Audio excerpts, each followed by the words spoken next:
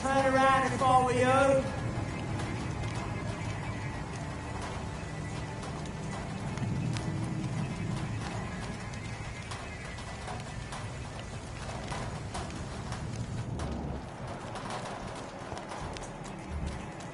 It's a leech!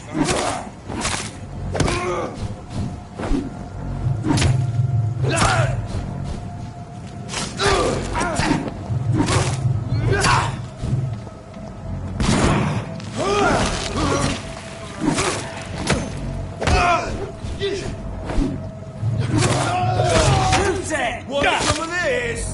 Get weapons ready! We found one! Shit! You'll pay for that!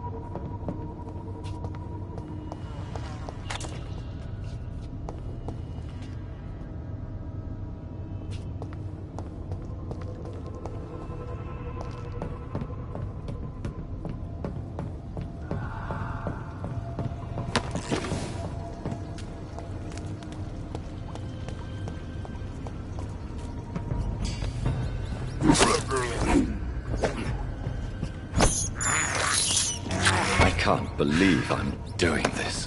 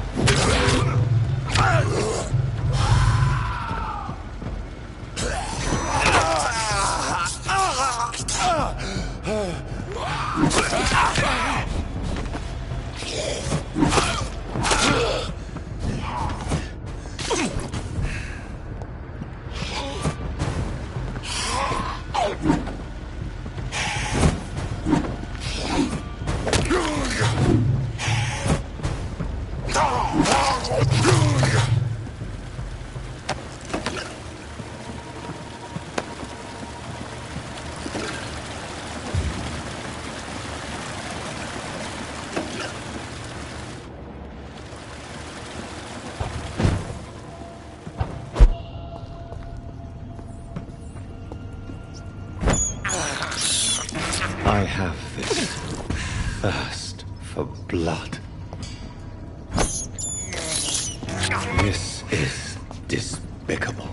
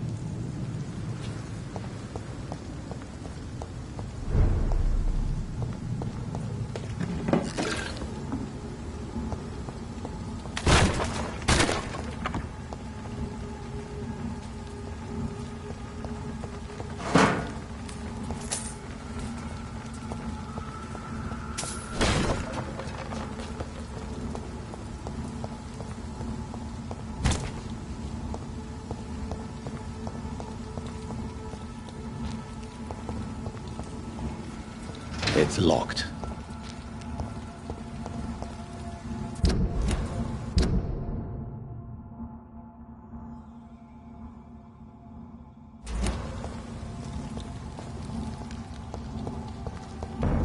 Best be on your way home. Over there!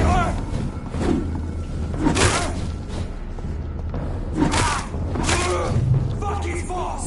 We have to stop it! Die, vermin!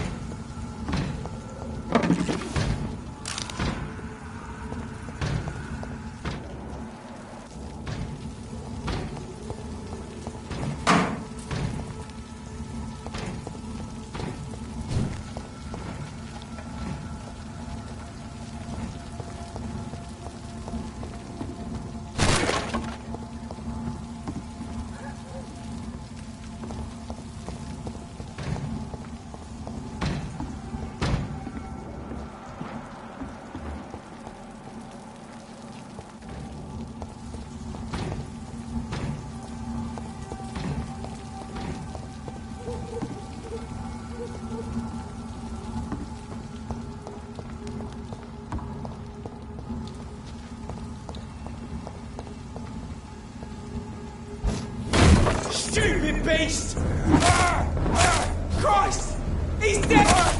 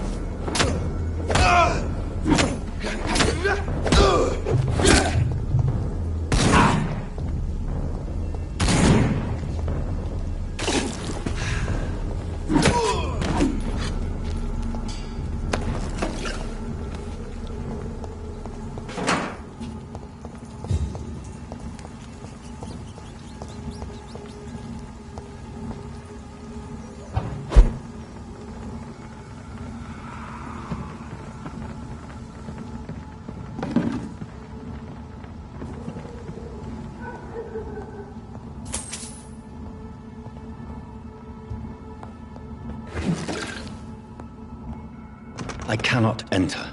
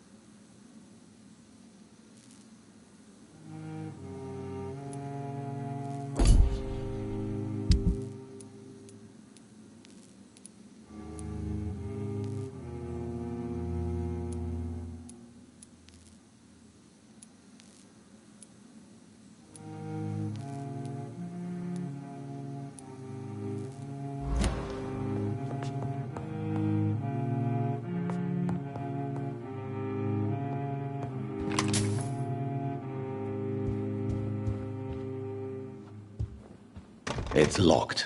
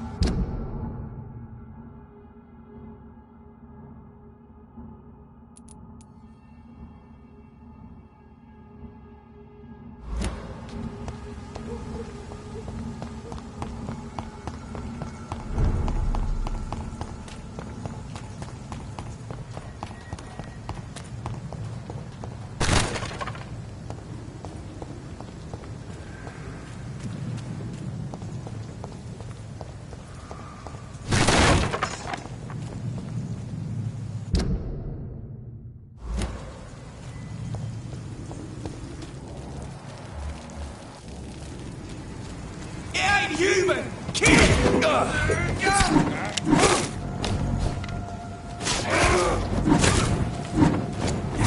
Oh, Christ!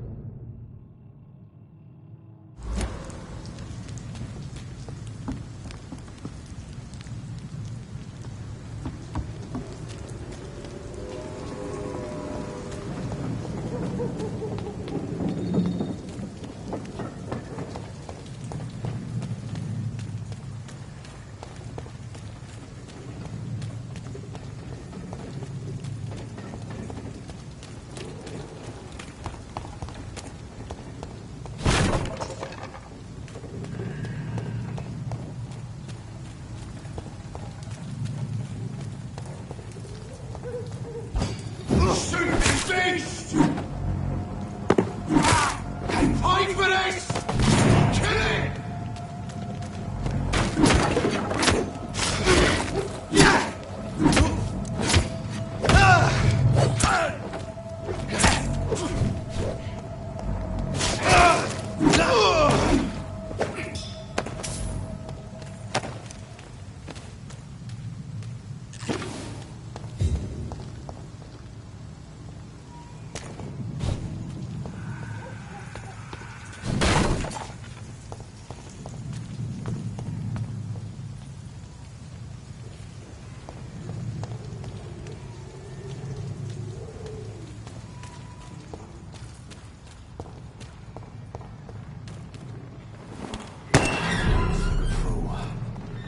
Heartens me to know you can't see me, my sweet queen.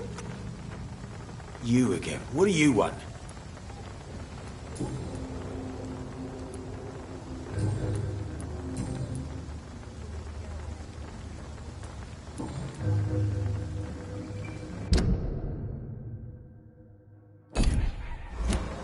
Goodbye, Mr. Digby.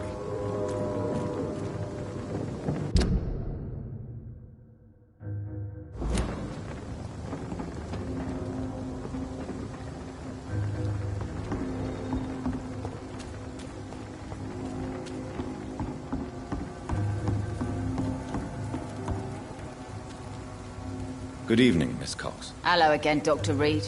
What do you want? Booth Digby looks at you with love-struck eyes. Tell me, Edwina, is the feeling mutual? You have no idea how refreshing it can be for a woman to receive all the pleasure she needs. For once.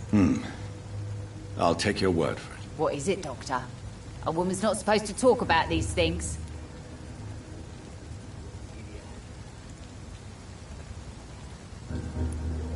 Behind all your crude words and your attitude, I sense romance and a soft heart, Miss Cox. Romance? I have no time for such rubbish. I use Booth like I use everyone else. Tell me about the man you and Booth killed, Edwina. The bastard killed one of us and received retribution. There's nothing else to say. What happened exactly? I don't know, and I don't care. One of ours was killed by that communist bastard, but he didn't brag for long. So you have no idea what really happened, but you executed him anyway. No one messes with the Wet Boot Boys, Doctor. This is our territory, and this is our law.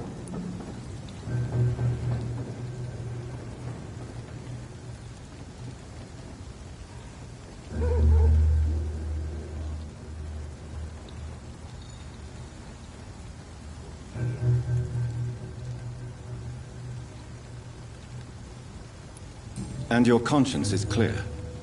You kill without hesitation. Violence is an efficient tool, Dr. Reed, when used properly. So you decide who lives and who dies, just like that. Yes, Doctor. Just like that. I'm not saying it's fair. I'm saying it's my way of dealing with troublemakers.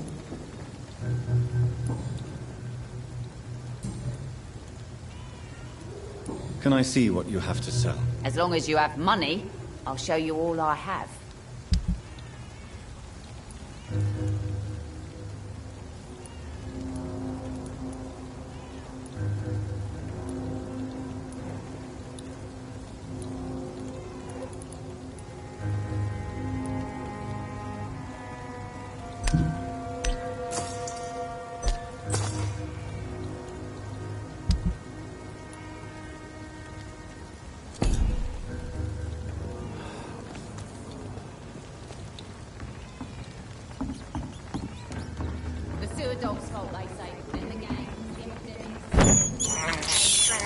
I have this thirst for blood.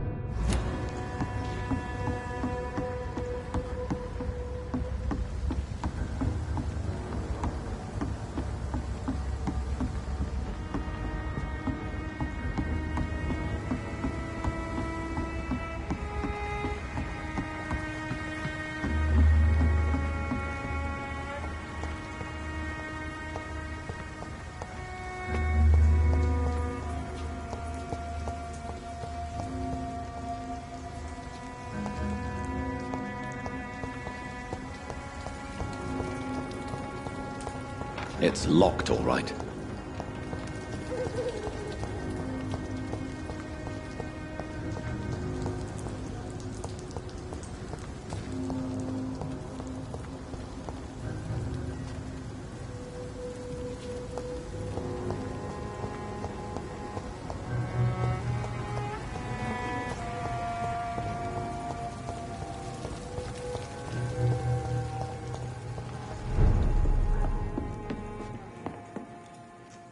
Welcome back, Doctor. What can I do for you?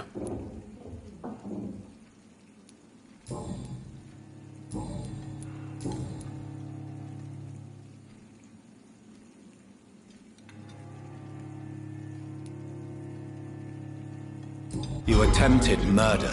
Give me some details. I was given an order to kill. I was an obedient gang member at the time. A proud, wet boot boy.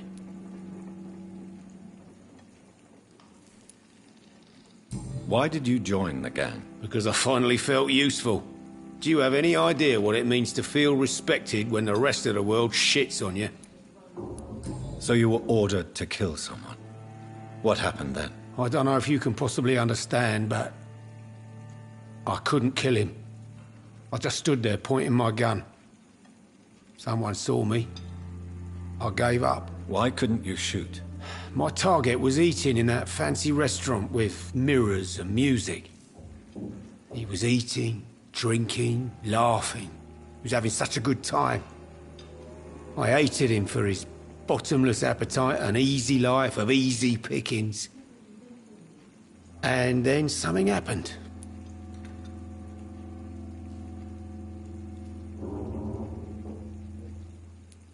You refused to kill him because you wanted to feel some of that happiness yourself. You empathized with him. Exactly. The man was a bloody landlord who rented overpriced flats. A selfish bastard. But he made me smile. And I was no different from him.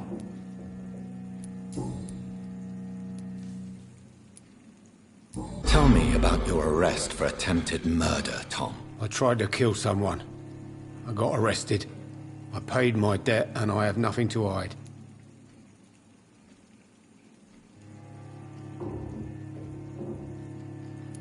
Do you think prison changed you? Made you a better man? Oh, I don't know about that.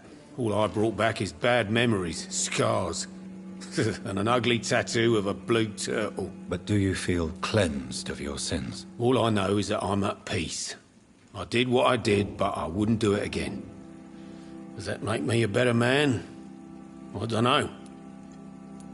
So you mean your customers know about your sordid past? Yeah, why do you think this is the last pub open? I have nothing to hide, and I don't judge. That's a relief for many round here.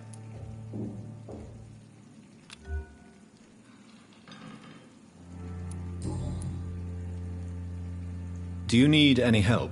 I'm all right, Dr. Reed.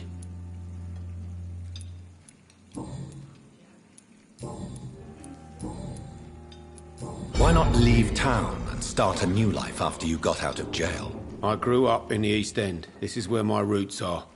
This is where I want to help others, and die, eventually.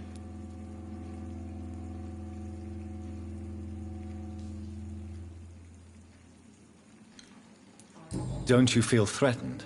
Staying in such a violent and criminal neighborhood? I've made peace with my violent past, Dr. Reed. I may not be a pacifist, but I'm not angry anymore.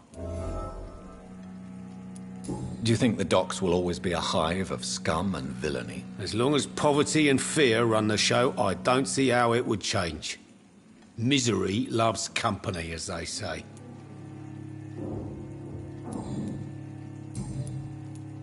You lied to me, Tom.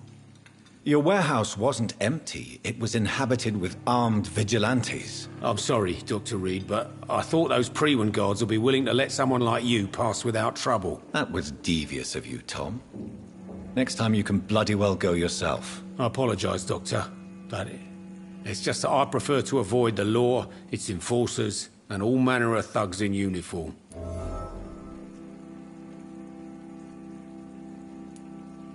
Here is your booze. I hope it will appease your customers. Just try not to kill anyone with this poison of yours. Believe me, Doctor, most of my customers are less agreeable when sober.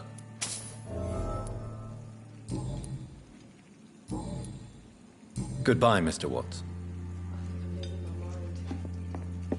I should just run as far away from this place as I can. So few Good evening, clients. Mr. Delaney. What? Ah, you're that doctor.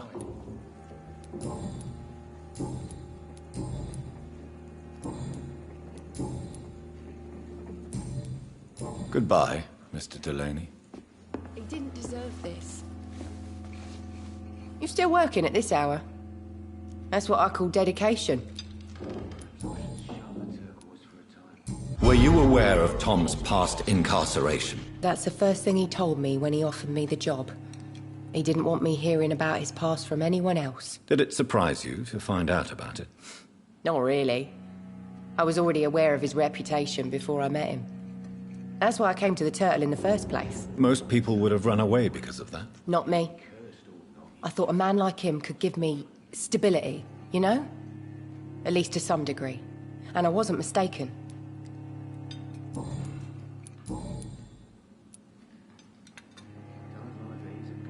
Tell me, Sabrina, do you really believe Tom has renounced his life of crime? He proves it to me every day he tells the truth.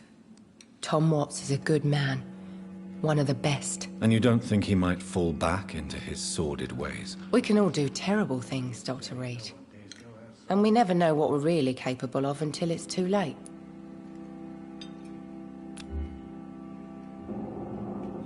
Do you require medical assistance, Miss Cavendish? I'm fine, sir. Just have too much work on and not enough sleep. Goodbye, Miss Cavendish. Perhaps I should shut the turquoise for a time.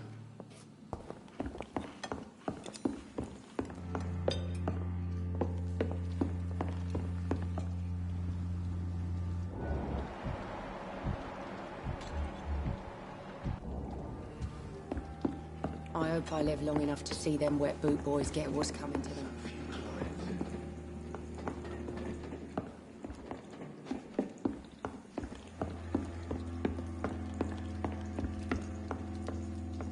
I cannot enter. Are they stupid or something? I've never even been to India.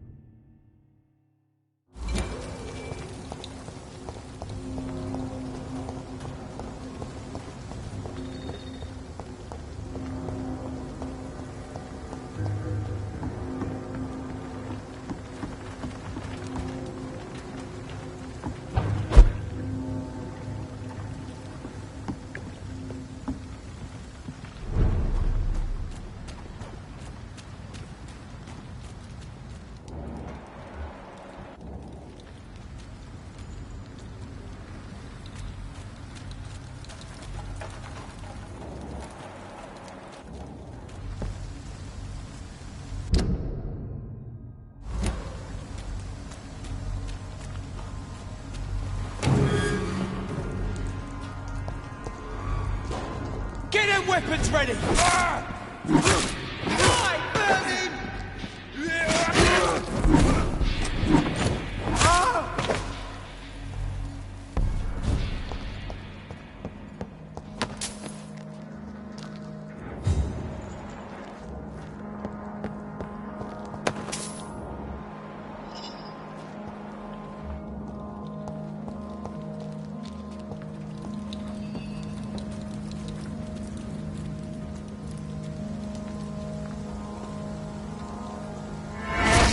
Fancy clothes! This one!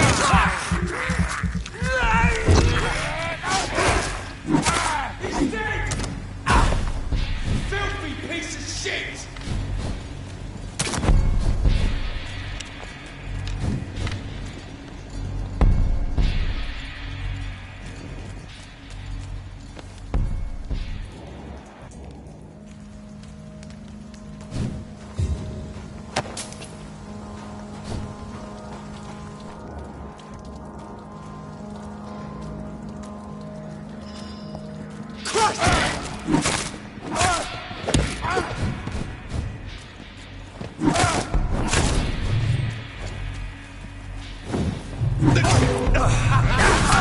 Don't like burning, does it?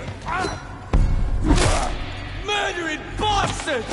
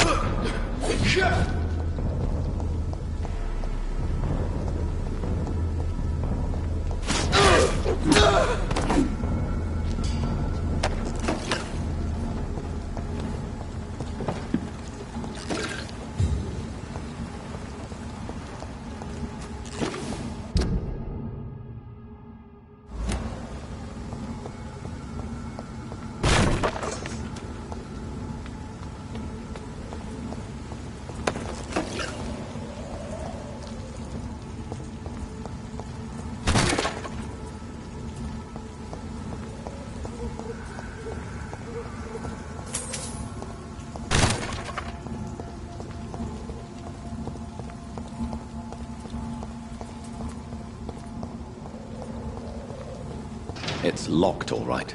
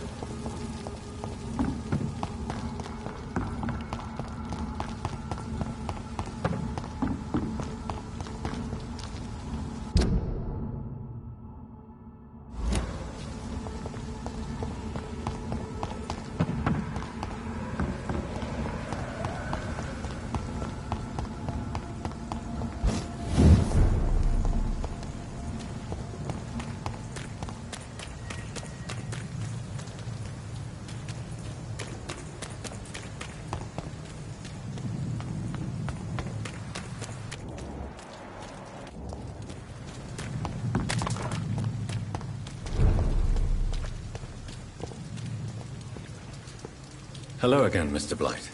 I'm happy to see Mr. Thatcher is safe, for now. I'm eternally grateful, Doctor. We were total strangers and you helped us anyway. Can't thank you enough, sir.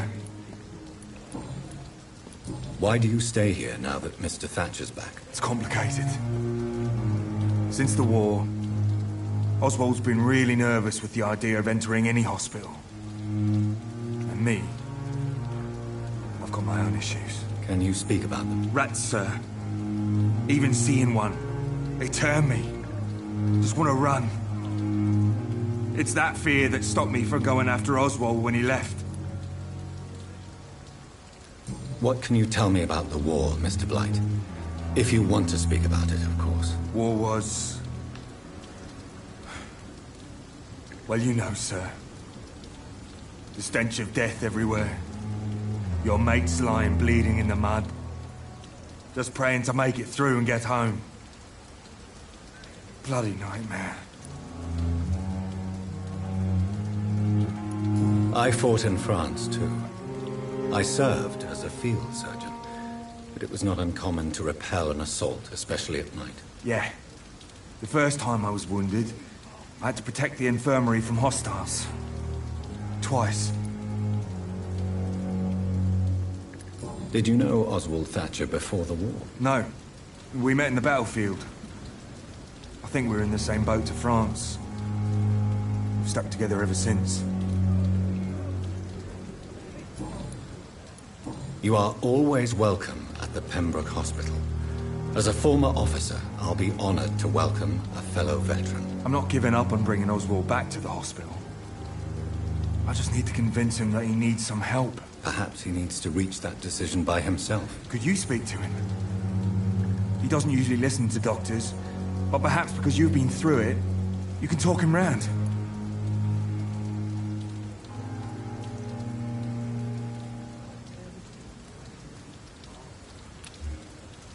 Do you need medical attention, sir? No thanks, sir. Unless you're able to get rid of every rat in London.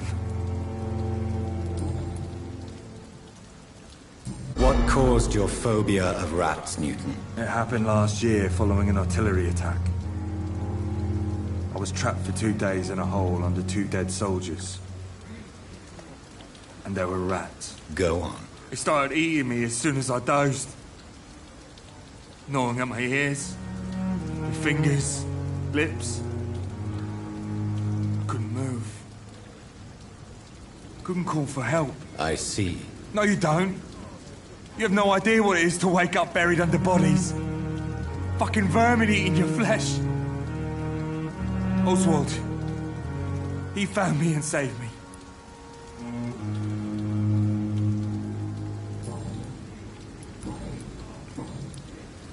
Goodbye, Mr. Blight. Take care of yourself.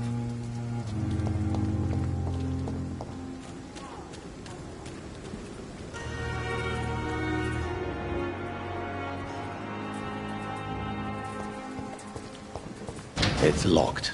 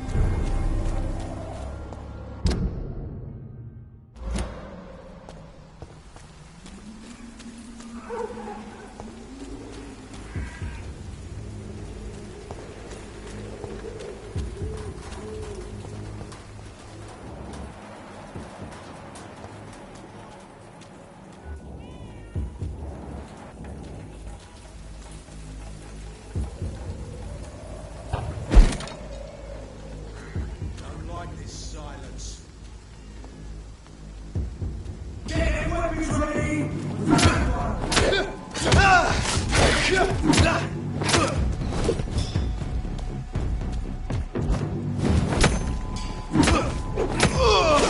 He's dead!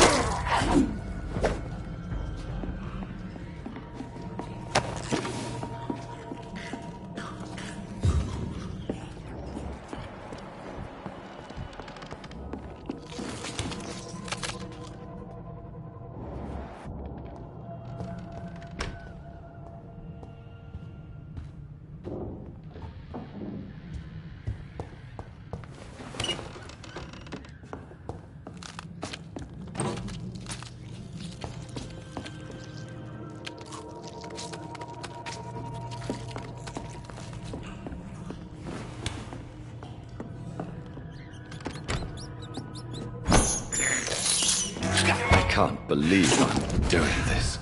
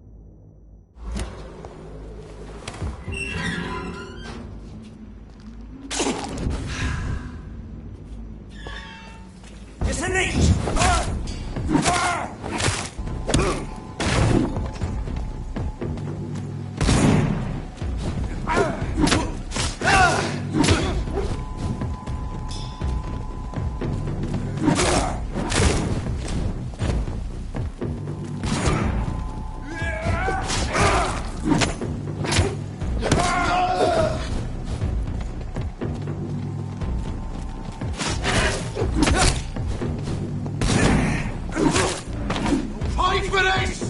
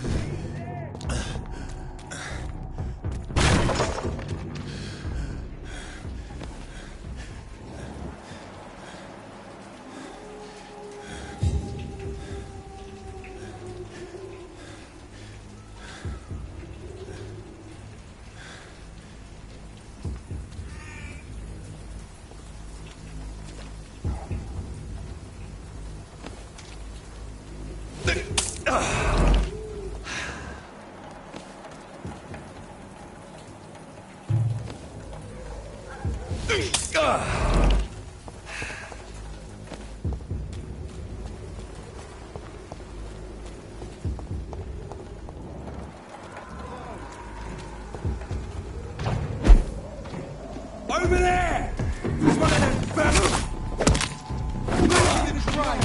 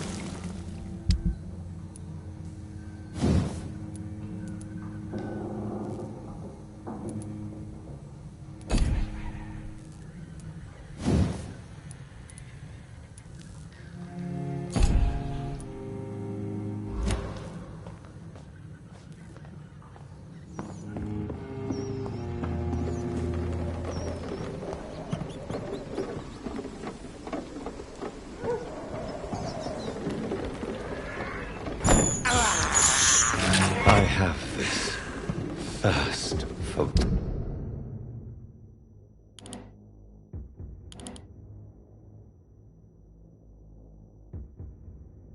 blood.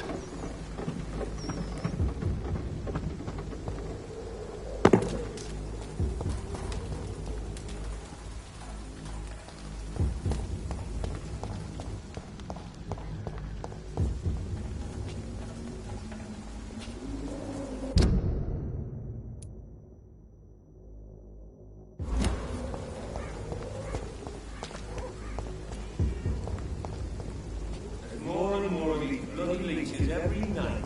Aye. But the gods grew more and more every year. Think!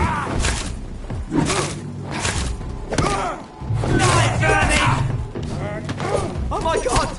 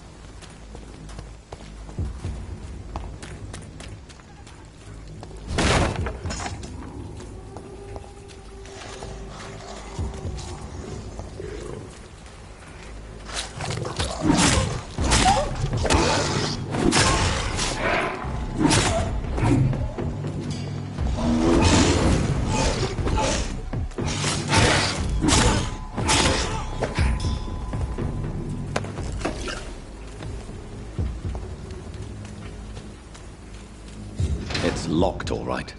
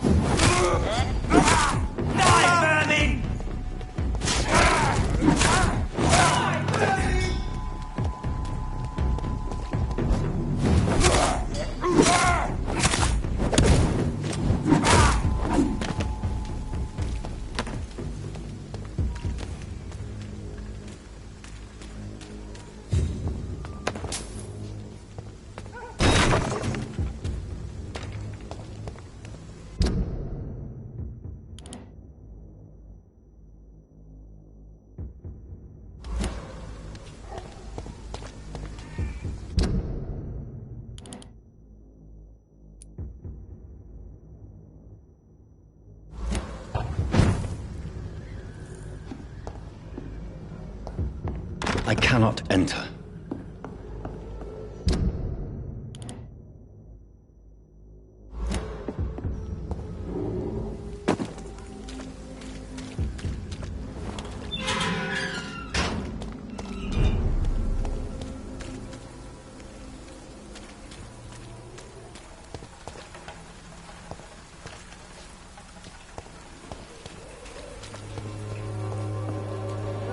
Something going on in this district. I don't know. I'm cheap and I'm criminal. I must reveal. Good evening, Christina. Change your mind, Mr. Reed?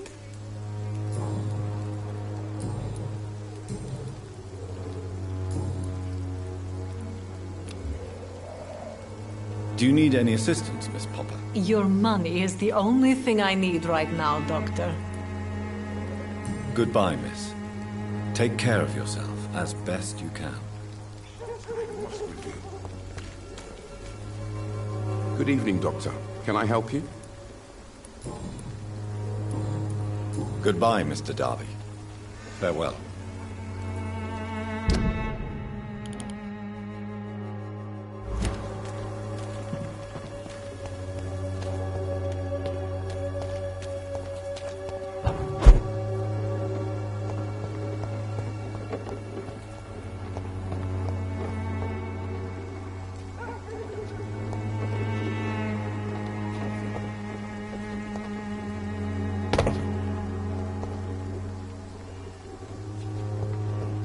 It's locked, all right.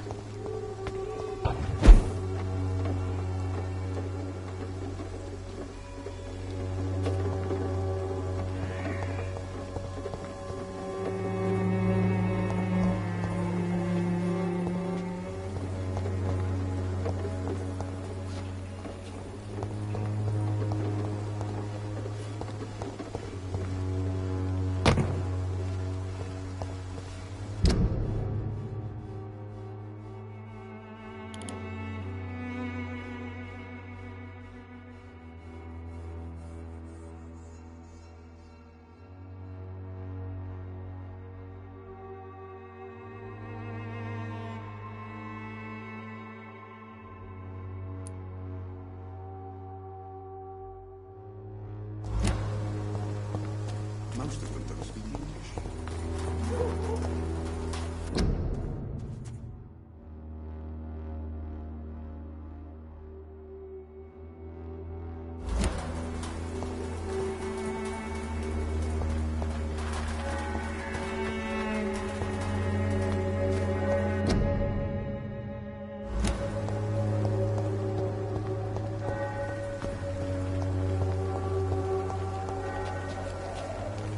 Hello again, miss.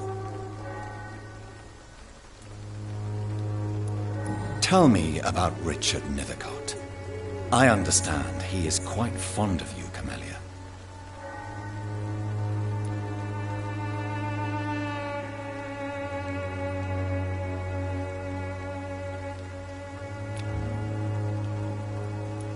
Very well. Goodbye. I think.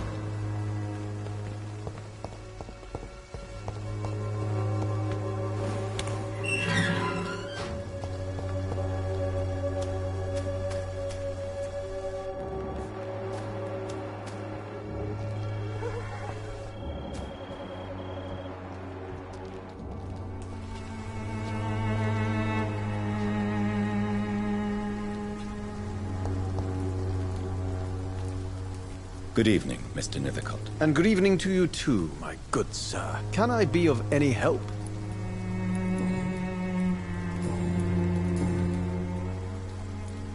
You don't really make a living from your scribblings, do you, Richard? No, sir, I don't. I work so hard. I put all my time, my energy, my devotion into the precise carving of words.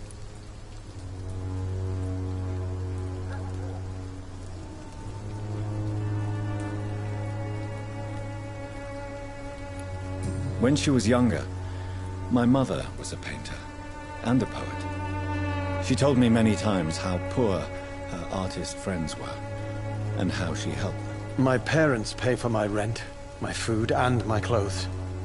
All I have to give them in return is lies they do not believe. You seem embarrassed. Someday I hope to proudly offer my first publication to my parents. Until that day, I'll remain the failure of a son they have to support. Did you know the Mute Florist is a member of a secret society? No, I didn't. But I thank you for this information, sir. For it only enriches the mystery surrounding the precious Camellia.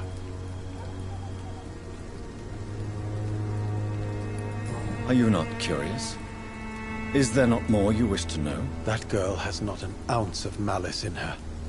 Whatever she may be hiding, it's certain to be for the benefit of most, if not all. I fear you are a hopeless romantic, Mr. Nethercott. Guilty as charged, Dr. Reed. Do you need medical attention, sir? It may be wise to let you prescribe me something. I don't feel like I should. I understand your appetite for words and macabre beauty, sir. But you should be more careful. The nutrition of my mind is more important than my physical health. But I appreciate your concern, sir.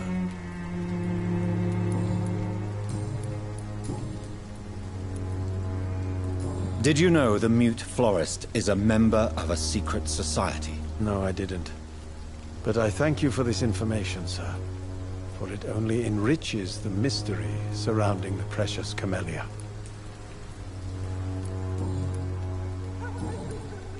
I'll leave you alone, sir.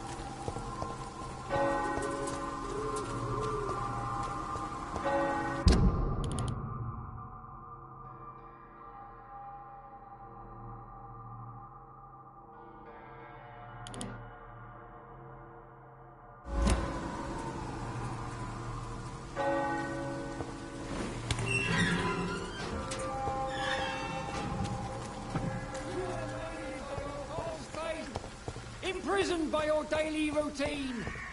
Unable to... Good evening, Mr. Whitaker. It's Father Whitaker, my son. So, are you still lost in your rational delusions?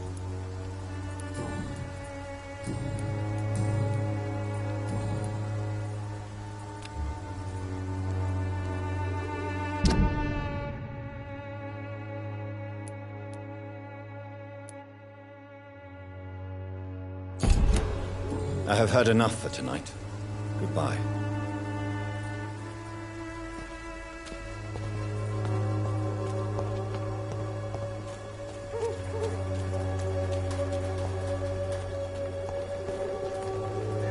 Fancy buying something, sir? You never lose your focus, do you?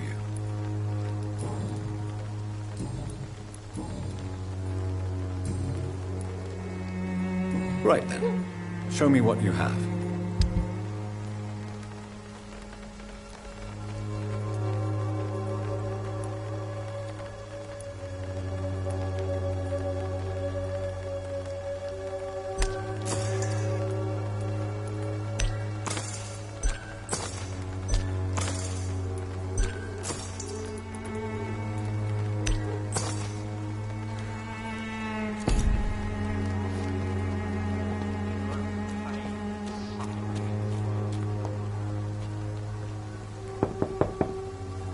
Good evening, Harry. May I come in? Sure. Sure. Even my dreams are soaked with gloom. So, may I ask you a few questions? I'm not bothered. What could be worse?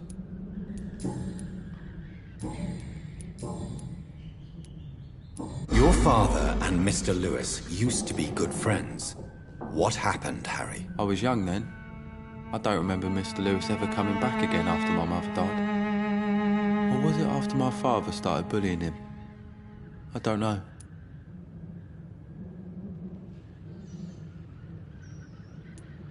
Have you tried speaking to Mr. Lewis about it? I don't go out often, but yes. And he scolded me and told me to leave him alone. I guess my father frightens him too much. But you are not responsible for your father's actions. Am I not? Dad always says that he joined that gang for my safety. So if I wasn't born, people wouldn't be worrying about Colossus Joe. Would it ease tensions with your father if he got an honest job? Because he tried, you know. I can't say. I'd be glad if he dropped his thuggish activities. But I'm not sure it would be enough. Why is that? Sometimes I suspect it's me, Dr. Reed. Or it's this life. It's like I can't find my place.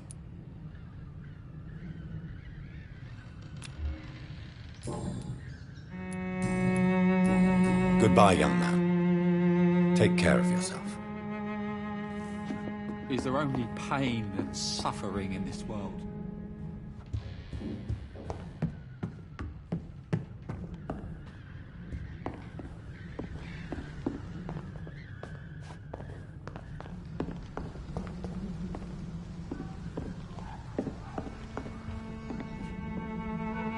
It's locked.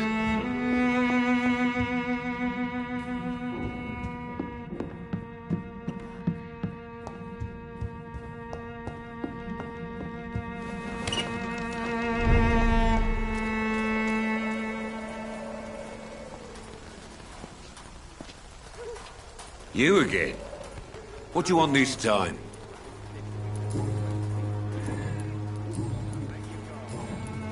Goodbye, Mr. Peterson.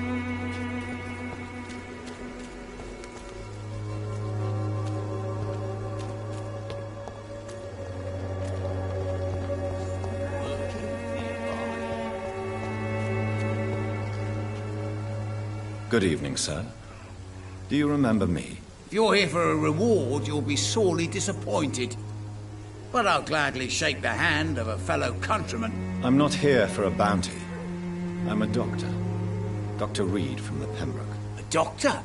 In Whitechapel? What an opportunity. My name's Bates. Cadogan Bates. Do you require assistance, Mr. Bates? Not me, but your skills could help a lot of people round here. That would help my business, because I say a live tenant's a paying tenant.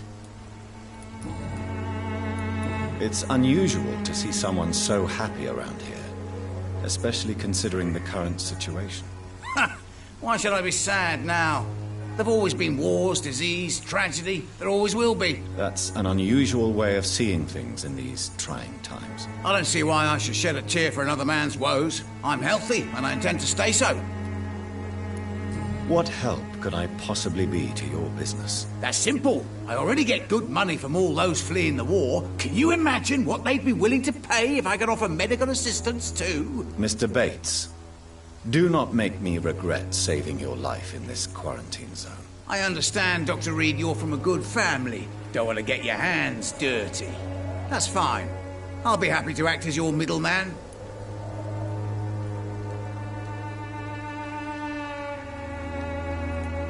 If I were entering into the world of street medicine, it would be on my terms and without such dubious associates as yourself, Mr. Bates. So it's a no, then. That's too bad. The Reed tonic could have really helped people, you know, saved lives. Isn't that what you do? I mean, people buy that Swamber's shit. What is your business, exactly? I offer fair lodgings for a modest price to the poor and weary of Whitechapel. I see. And what about those who cannot pay? Well, deals can be done, if you know what I mean. Money's not the only currency. After all, I'm not immune to a pretty face.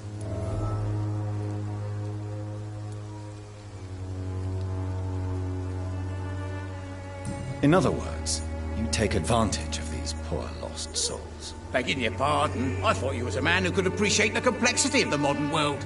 Things ain't just black and white, you know. Tell me, what's your honest opinion of the increasing violence in London? People are just beginning to discover what we've always known. This city's rotten to the core. They just took their bloody time to wake up and notice it. What do you mean? People are acting like the violence is news.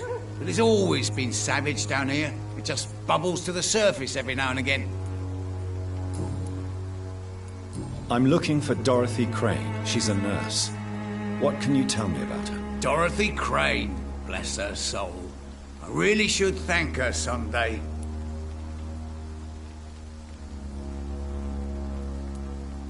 Tell me truthfully, why are you so thankful? By keeping my tenants alive, she's making me a rich man. Every month they live, it's more coin in my pocket. Has she treated you? No. When I need a checkup, I'd go to a bloody doctor, not some back alley clinic full of sick foreigners.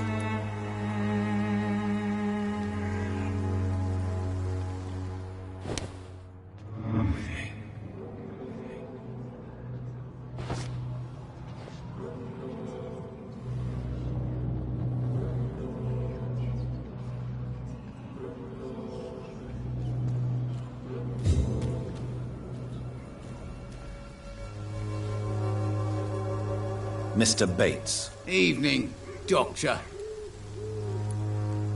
I'm looking for Dorothy Crane. She's a nurse. What can you tell me about her? Dorothy Crane. Bless her soul. I really should thank her someday.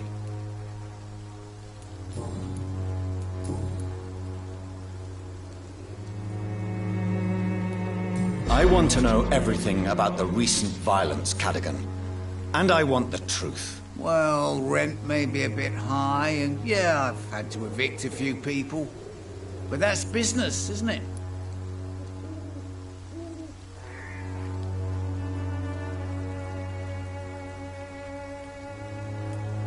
I don't believe even you deserve such a cruel fate, though you have tested my patience beyond its limit. Glad to hear. Nice to know there's another civilized individual in these parts. Not like those bloody savages. You seem to have recovered well since your attack. Do you ever think about what happened to you? Not much. It was a fucking nightmare. Savages, absolute bloody savages. Their appearance. Jesus. It made me want to puke. You'd better not come back here. I won't be around next time to save you.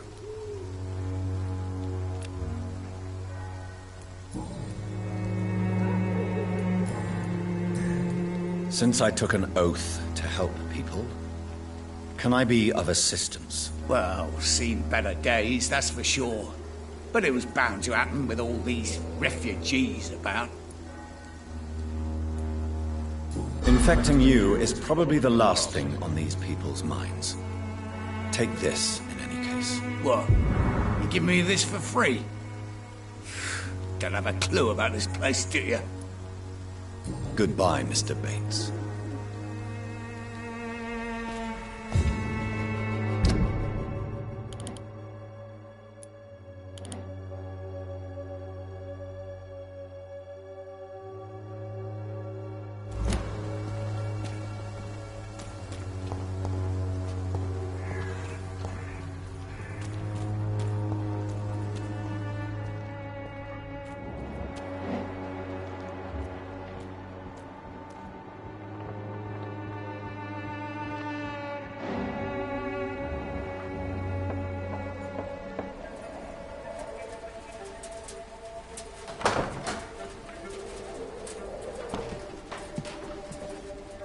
A strange man was at the door with a pass for our medical facility. I refused him entry.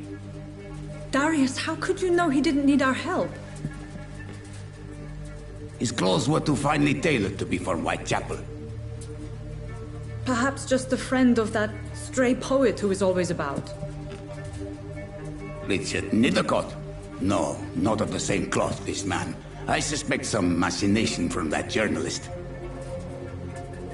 Clayton Darby. Is he still asking questions? Yes. I saw him drifting around St. Mary's Church. I swear he is tracking me just downwind.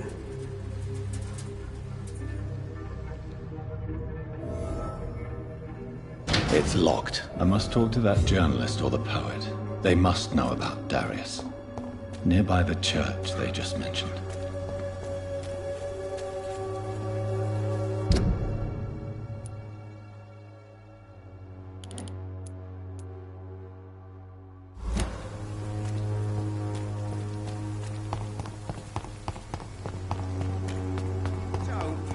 I don't have your money. Come on, Barrett, you know the game. You pay for peace of mind.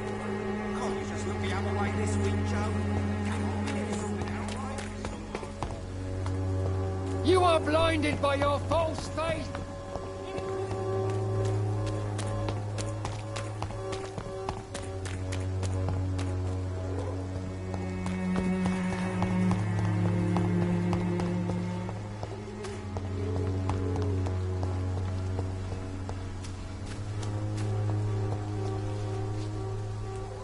Good evening, Mr. Nethercott. And good evening to you too, my good sir. Can I be of any help?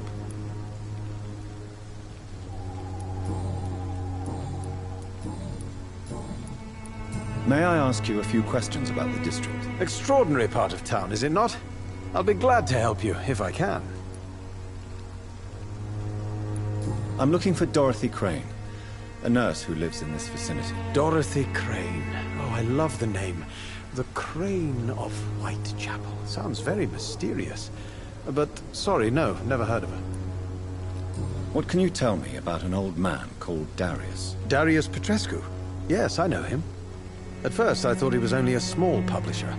I invited him to publish my work, but his reaction was pretty clear. Not interested in your talent?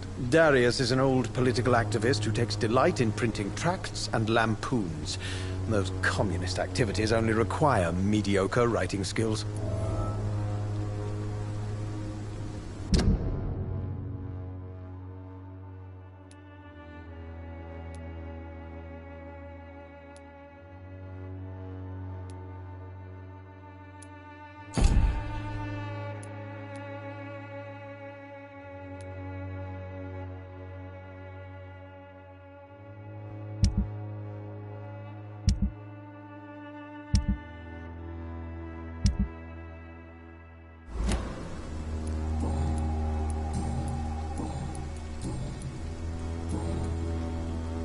Do you need medical attention, sir?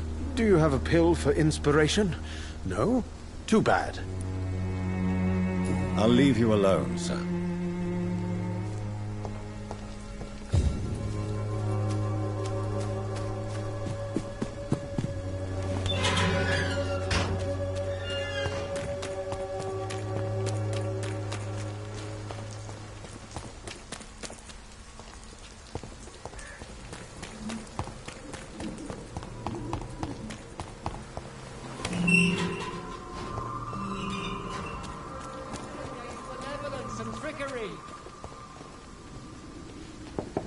You are blinded. Good evening, Doctor.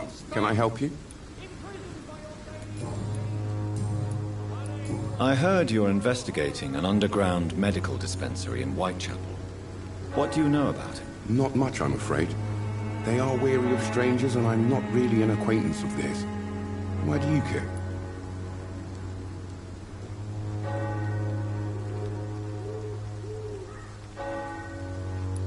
I'm a doctor, Mr. Darby. I care about everything involving public health and this epidemic. Are you sure you're not just concerned about the repercussions that a scandal involving a certain Nurse Crane from the Pembroke Hospital would bring? Without a doubt, you are a damn fine journalist, Mr. Darby. What do you know of her accomplice, a man named Darius? I don't know much about the man. He's very cautious. Never goes out. Doesn't seem to have any friends or family.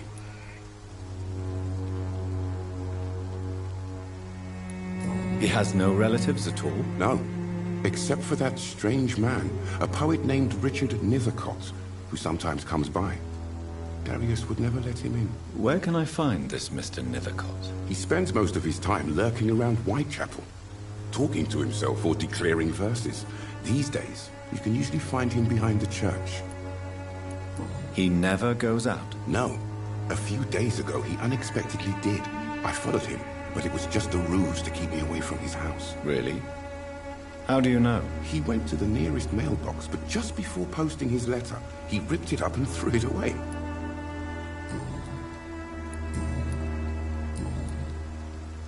Goodbye, Mr. Darby. Farewell.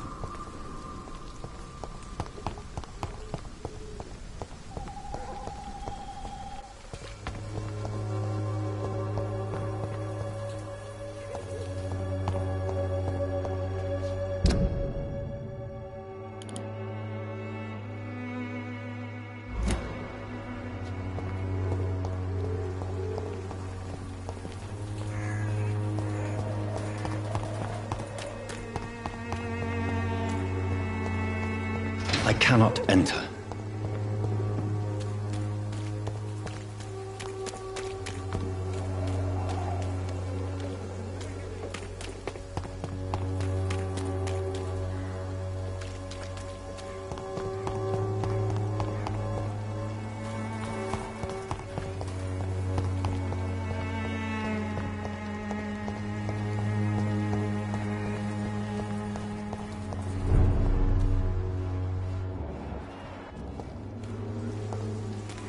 Weapons ready! Go on back to the shadows!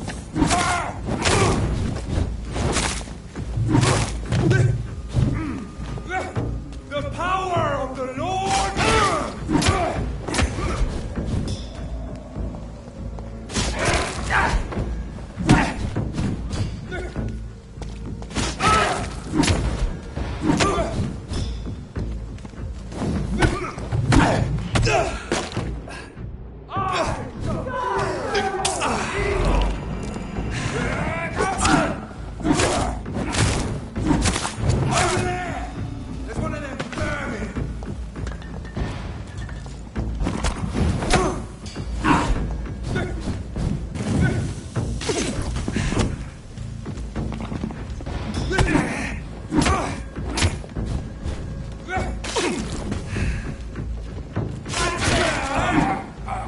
This man stunned me with his faith. His crucifix. This is not good news.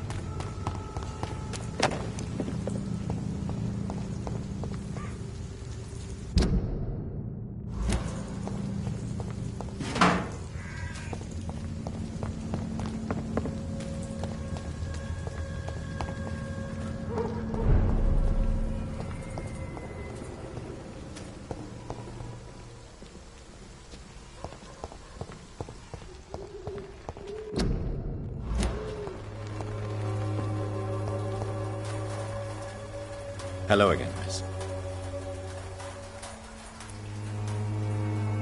Tell me about Richard Nethercott. I understand he is quite fond of you, Camellia.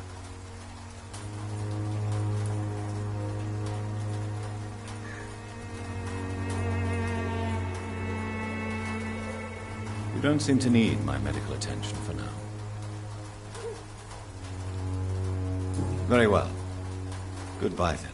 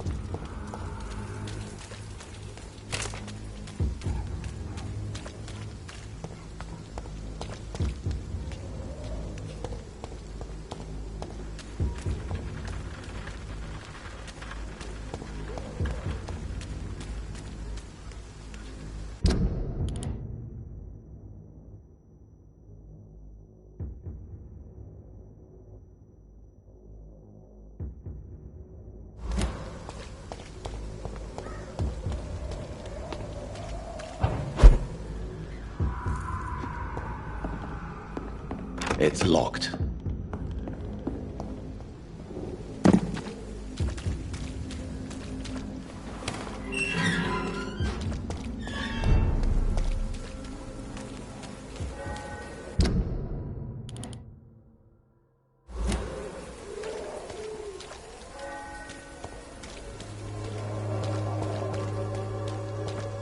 I'm cheap and I'm clean, I promise. You are blinded by your false faith! Come on, take a look. Don't be afraid.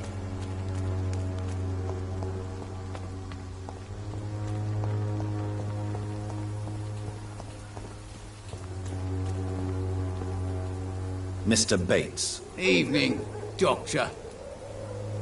Goodbye, Mr. Bates.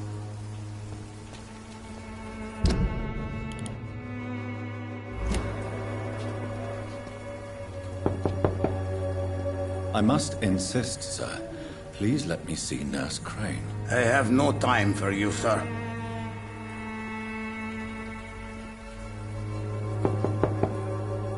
I must insist, sir. Please let me see Nurse Crane. I have no time for you, sir.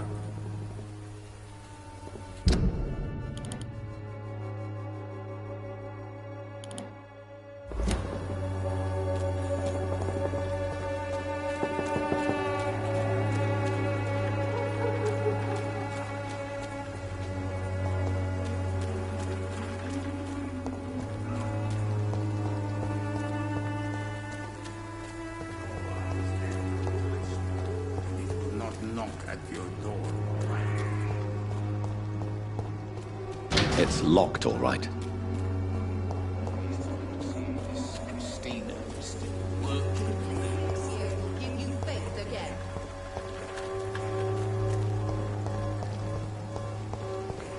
Its effectiveness has been proven by many.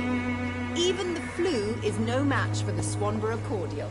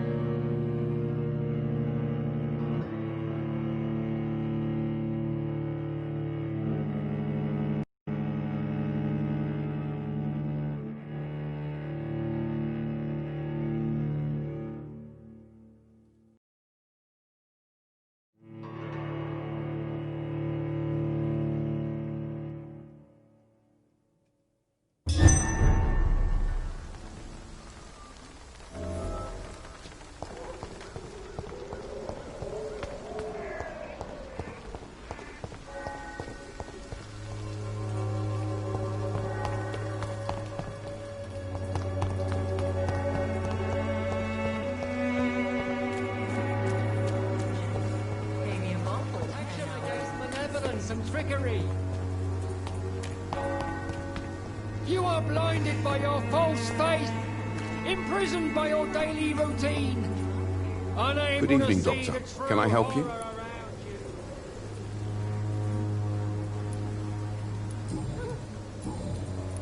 I still have questions about that Darius fellow. I don't know much about the man. He's very cautious. Never goes out. Doesn't seem to have any friends or family. He never goes out? No. A few days ago, he unexpectedly did. I followed him, but it was just a ruse to keep me away from his house. Really? How do you know? He went to the nearest mailbox, but just before posting his letter, he ripped it up and threw it away. He has no relatives at all? No. Except for that strange man, a poet named Richard Nithercott, who sometimes comes by. Darius would never let him in. Where can I find this Mr. Nithercott? He spends most of his time lurking around Whitechapel, talking to himself or declaring verses. These days, you can usually find him behind the church. Goodbye, Mr. Darby. Farewell.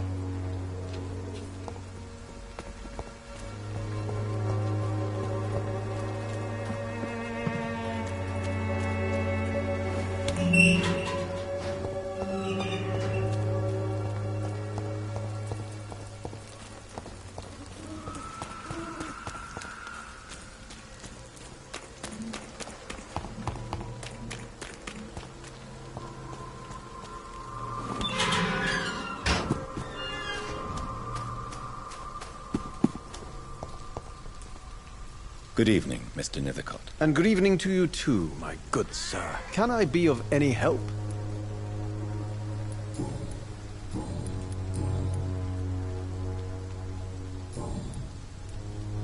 May I ask you a few questions about the district? Extraordinary part of town, is it not? I'll be glad to help you, if I can. What can you tell me about an old man called Darius? Darius Petrescu? Yes, I know him. At first, I thought he was only a small publisher. I invited him to publish my work, but his reaction was pretty clear. Not interested in your talent? Darius is an old political activist who takes delight in printing tracts and lampoons. Those communist activities only require mediocre writing skills.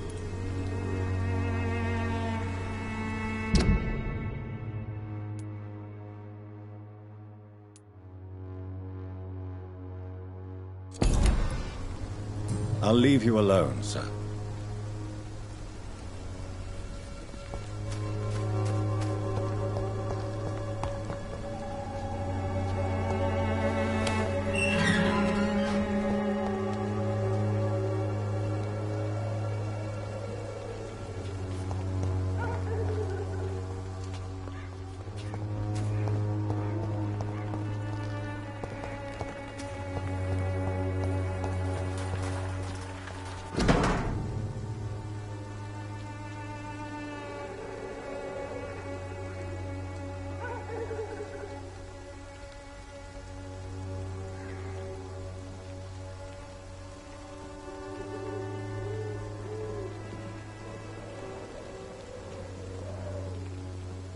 The content of Darius' letter to his children could give me more leverage to enter. Darius is a bit less of a mystery now. It should not be that difficult to incite him to let me in.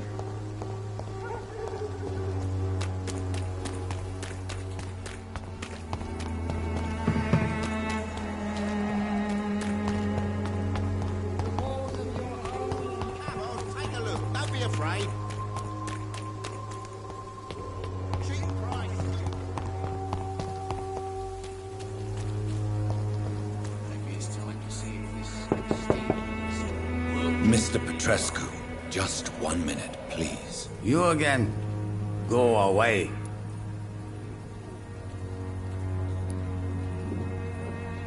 Sir, wait.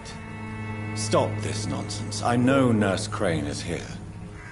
Shall we speak man to man, you and I? All right. Speak up. Don't you see we're on the same side? We fight to help the poor, sick, and abandoned. I'm nothing like you, Mr. Doctor. Yes, you are. You too believe in providing medical care without charge. You know what we have to sacrifice to make the world a better place. I have to admit your words have conviction. All right, I'll let you see Dorothea. Don't make me regret this, though.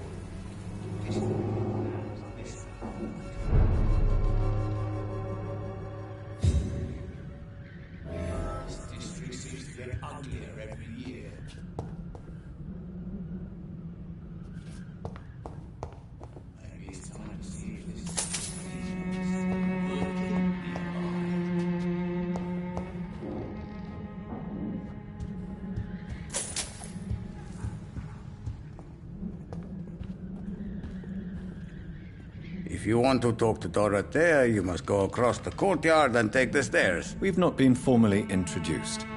May I ask your name and occupation, sir? I am Darius Petrescu. I'm here to keep snitches and spies away from Dorothea. And I also run this little print shop. So Dorothy's real name is not Crane? Like myself and many people in this area. Dorothea is from occupied Romania. That's all you need to know. She seems important to the community. More than you can imagine. The West End does not want to hear of Whitechapel's misery. Dorothea is one of the few doing something about it. Tell me everything you know about Camellia, the mute florist. I do not believe in the afterlife, Doctor, but I'm almost convinced Camellia is an angel. She volunteered to give out our medical leaflets.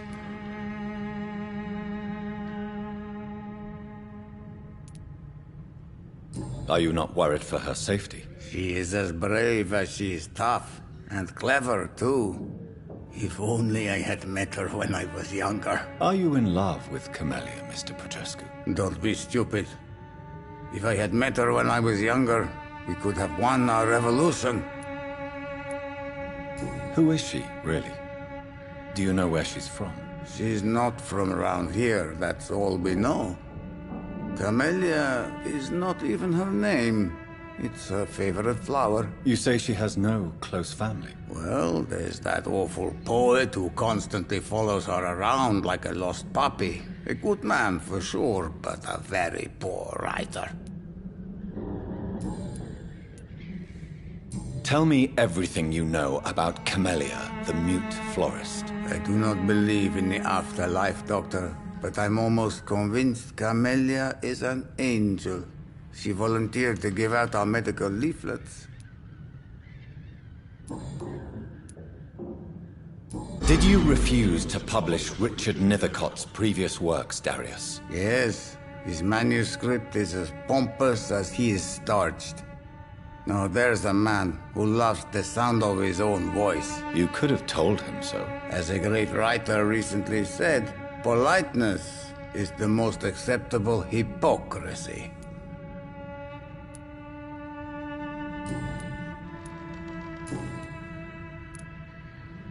Do you have any family left, Mr. Petrescu? Children or grandchildren? Who knows? I have abandoned my people for so long, they might as well be dead. As dead as I am for them, I suppose.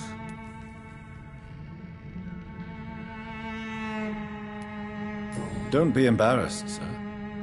If you must know, my own father disappeared many years ago, and I forgave him. It's quite awkward to talk about our families like this, but thank you, Dr. Reed. I appreciate your trust. This war won't last forever.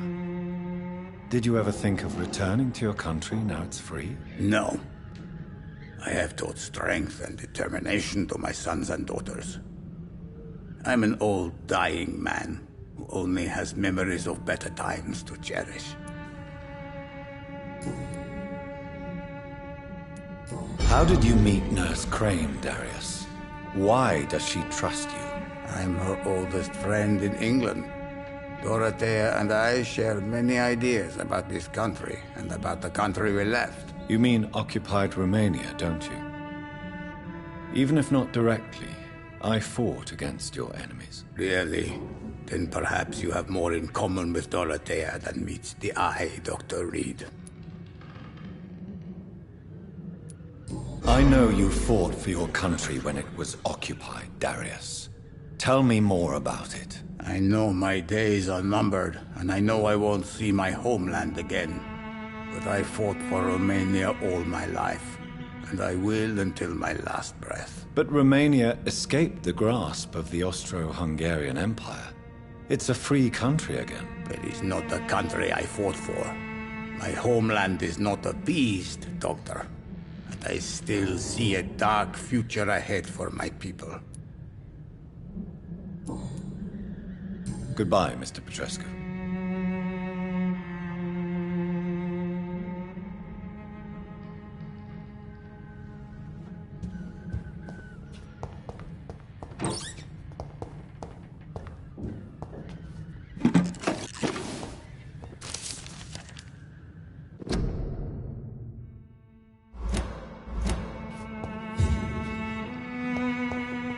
It's locked, all right.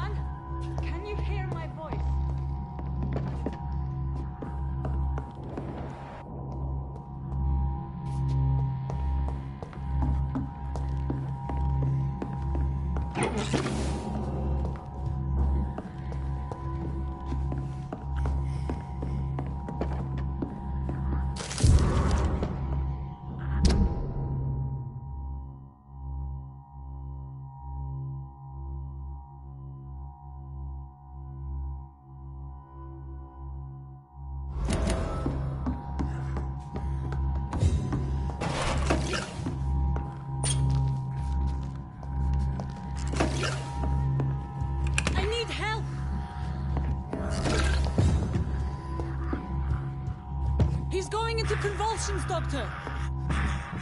What do we have here, nurse? Patient Razvan Vasily. High fever running on 3 days. Complaints of dizziness, muscle aches, and head pain. Diagnosed with influenza. Treatment? Aspirin and salicin for the fever and discomfort. Liquids for dehydration, but he's having trouble keeping even water down. Thank you, nurse. Anything else I should know? He did lose consciousness this morning, but he's never had convulsions like these. He's not convulsing, he's choking. He's not getting any air. Scalpel! Hand me that scalpel! What can I do, Doctor?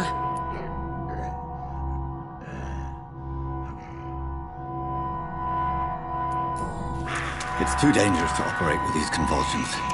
Sedative, nurse. Do we have any anesthetics? I'm sorry, Doctor. None at all.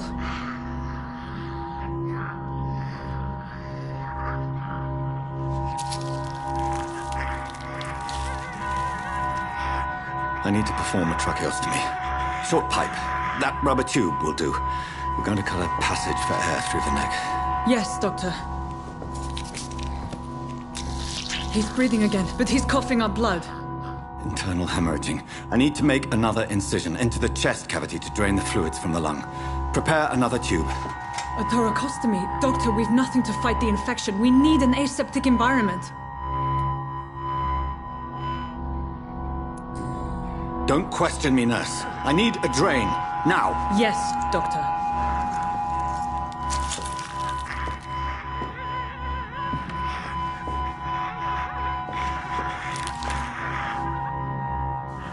He's still bleeding, Doctor. I'm losing his pulse. The drain must have punctured the intercostal artery. There's too much blood. Are you all right, Doctor? I can't see.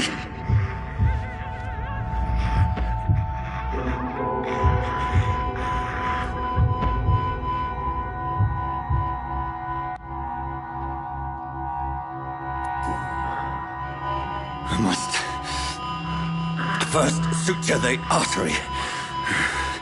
Find the wound. The source of the blood. Needle and thread, Doctor. Good. The stitches are holding. How's he doing? We're losing him. We've lost his pulse. He's dying, Doctor!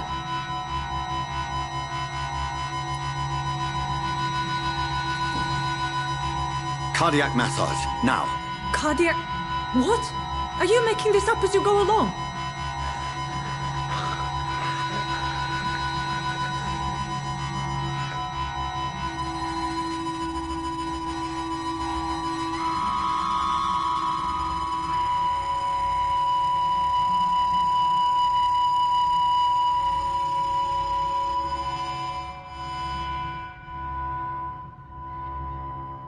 We've lost the pulse. He's gone, Doctor. Nurse, we did everything we could. Truly? Everything you could. Is that how you'll report this in your log? Is this how the war went? Piling up one poor corpse beside the next? This was not an influenza-induced seizure. I've never seen symptoms like these on the continent. Neither have I. But the previous symptoms leading up to this attack were the same, indistinguishable from the epidemic. No. There was something more vile in these reactions. Something primitive. There have been numerous reports of mental breakdowns caused by the fever that accompanies the flu itself, Doctor. Yes, but... I'd best take some samples of the blood for analysis.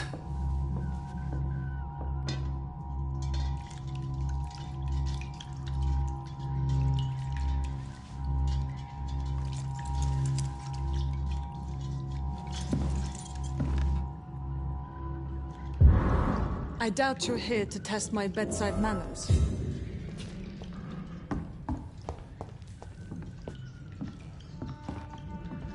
To what do I owe this courtesy?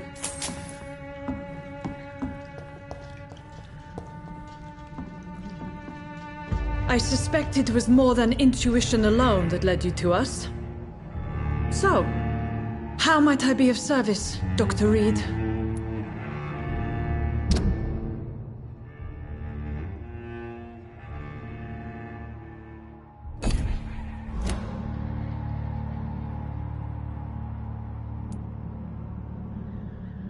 I've come to put an end to this insufferable blackmailing, Dorothy. Doctor, you think your warnings scare me? I've stolen and plied, blackmailed and lied, but what else am I to do? I'm all these people have.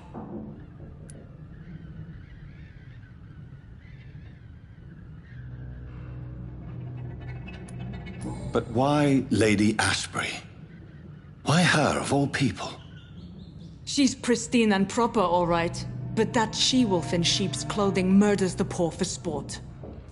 I have her where she belongs, and I'll milk her for all she's got.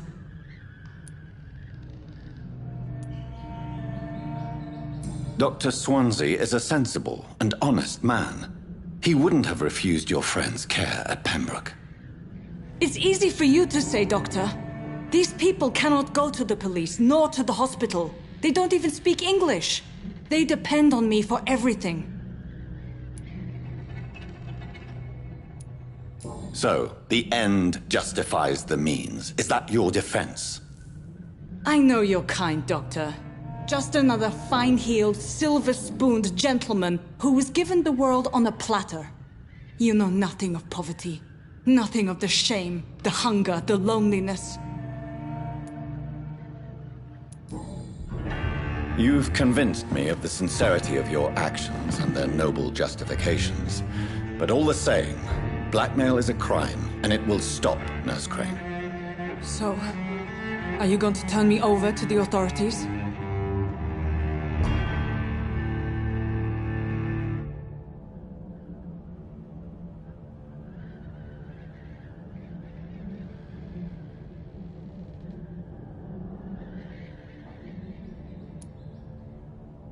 Listen very carefully, Dorothy. You will erase from your memory everything you pretend to know about Lady Ashbury and Pembroke Hospital. Let that rich bitch off the hook over my dead Nurse body. Crane, enough. Listen as if your life depended on every word. I know you've a generous heart who gives freely to those in need, but you shall walk away from the shadier streets of your business. I will never abandon... Dorothy, the discussion has come to a close. Your clandestine activities in the Resistance are over. Let it go. I'll let it go. Yes. All gone.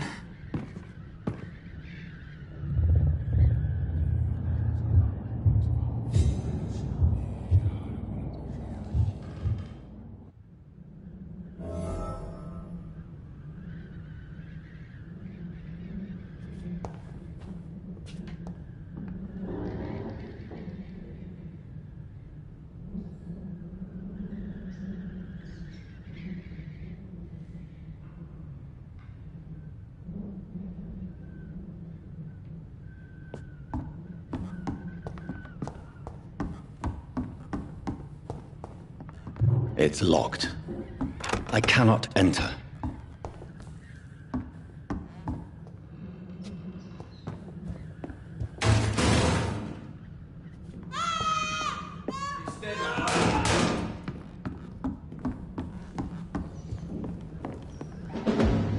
He's more! There's one of them. Oh, that's gonna smart.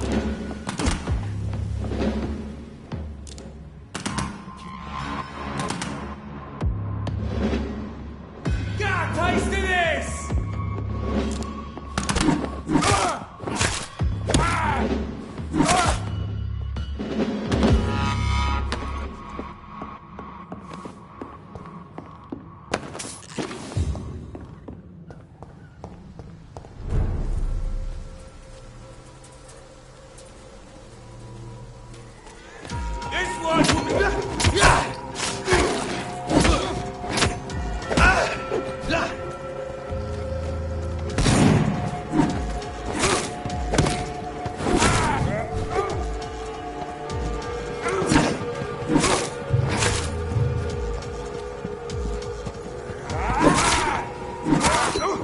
Christ, he's dead!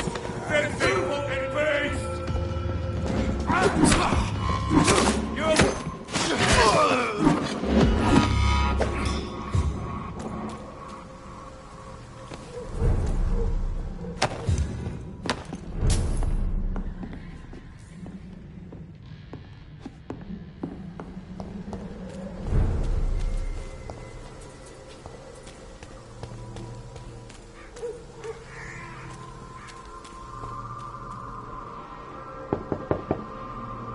Hello, Mr. Petrescu. Hello, Dr. Reed. Come on in.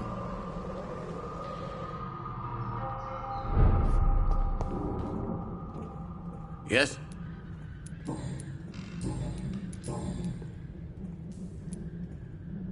Tell me everything you know about Camellia, the mute florist. I do not believe in the afterlife, Doctor, but I'm almost convinced Camellia is an angel. She volunteered to give out our medical... Goodbye, Mr. Petrescu.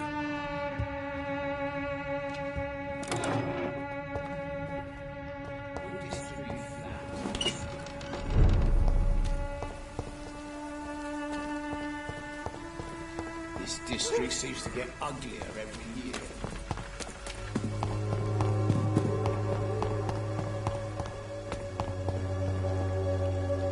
Good evening, Benjamin.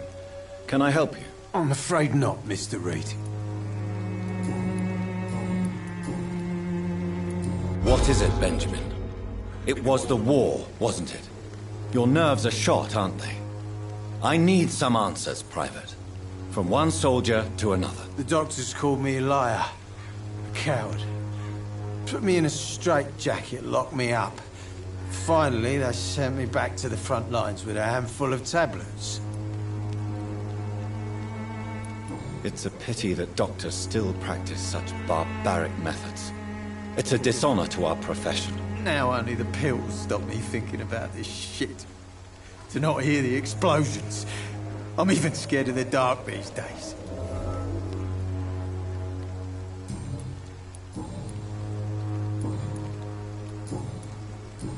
A gun, alcohol, and a bad temper make a terrible cocktail, sir.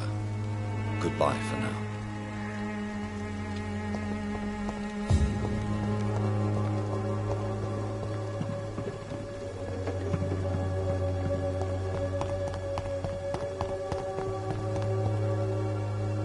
How are you, boy? I'm not your boy, all right? Now piss off. Goodbye, young man.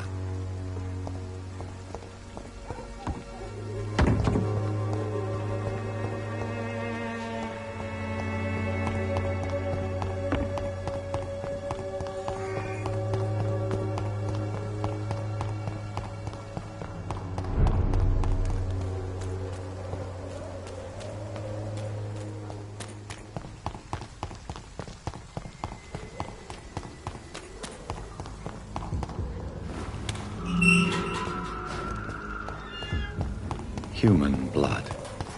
Whoever left these marks did so deliberately.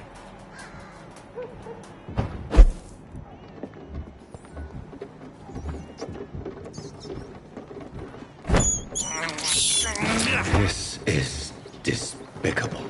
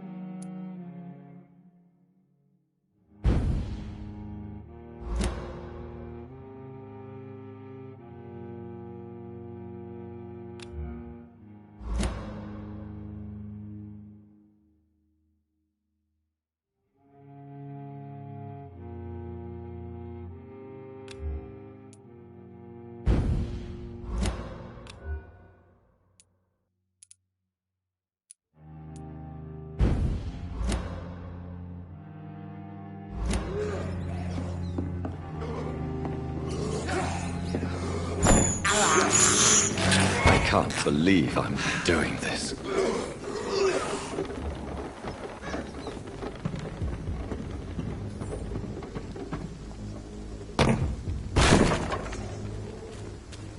Kill him, boy! End to you!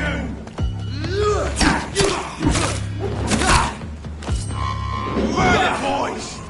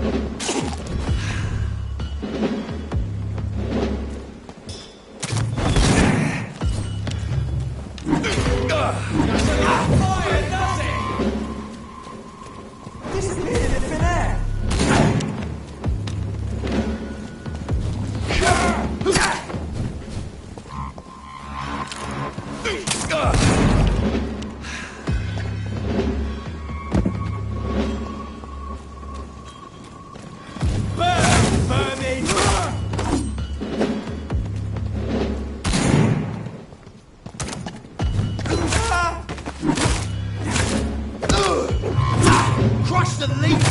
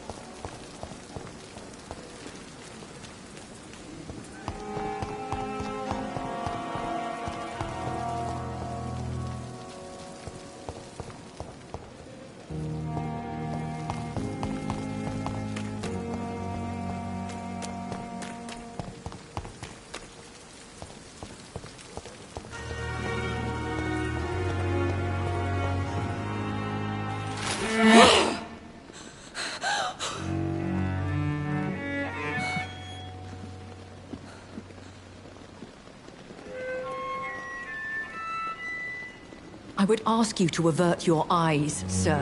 Or did you not know it was rude to stare? I knew it. Speak up, Dr. Reed. I like a man who speaks his mind.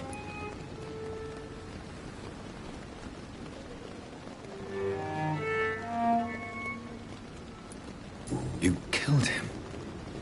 He trusted you. And you killed him. Spare me your sarcasm, Jonathan. You are but newly born in this world.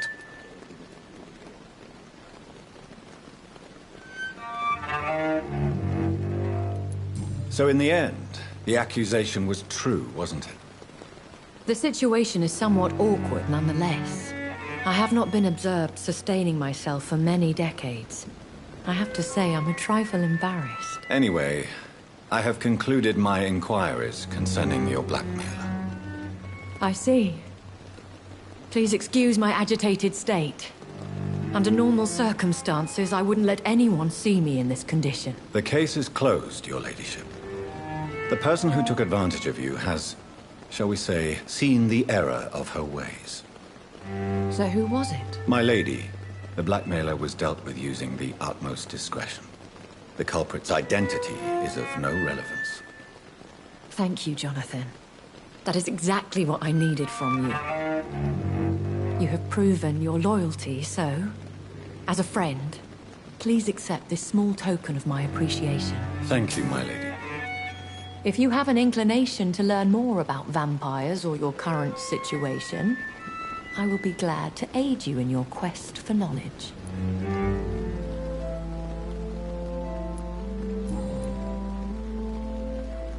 I know this is beyond the pale, but may I inquire your age?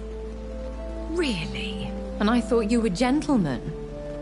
If you must know, I'm 27. I've been 27 for a long time now, and 27 I shall remain.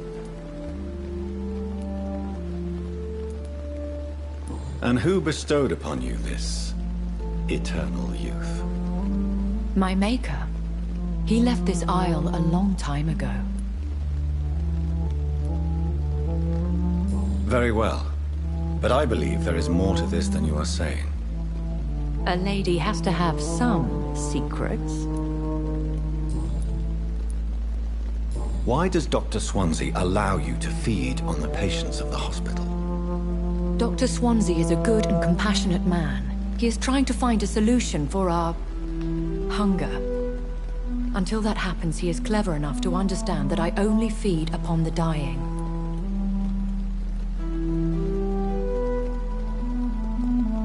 What do you know about this Brotherhood of St. Paul's Stole? The Brotherhood is well known amongst London vampire society. As long as our kind is discreet, and as long as they do not interfere, we have come to a mutual understanding.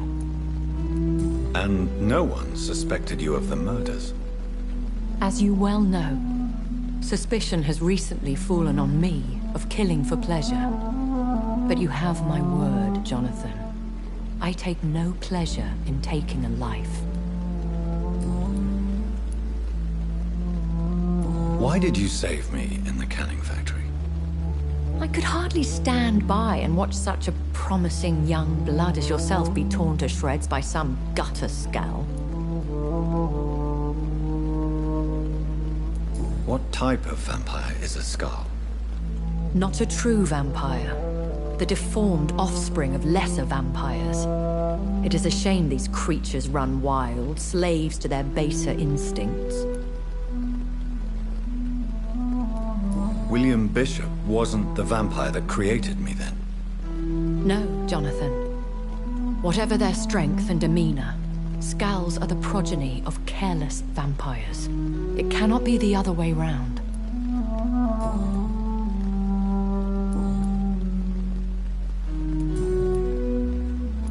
I've been away from London and England for 3 years.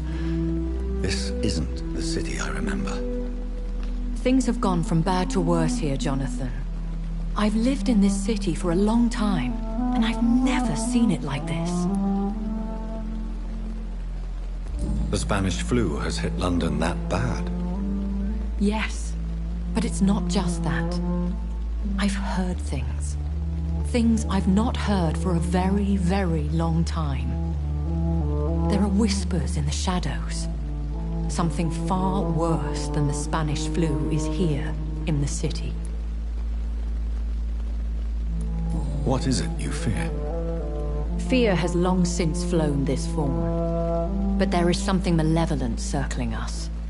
I feel fear is merely waiting in the wings. Are there many vampires here in London? Immortals are of a rare breed, and we often tend to hide. But you may occasionally meet some of us at night. Do you know any of them? Have you an idea of the identity of the vampire who attacked me? You mean your maker? No, Jonathan, I have no clue. But I fear he or she is as careless as cruel. To let you discover your new condition by yourself. What do you mean? Every now and then, you may discover an immortal in the deep of the night. But we are a rare and reclusive breed. Our progeny is almost never accidental. Will they all be as affable as you, my lady? I do not see why not. But remember, even the shark smiles before he bites. That sounds like a lesson from experience. Vampire politics are as intricate and sometimes tedious as a game of chess in a gentleman's club. I've learned from experience it is best to decline to play. When I awoke, changed, I was chased and attacked by vampire hunters. Prepared and well-trained. Though I can't be certain, more than likely it was the once glorious Guard of Priwen. Once glorious, but still dangerous. They have seen better days, but all fanatics are dangerous. You would be wise to stay clear. They are sworn to destroy our kind. You make them sound like some sort of cult. More a society. And like all the best ones, a secret society. I thought them almost gone, but it seemed they have been recruiting.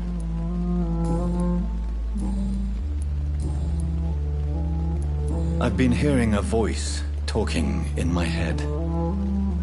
Is this some kind of insanity? It feels like the voice of the vampire that created me. Hush. Tell no one this. It would be unwise to talk of such things amongst British immortals.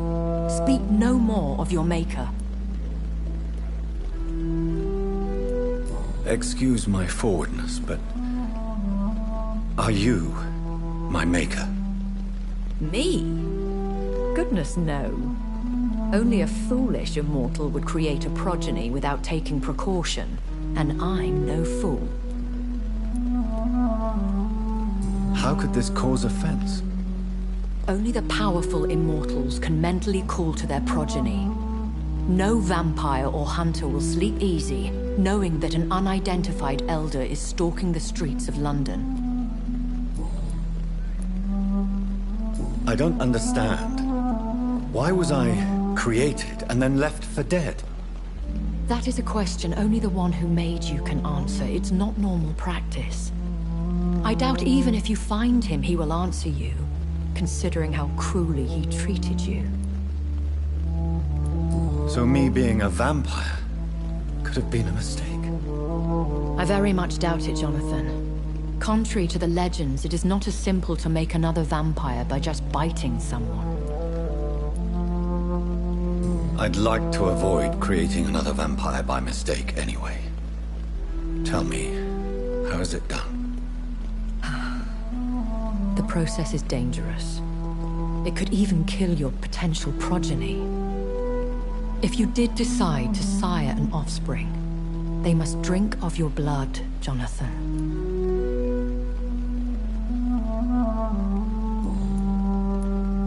A vampire? Is that what I am? What we are? Such a crude word, defined by penny dreadfuls and drunken hacks. No. You are now an Ekon, and that you shall remain. So we are Ekons. How can I identify us amongst other vampires? How to put it? All Ekon are vampires. But all vampires are not Ekon. We are but a branch of the immortal tree. Are you an Ekon too? Yes, I am. We are the closest thing to what man refers to as vampires. Forget what you think you know about us. I bid you farewell. For now, my lady. I must quickly analyze the blood I took from Nurse Crane's patient.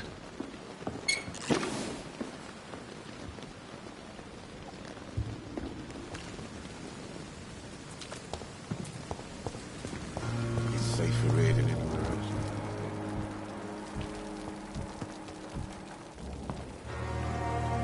Good evening, Milton. Good evening, Doctor. Still trying to save lives? I'd like to see your goods. Wise choice, Dr. Reed. A reliable gun is what everybody needs these days.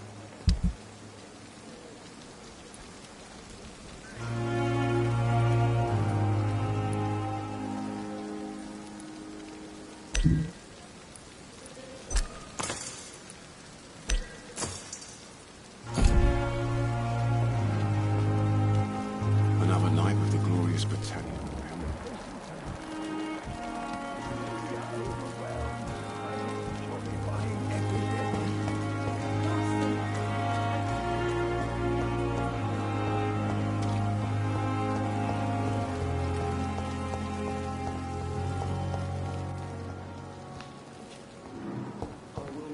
Down, my boy.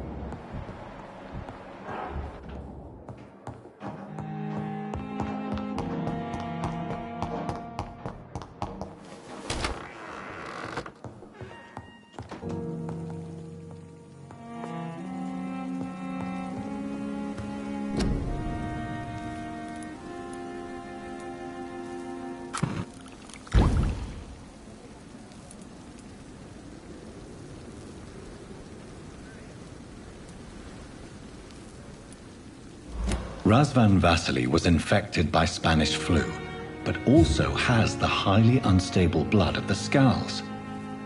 Is the London vampire epidemic transmitted through the flu? I should talk to Dr. Swansea about it.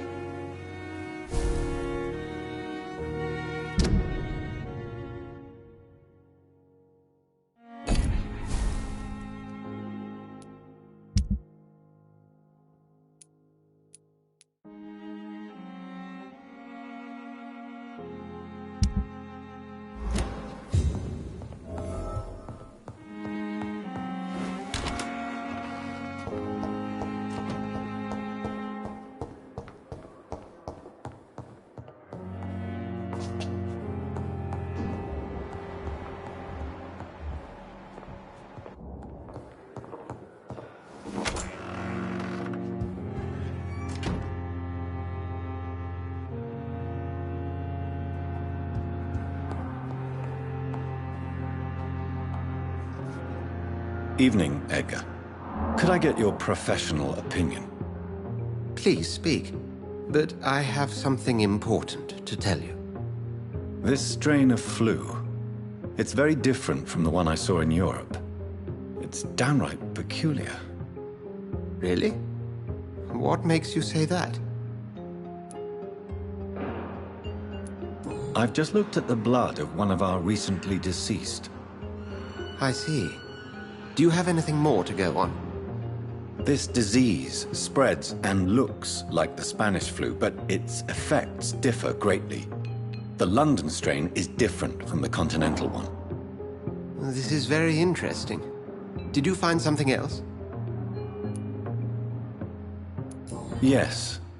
Unlike the flu, the infected begin to show an increase in outwardly aggressive behavior. More than simple agitation. Once docile people become violent. You mean like rabies? Is there a chance we could create a vaccine, Jonathan, like Pasteur? By the stove, that would be smashing. There's a lot we're not seeing here. But it is spreading, and quickly. If we don't act, the whole city could be lost. But Jonathan, we've a fantastic opportunity sitting right here in front of us. A weapon of choice. What on earth do you mean? Why, you, my dear boy. With your expertise and your blood, we could isolate the properties that course through your veins. Think about the possibilities.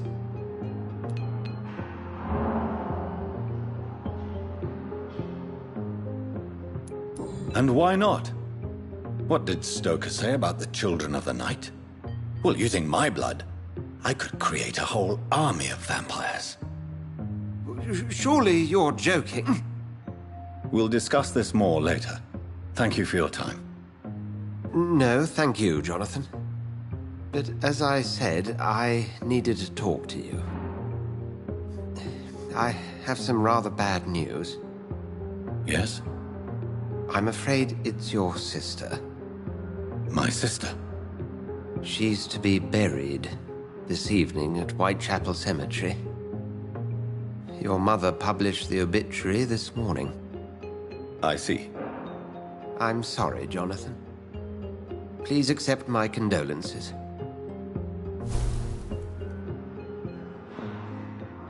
I need to talk to you, Edgar. Please do so.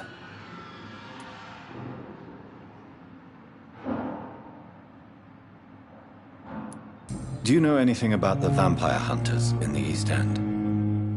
Without a doubt, it's the Guard of Priwen. Zealots to the last man. They're definitely well organized and equipped. They're extremely dangerous and not to be trifled with. To them, you're a feral beast, and I, your accomplice. Where do they come from? Once they shared the Brotherhood's ideology on non-intervention, but they concluded vampires were a scourge. So you manage a hospital financed by a vampire? Yes. Pembroke was founded by Lady Ashbury. She's also our largest donor. A convenient yet expensive way to have a fresh supply of blood on hand, day and night, don't you think? All vampires drink blood by nature. Me, I praise the lady's exemplary moral fiber. If I may inquire, how did you meet her? Well, Jonathan, she sought me out and offered me the position. It's been a very profitable partnership for both parties. Nurse Crane will not be returning to Pembroke Hospital. Oh, really? Did something happen? She seems such a very capable woman.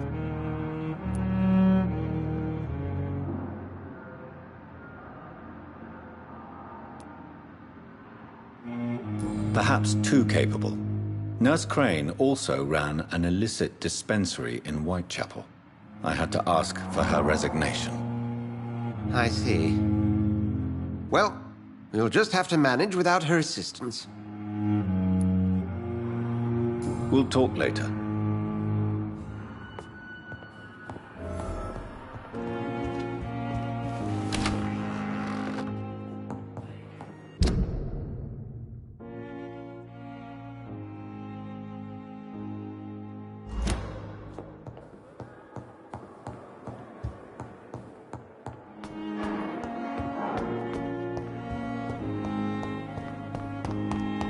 I never thought I would have to attend my murdered sister's funeral.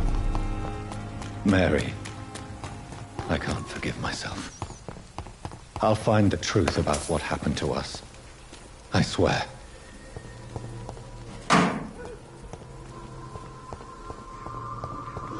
Get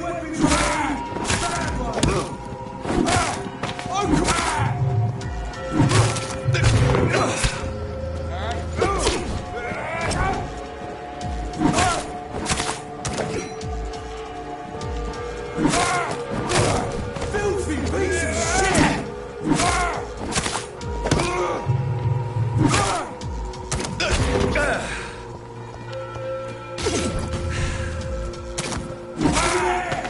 There's one of them vermin!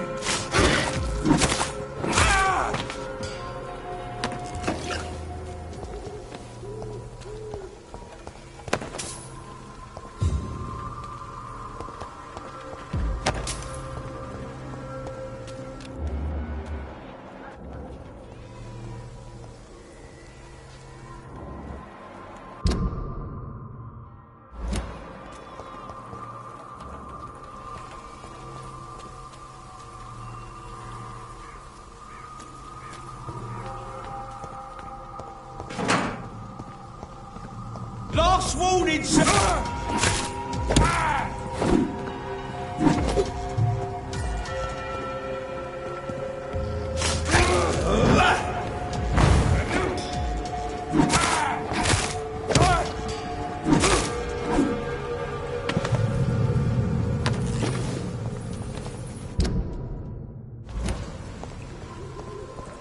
It's locked.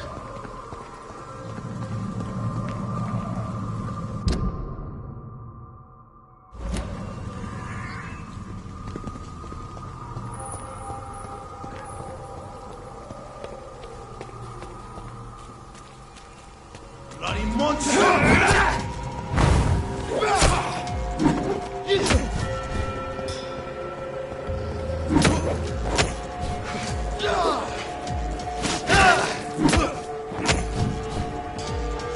Die, vermin! You leeches didn't kill him!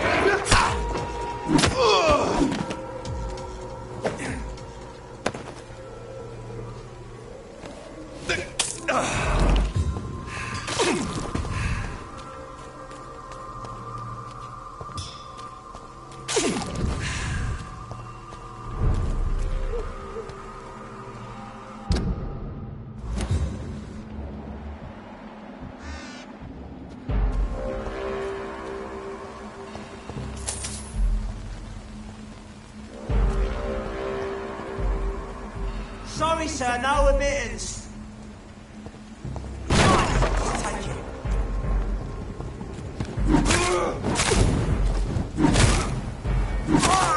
Fuck his boss!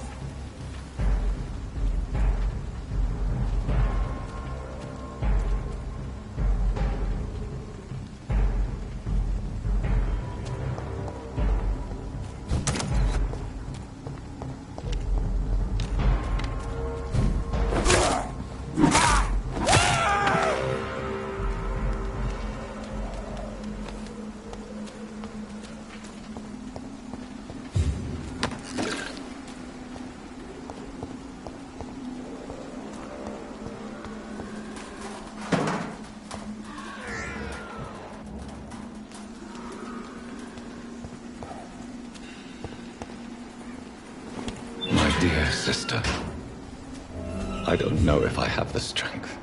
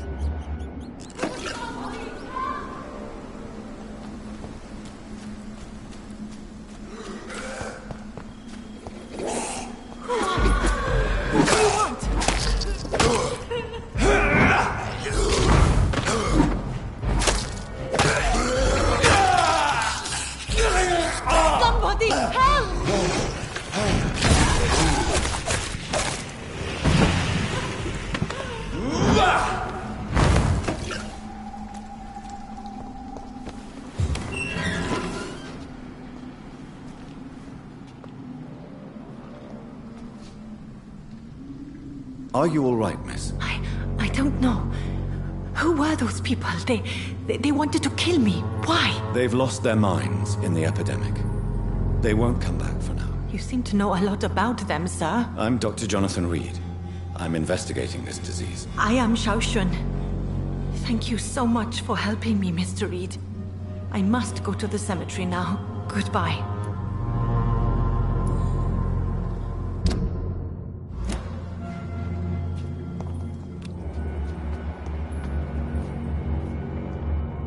Carnage. Is Father Whitaker's disciple among the bodies, I wonder? This man's far too old to be Samuel. No. By the look of his clothes, this man's a docker. Samuel isn't here. I had better follow the blood trail.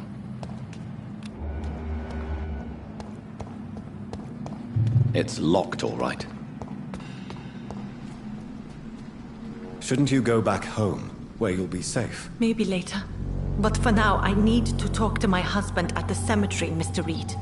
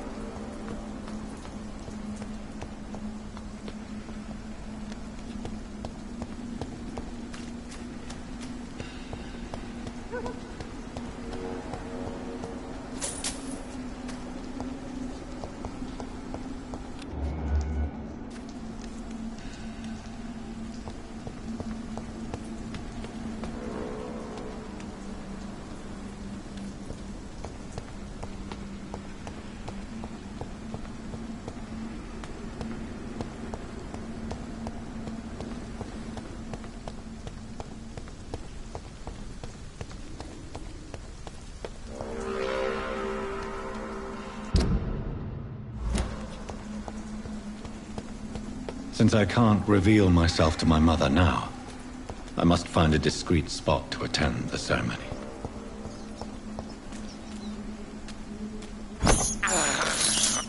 I have this thirst for blood. Avery, I leave you to care for my mother. I'm in no state to comfort her. My mother would die if she were to see me in this state. I must wait.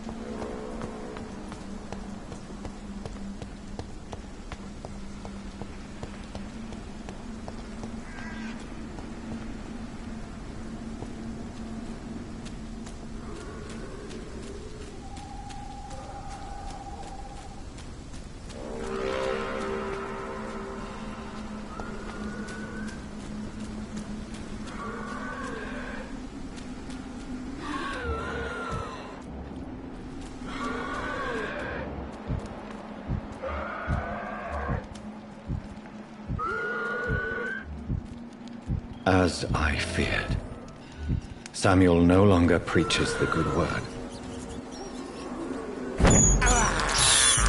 I can't believe I'm doing this.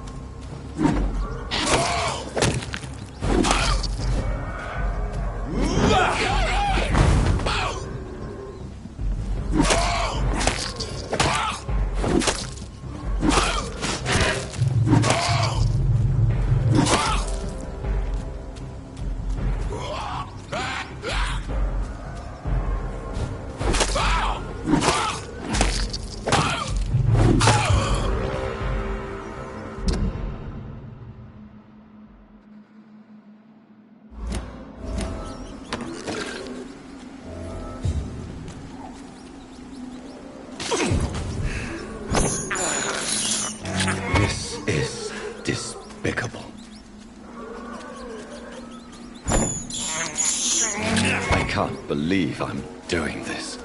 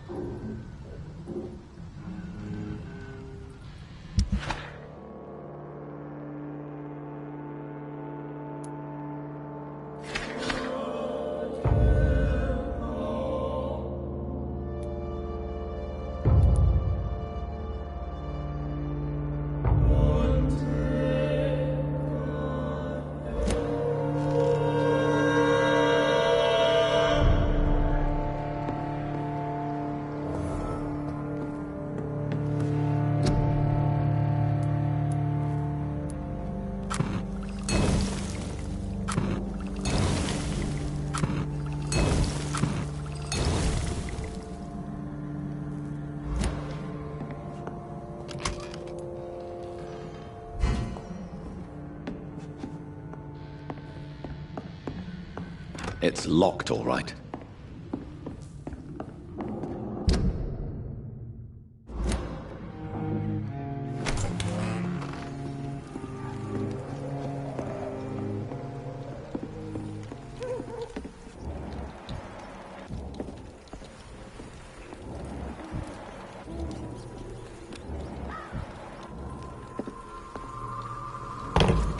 It's elite! Over there! There's one of them vermin!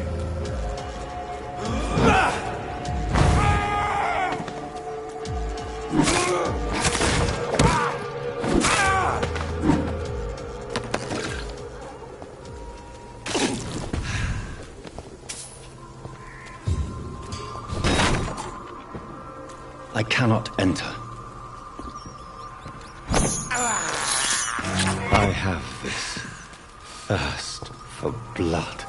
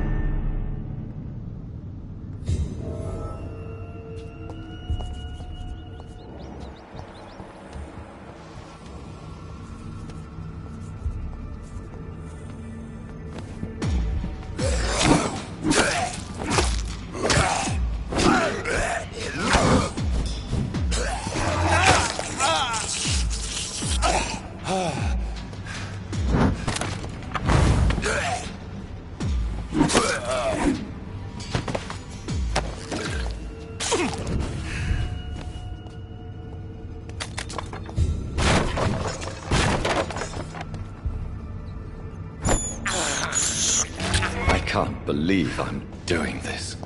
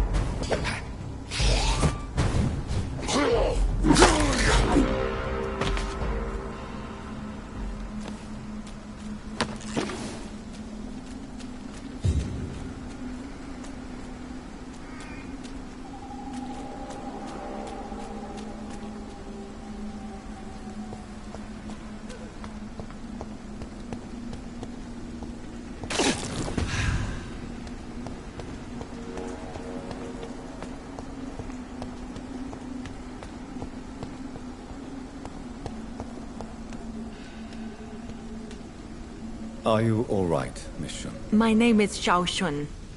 This is the proper way to address someone in my country. I do apologize, Xiao Shun. Are you all right? Yes, I am. This is the only place where I can find some kind of serenity. Some way to remember my dear Matthew.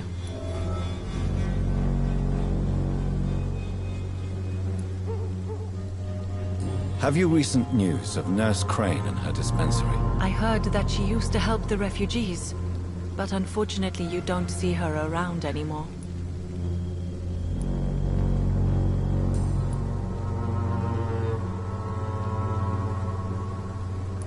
Are you on your own? Do you have any friends or family who you could be with? I have family and friends, but I need to be here alone. One day maybe I'll go back to them, but not now. I need silence, and I need sadness.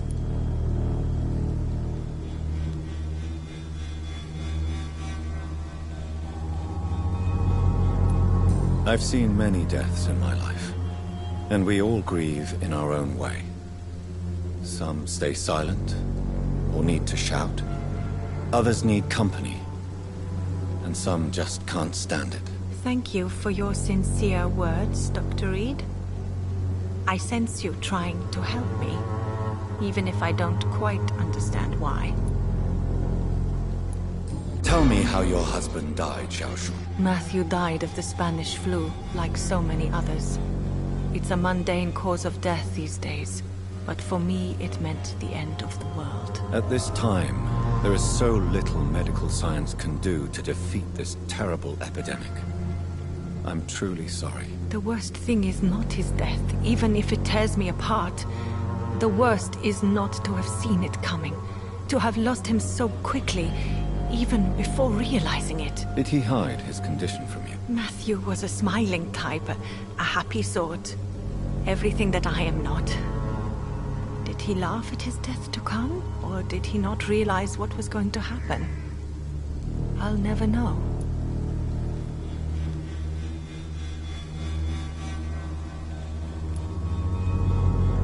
The Spanish flu may be the worst disease mankind has ever faced. Why are you blaming yourself? You don't understand. I didn't know he was so sick. I didn't realize the gravity of his situation until it was too late. As harsh as this sounds, we are all equally vulnerable to this awful disease. It can take the strongest man in just a couple of days. I never said goodbye to Matthew. We never realized how bad it was. We laughed about it even. He always made me laugh. Now I don't have enough tears to shed.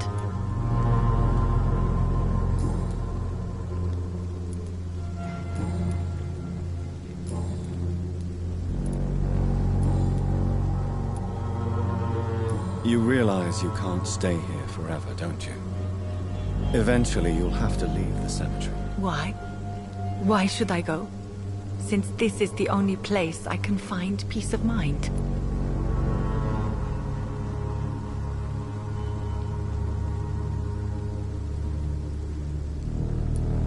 To be honest, I don't know. Please forgive me if I've upset you. We must all honor our departed loved ones in our own way. You sound like you're no stranger to the pain I feel. Let's just say, I too have a good reason to visit cemeteries at night. Please accept my condolences for your loss then, Dr. Reed.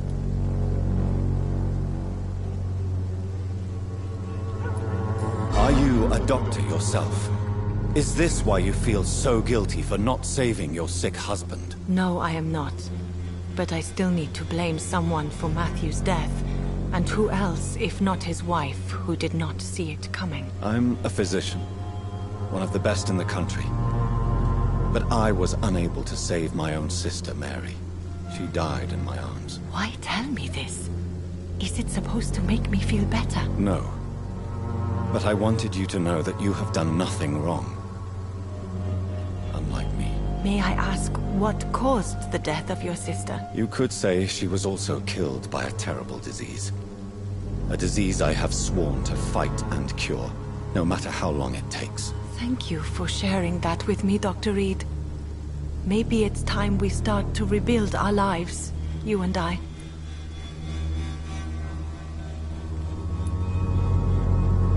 You should go home now. I think you're right. Cemeteries are for the dead, for they need silence too. Thank you for your honesty and your wisdom, Dr. Reed. Thank you for your company, Xiaoshun. Take care on the way home. Maybe I'll see you again in Whitechapel. Goodbye for now.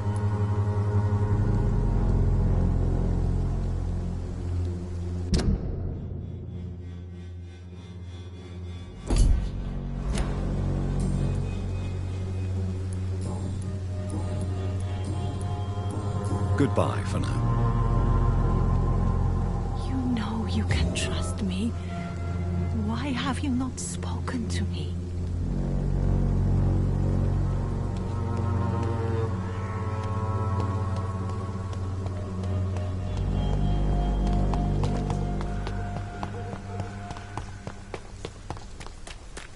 Mother, why have you come here?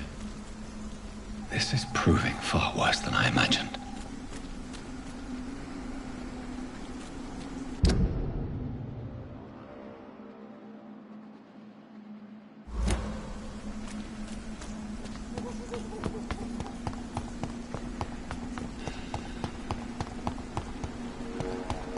So many new graves.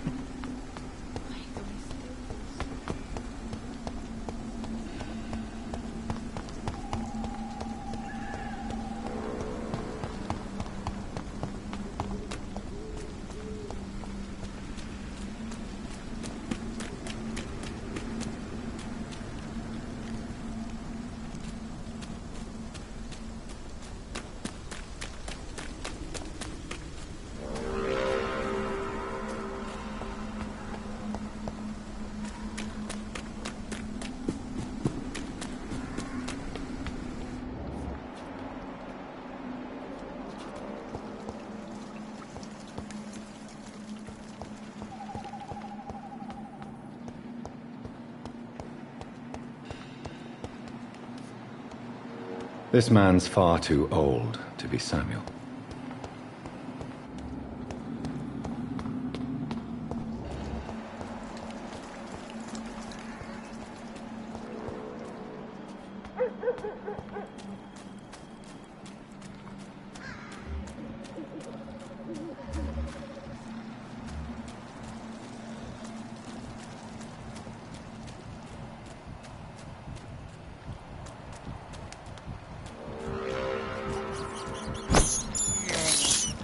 I can't believe I'm doing this.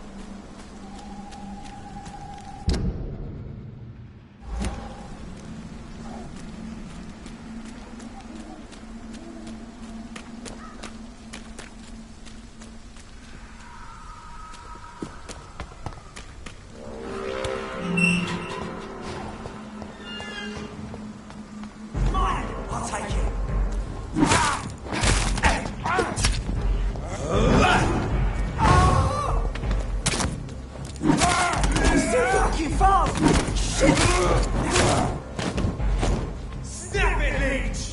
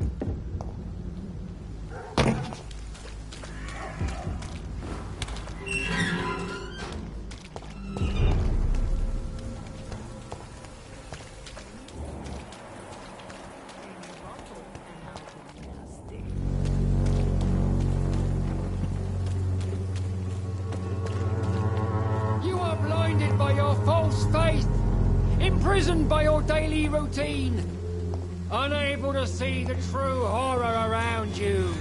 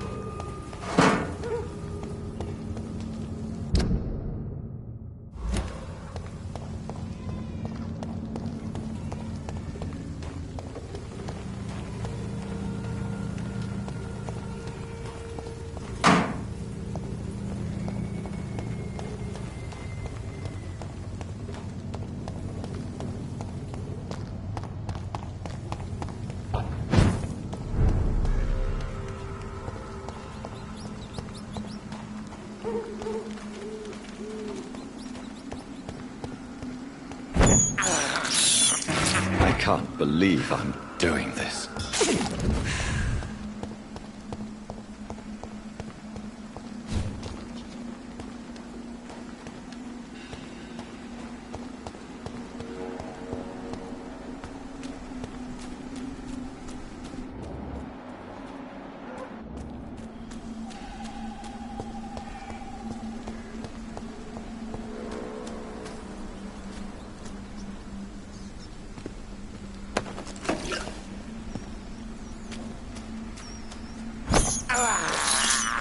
This is despicable.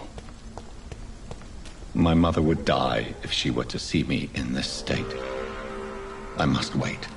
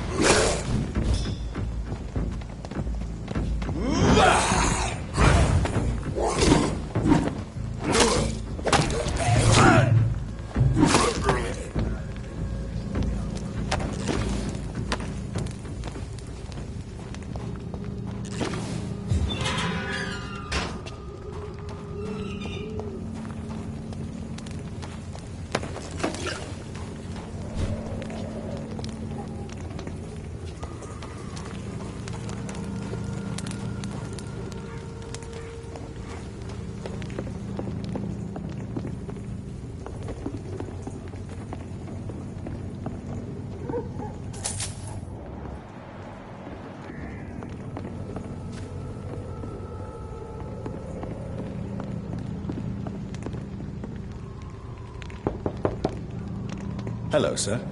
Sorry to disturb you at this hour. I'm a doctor inquiring about the epidemic. May I come in? A doctor, you say? No, thank you. All right. I shan't insist. Goodbye for now, sir.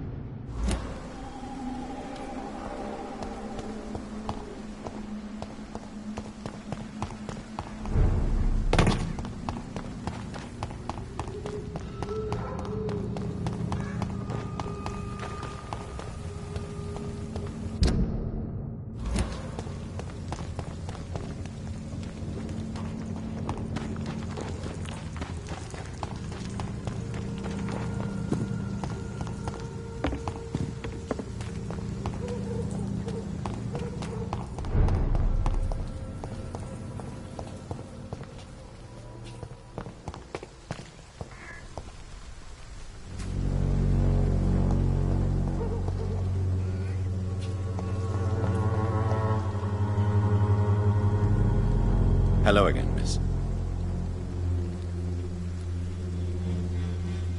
Very well. Goodbye, then.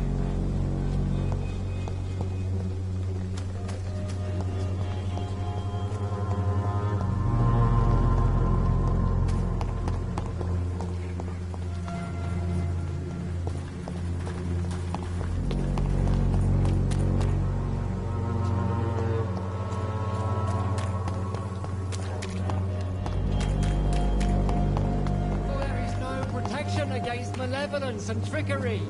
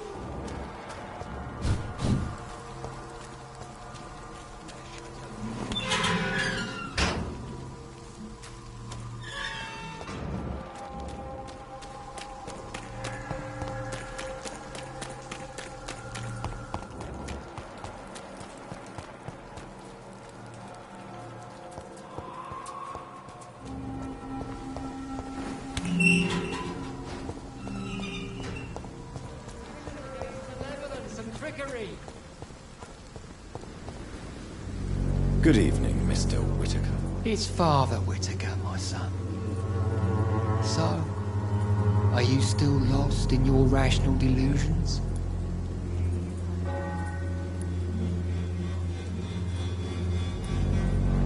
Have you recent news of Nurse Crane and her dispensary? If you propagate the devil's work, you'll perish by the devil's work. Such is the law of the Lord.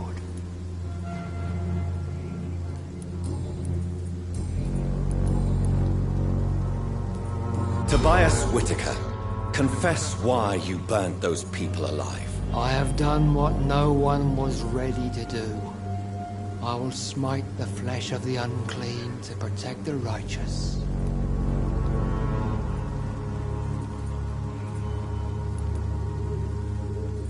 You are just another heartless murderer, exploiting the epidemic to kill with impunity. No!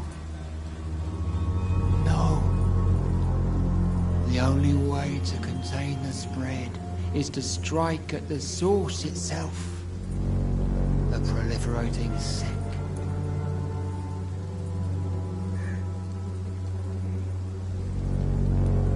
You're not the savior of London. You're just a glorified sadist. I take no pleasure in this awful cleansing, Dr. Reed. I am only driven by the thousands of innocents I save each night.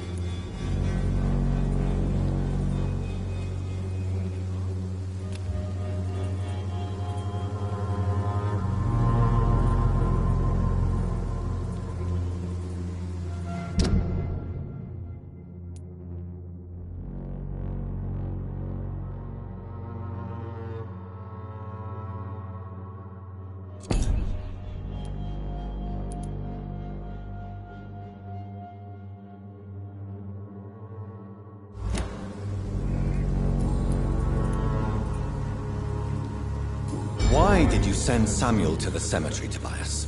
What did you see there? I sent him on a vision. A dream of a dreadful and laughing queen covered with blood, sleeping with the dead and feeding on the fear of the dying.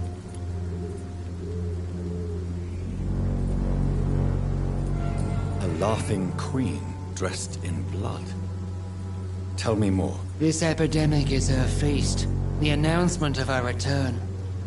Against her, science is no more than a child's toy. But who is she? She is the mother of harlots and abomination of the earth. She is Babylon, drunk on the blood of the saints. Why did you send Samuel to the cemetery, Tobias? What did you see there? I sent him on a vision. A dream of a dreadful and laughing queen covered with blood, sleeping with the dead and feeding on the fear of the dying.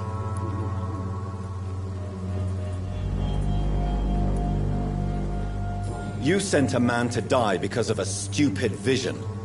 I have heard enough of your nonsense. Goodbye.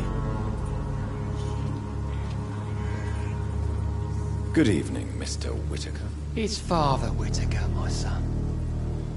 So, are you still lost in your rational delusions? I have found Samuel, your disciple. I am afraid I have bad news. I already expected the worst. He should already have come back. He is dead, isn't he? Yes, he is now. The epidemic took him. Samuel steadily made donations to our cause. He would have rewarded you himself if you'd found me in that awful cemetery. Please accept this money.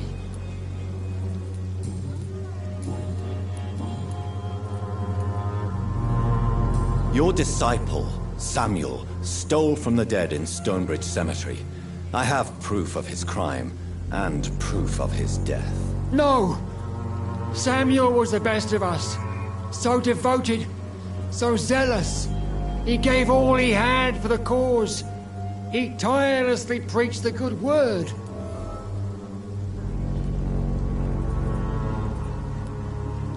Your precious Samuel used you.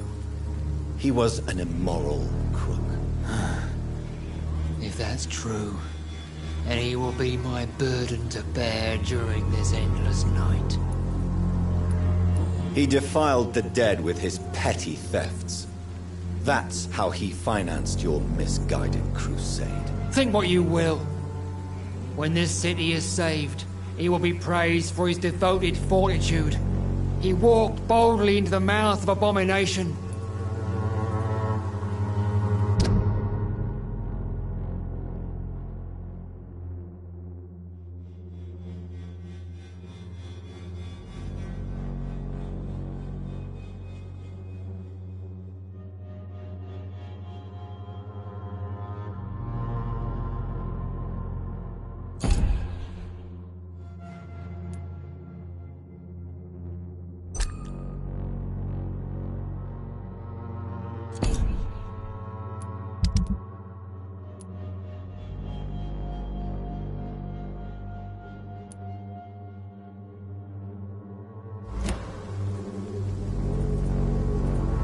Don't you fear getting sick yourself? Faith gives me all I need, my son. If I must fall, then so be it. No doubt your faith will prevail, but let me give you some extra protection against the devil's work. Medicine. Blessed be your generosity, my son.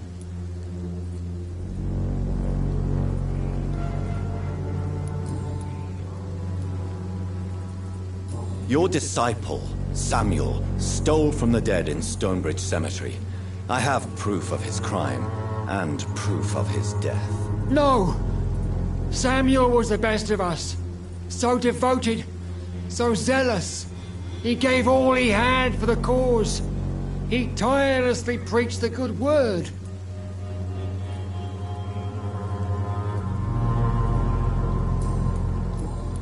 I have heard enough for tonight. Goodbye.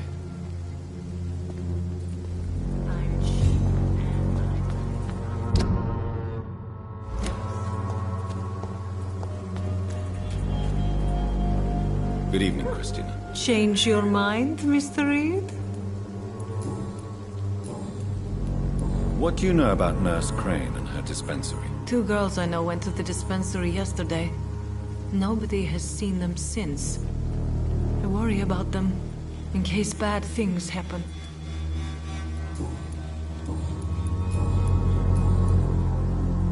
Goodbye, miss. Take care of yourself as best you can.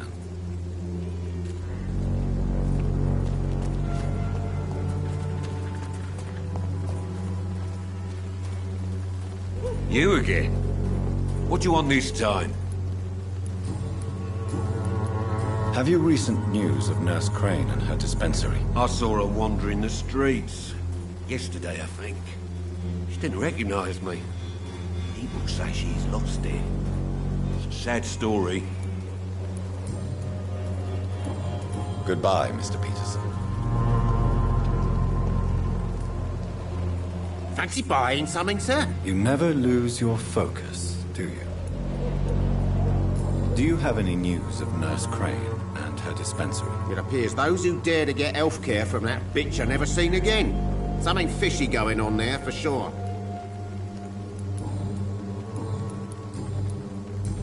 Goodbye for now, Mr. Lewis.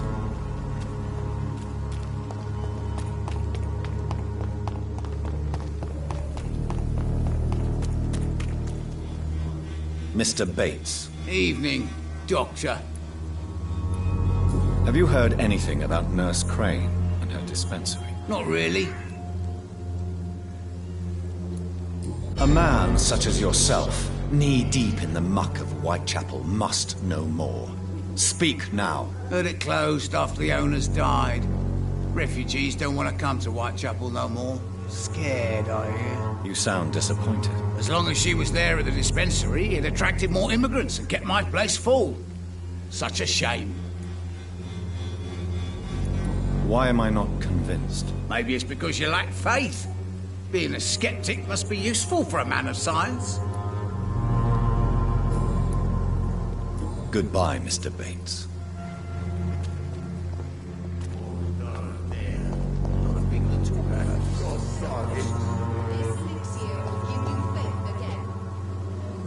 Good evening, Mr. Petrescu. What are you doing here? I could ask you the exact same question, Mr. Doctor. Now leave me alone. I heard what happened to Nurse Crane. How do you feel, Mr. Petrescu? Everything was going well until you arrived. Dorothea helped people and will be sorely missed.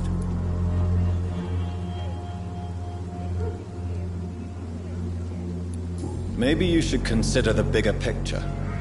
We may not have the same approach, but my priority is the safety of London's citizens. So you put an end to the operation. Did you put an end to Dorothea as well? You seem to have a lot on your chest, sir. What's wrong? I heard you are a famous surgeon. Tell me, what did you do to Dorothea? She was so bright, so clever. Then you made her an empty shell. I didn't use drugs or medical trickery, Mr. Petrescu. All I did was talk to Nurse Crane. I promise you. But what happened to her then? After you left, she did not even recognize me. Then she got careless and sick, and I had to flee. Tell me everything you know about Camellia, the mute florist. I do not believe in the afterlife, Doctor, but I'm almost convinced Camellia is an angel. She volunteered to give out our medical leaflets.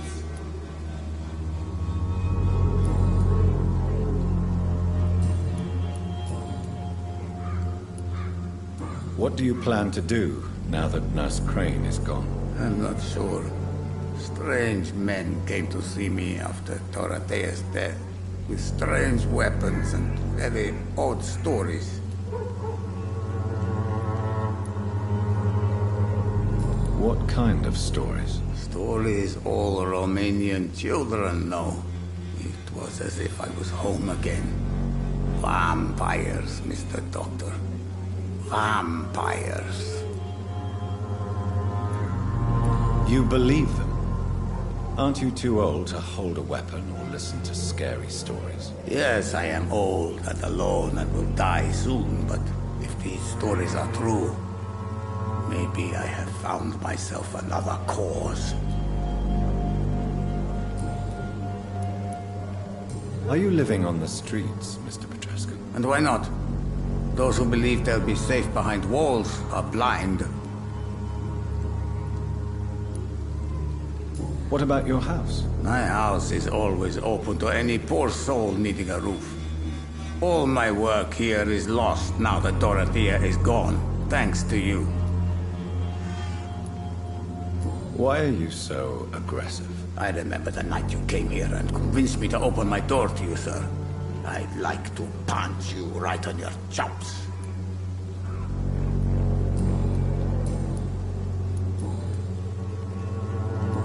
Goodbye, Mr. Petrescu.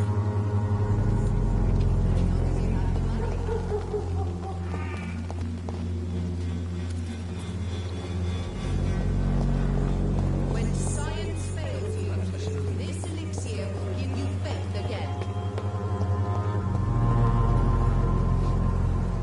Good evening, my dear colleague.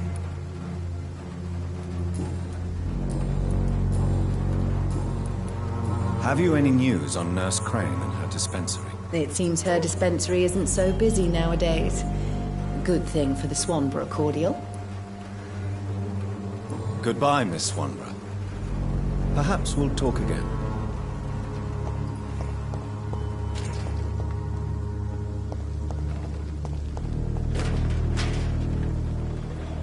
Good evening, Benjamin. Can I help you? I'm afraid not, Mr. Reed. Have you any news of Nurse Crane and her dispensary? Not recently.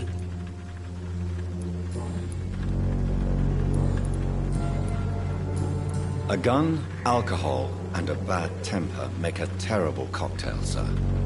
Goodbye for now.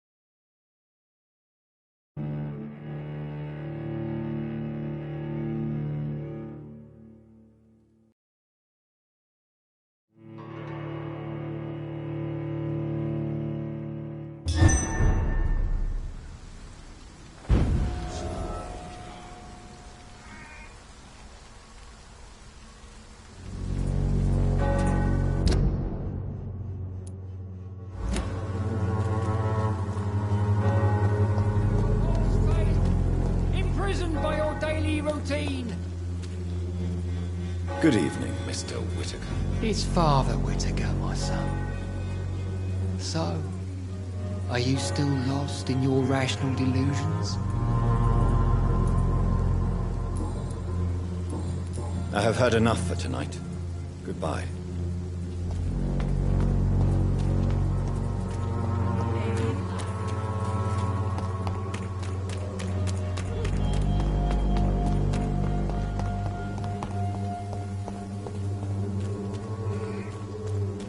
A lot of people are talking about it. Don't care.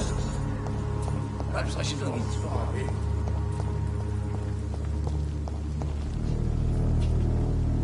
Good evening, Mr. Petrescu. Surely you have someone else to bother, Mr. Doctor.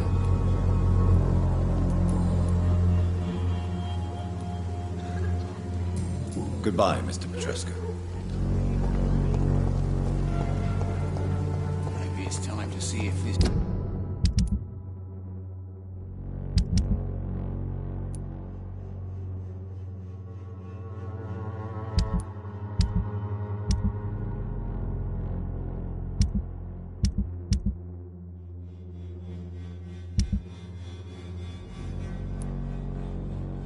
Christina is still working nearby.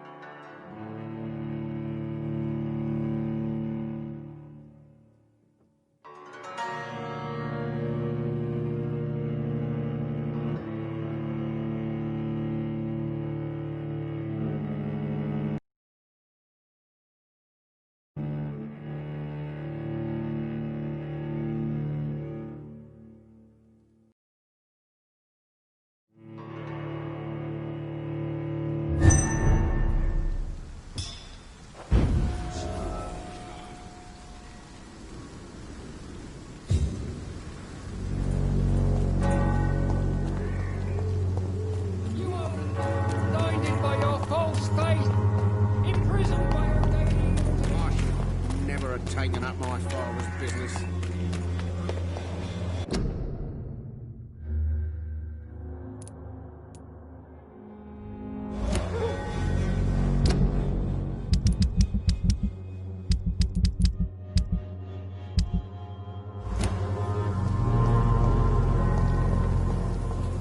Maybe it's time to see if this is Christine.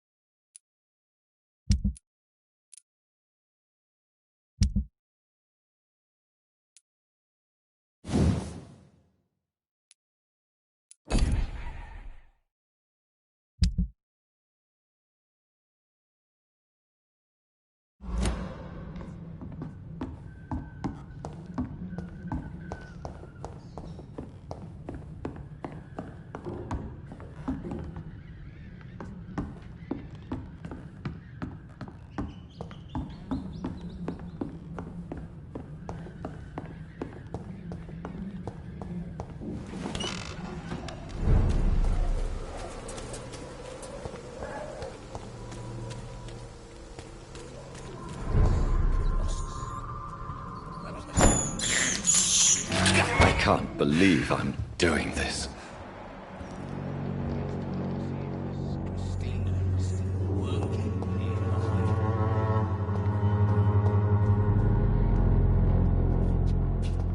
It's locked, all right.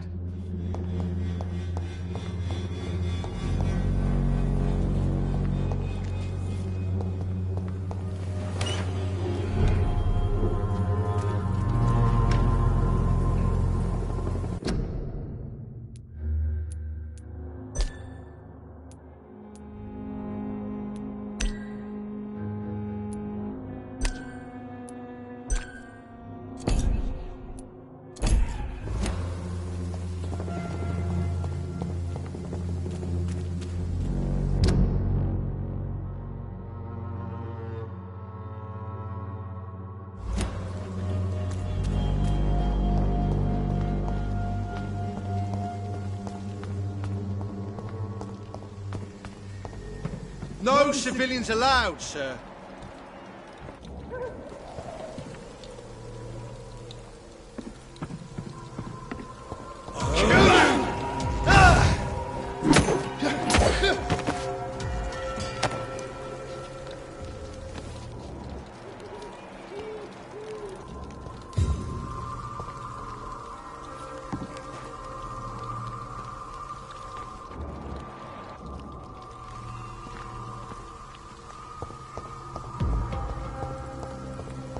Ain't safe here for a gentleman. Die, Vampyr!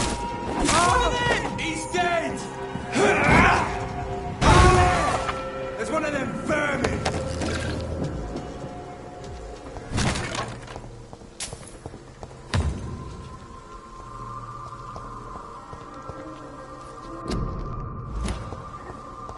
It's locked, all right.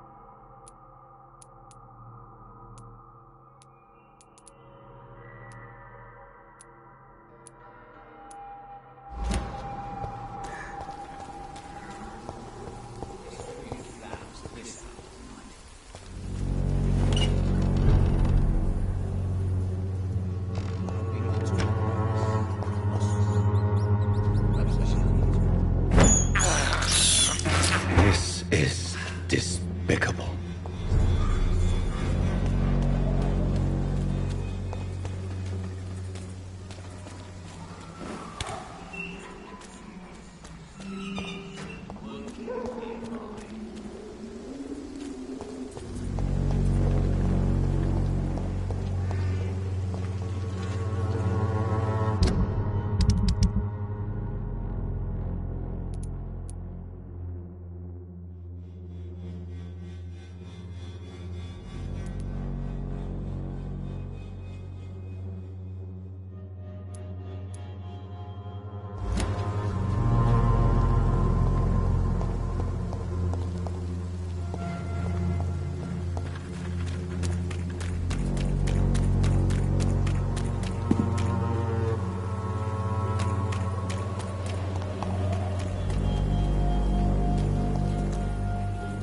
Mr. Bates. Evening, Doctor.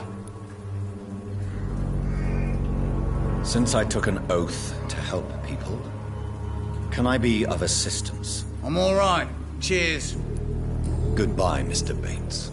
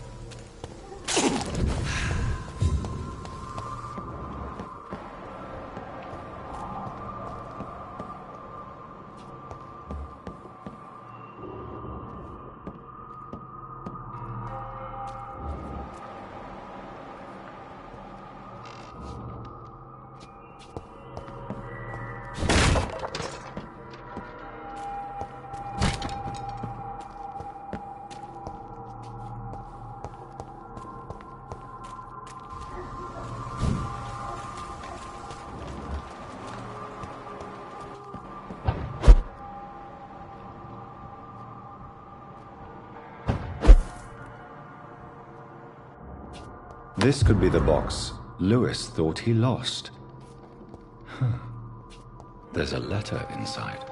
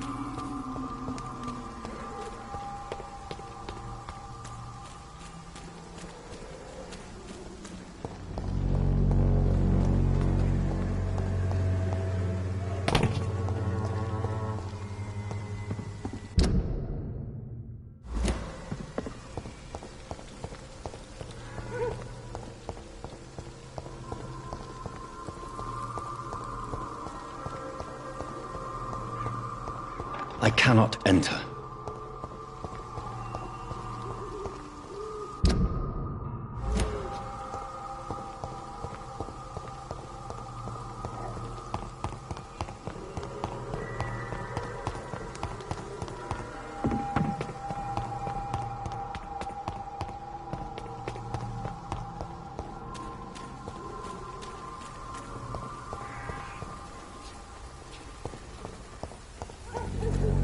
Maybe it's time to see if this Christina is still working.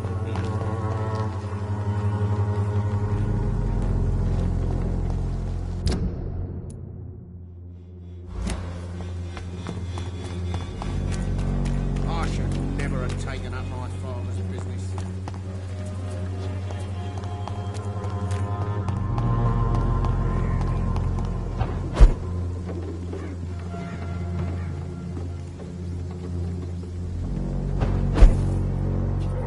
It's locked, all right.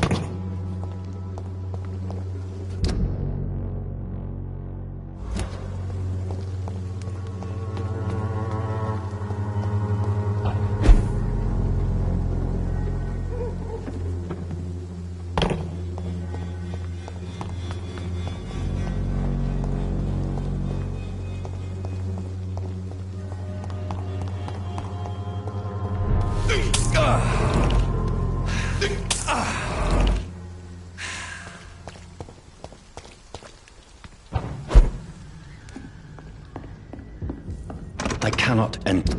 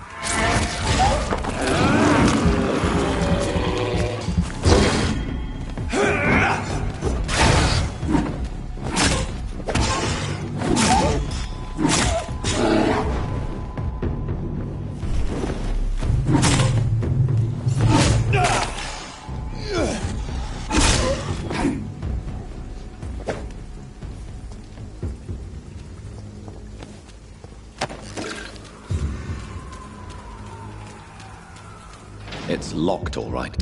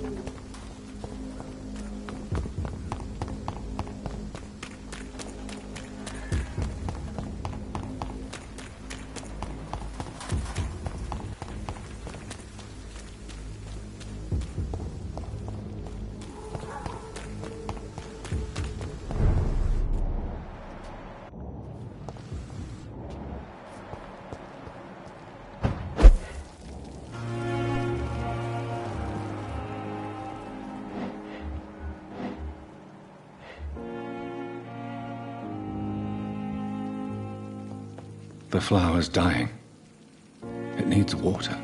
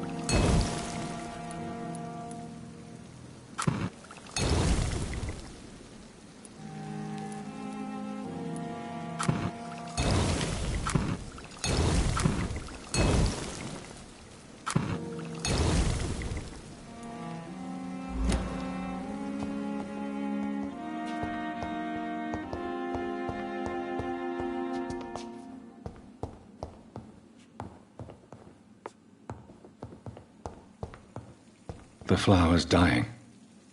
It needs water.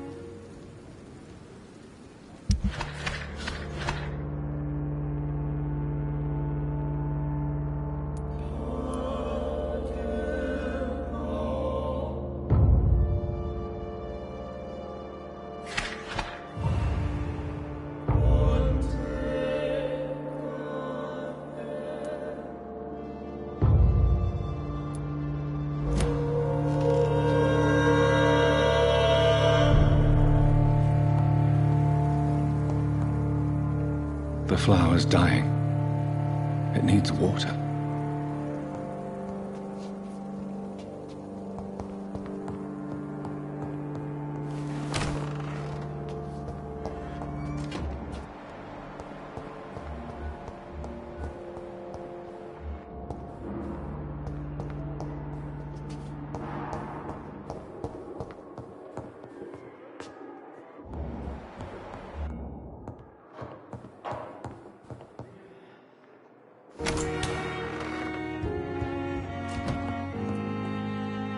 I need to talk to you, Edgar. Please do so. So you manage a hospital financed by a vampire? Yes. We'll talk later.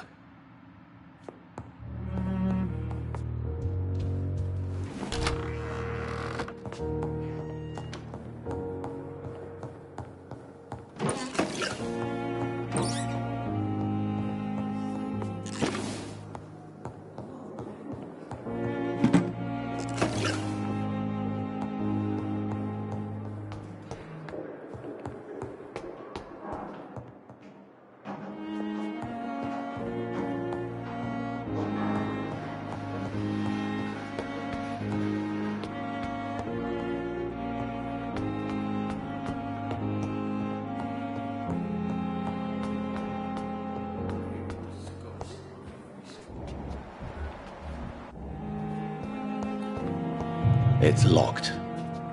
It's locked.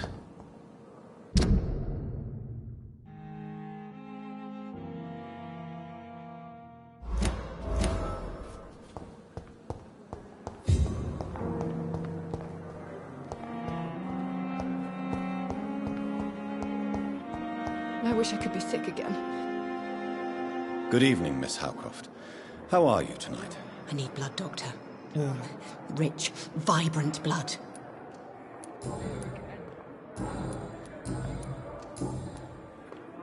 Do you require my services, Miss Howcroft? My condition cannot be understood by you, mortal.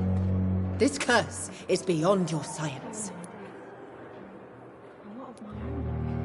Well, until the day science finally admits failure, please accept this little contribution. Thank you, Doctor. Your efforts are admirable, though laughable.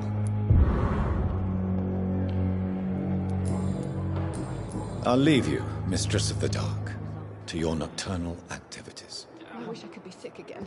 The pain, my blood boil with fever. Good evening, Mr. Elwood. Evening, Dr. Reed.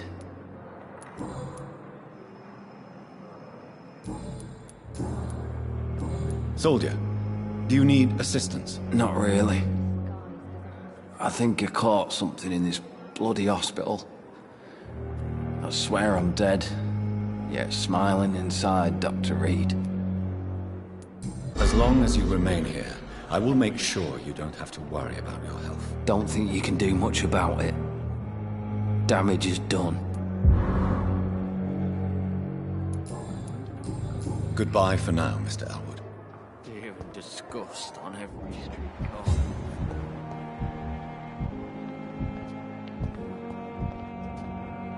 Good evening, Nurse Hawkins. Good evening, Dr. Reed. Pepper, are you sure you want to leave this hospital? To become a nurse was a little girl's dream. But in the end, I don't feel that useful. I want more. I want to make things change.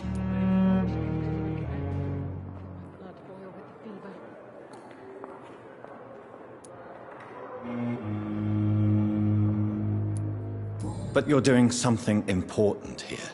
For all the patients who need your help. We save lives, sure.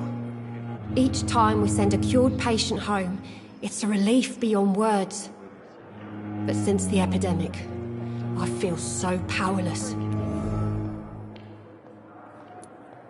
What steps are you prepared to take to feel more useful? I don't know yet. My sister believes that the real fight is in the streets nowadays. Maybe she's right. Maybe this is what I must do.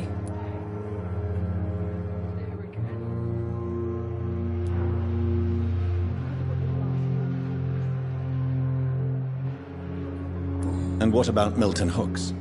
Does he share your point of view? For Milton, any change means more comfort and more peace. I disagree. If you feel that saving lives is not useful enough, perhaps it means that you've lost faith. On the contrary, my faith has never been stronger. Maybe we are all just too proud to face up to the fact that science cannot compete with God.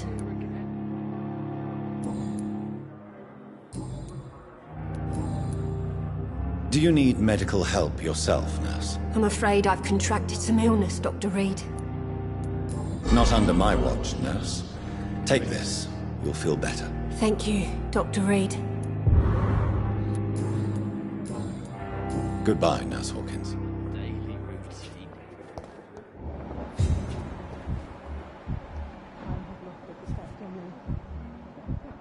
I have wasted too much energy for so little result. Hello again, Dr. Reed. I feel better already. Can I go soon? Goodbye, Mr. Hampton. We'll talk again later. I'll be my death.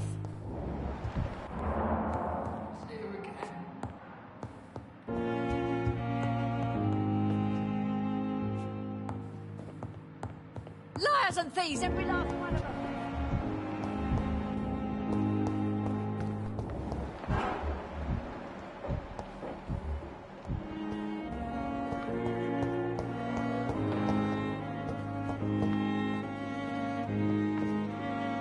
I'm quite busy right now, Dr. Reed.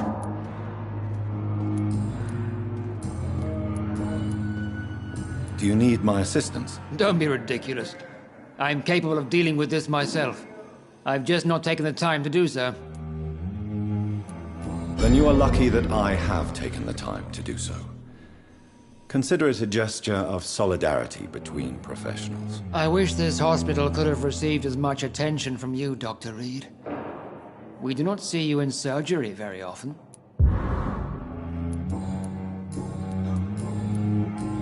Thank you for your time. We'll talk later.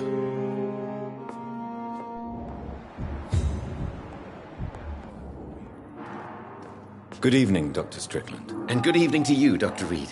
Can I be of any help?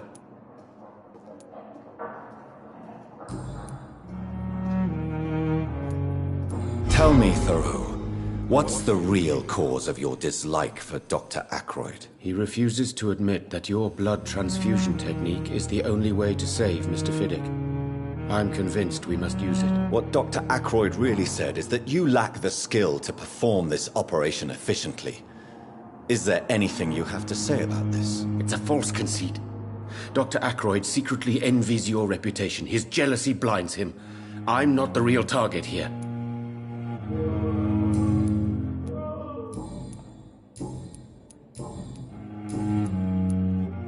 I located the shop, but it was vandalized, and the owner is missing. All I found was your order. I was afraid of such bad news. People are so desperate they're ready to burgle a shop for drugs. That's quite a list you ordered. Opium, sodium hypochlorite. It can't be just headaches you're trying to cure. This dreadful influenza, of course. I already ran some tests on hopeless cases. Without success, I must admit. Do you realize you could create a lethal poison without the correct dosage? Then there are the legal ramifications. Is this not true of any medical substance, Dr. Reed? However, if you would agree to improve it, I'd be glad to accept your help. As long as you promise to be scrupulous with your experiments, I may try to gather these substances, and even help improve upon the mixture. That's all I'm asking for, Dr. Reed. That's all I'm asking.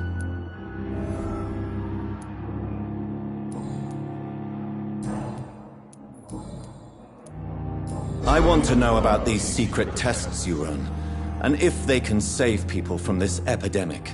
Speak to me now, Thoreau. I know I may sound presumptuous, but I'm just following your steps, Dr. Reed. I'm casting away the shadows of ignorance by daring to face them. Self-confidence is essential in our line of work, my young colleague, but only if tempered with the correct amount of cynicism. But you never doubt yourself, Dr. Reed. I've read all your articles and books. You performed the most daring research during the war.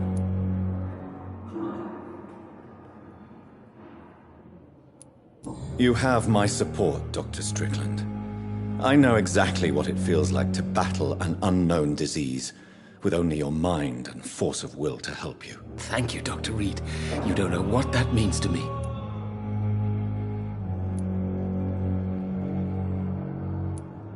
I want to know about these secret tests you run, and if they can save people from this epidemic. Speak to me now, Thoreau. I know I may sound presumptuous, but I'm just following your steps, Dr. Reed. I'm casting away the shadows of ignorance by daring to face them. Self-confidence is essential in our line of work, my young colleague, but only if tempered with the correct amount of cynicism. But you never doubt yourself, Dr. Reed. I've read all your articles and books. You performed the most daring research during the war. You have my support, Dr. Strickland. I know exactly what it feels like to battle an unknown disease with only your mind and force of will to help you. Thank you, Dr. Reed. You don't know what that means to me. Do you need my medical attention, dear colleague? I would have been confused if anyone other than you had asked that question, Dr. Reed. But your help is welcomed. There is no shame in helping each other. We're colleagues, after all. Many doctors I have known are too cynical to think that way. Goodbye, Dr. Strickland. I can't let Strickland put his patients at risk with opium. Perhaps an adjusted formula will deliver more of a placebo effect. Good evening, Mr. Fiddick. Good evening, Dr. Reed. Any news about my operation?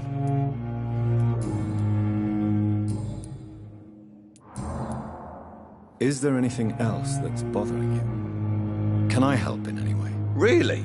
Why has no one else asked me that since I got here? I thought I was in a hospital. Unfortunately, you are not the only person who needs help. And complaining about it won't do you any good. Well, perhaps you're right, Dr. Reed. I'm sure if me missus was still alive, she wouldn't be happy with me going on like this.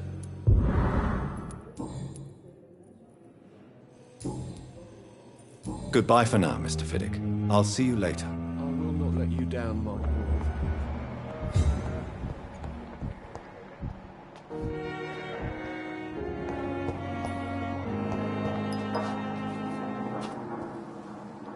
I'm quite busy right now, Dr. Reed.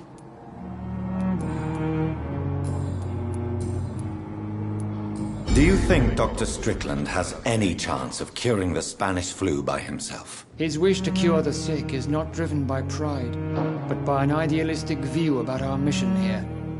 Honestly, I don't know which is worse. You consider him a good practitioner, yet you will not report his methods. Strickland may be a rival, but I will not use dirty tricks or regulations to prove him wrong. We are doctors, not politicians. Do you need my assistance? Not at all. I'm sure that you are used to gaining people's trust with your impressive skills. Well, it will not be the case with me.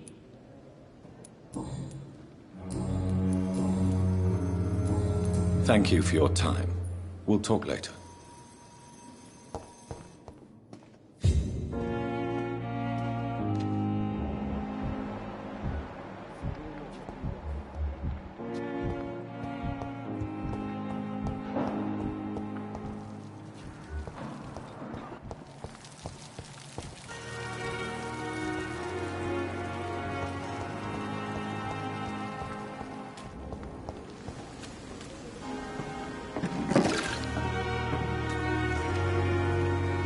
Good evening, Nurse Brannigan. Good evening, Doctor.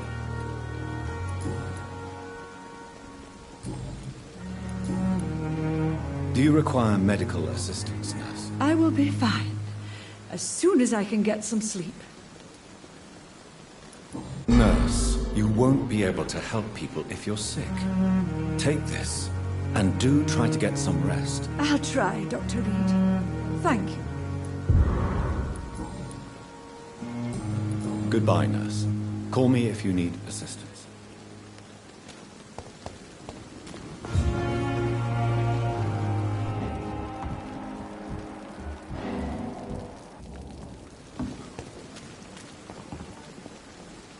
Hey, Doc. You're lucky to be alive, Mr. Cox. I hope you're starting to take better care of yourself. This place is full of sickness and decay. How could I get better in such a dump? Consider yourself lucky that I'm treating all of my patients equally. But don't push your luck. Don't play the innocent with me. I'm sure you have good reasons to act this way. And also weaknesses that can be exploited.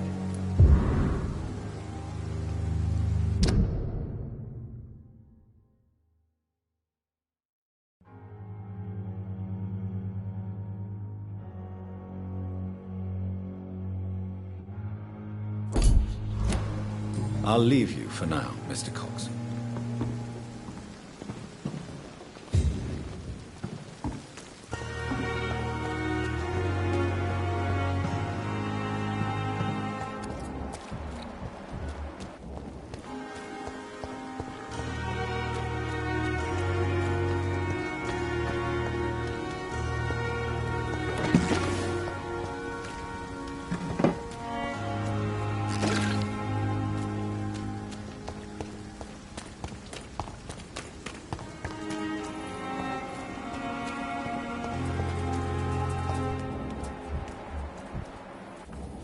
I cannot enter.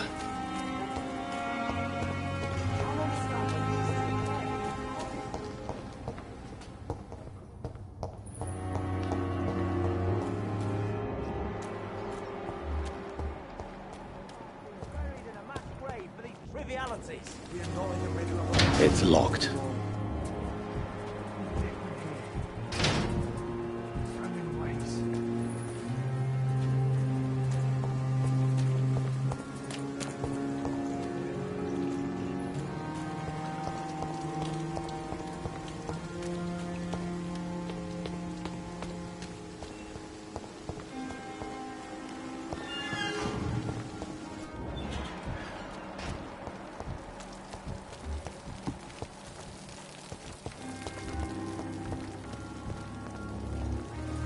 Good evening, Milton. Good evening, Doctor. Still trying to save lives?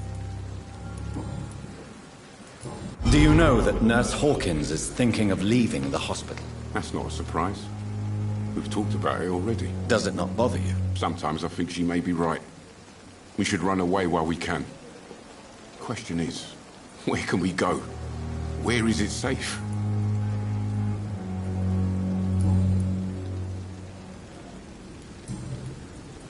Do you need any medical help, Milton? I'm afraid I do. Like everyone in this hospital. It's a sad state of affairs when even the hospital workers are worried about disease.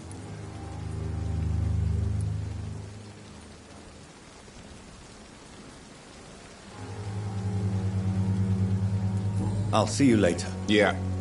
I'm sure you say the same thing to everyone in town. I'd like to see your goods. Wise choice, Dr. Reed. A reliable gun is what everybody needs these days.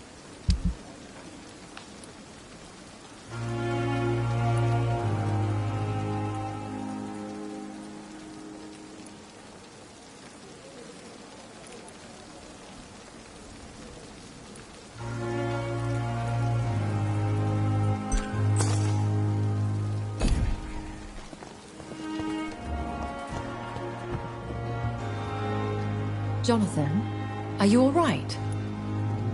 Time is my ally. I'll survive the pain. I'm here for you, Jonathan. If you ever need to talk.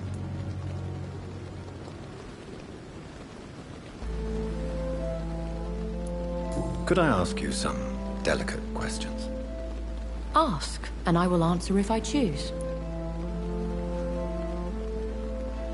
There's so much I want to know. I mean, what? Where? Who?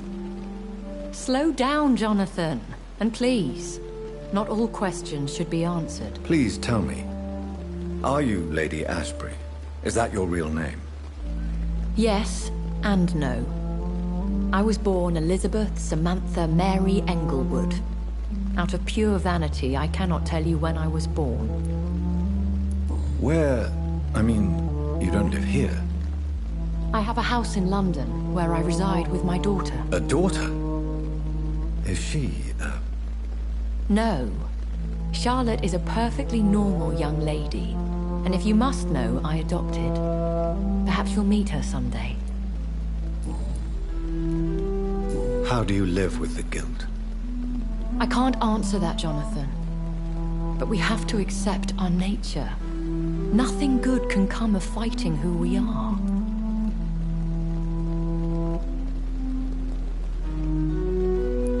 Have you killed someone you've known? Jonathan, have you forgotten what I do here?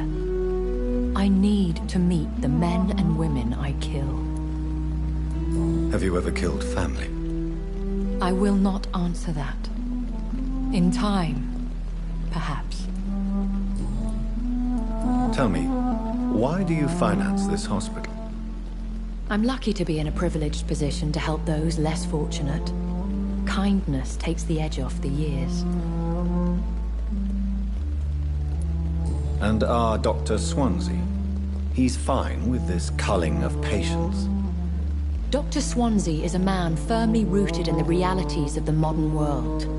He understands what we're trying to achieve here. If you'll forgive me, it seems a little hypocritical healing those that you may kill. Jonathan, we are what we are, a paradox. Dead flesh with a lust for life. I'll see you later.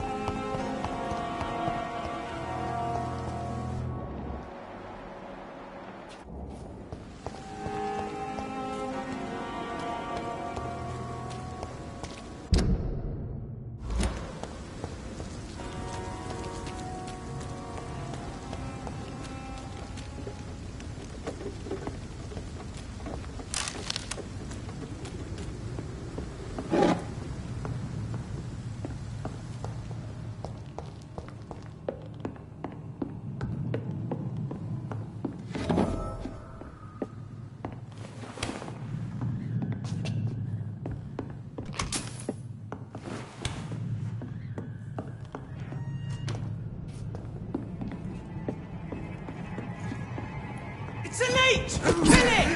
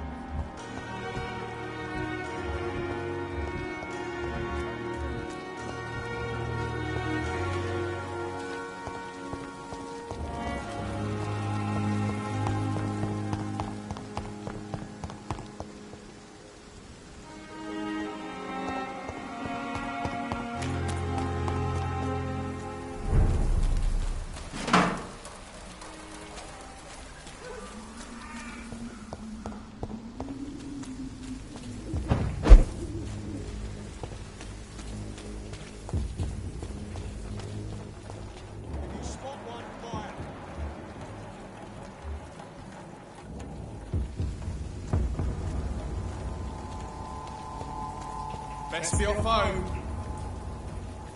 Don't come any closer.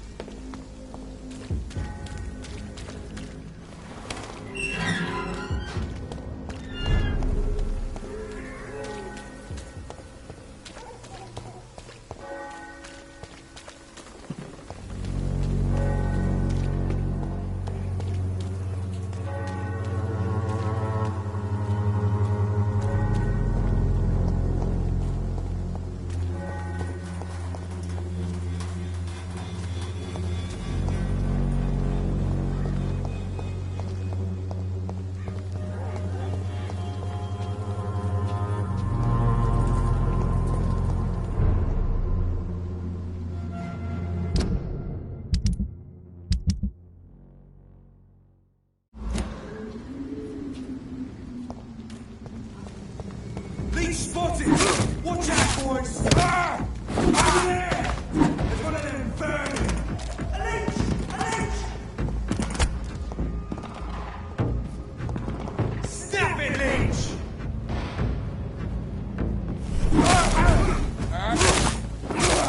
Die, vermin! Christ! He's dead!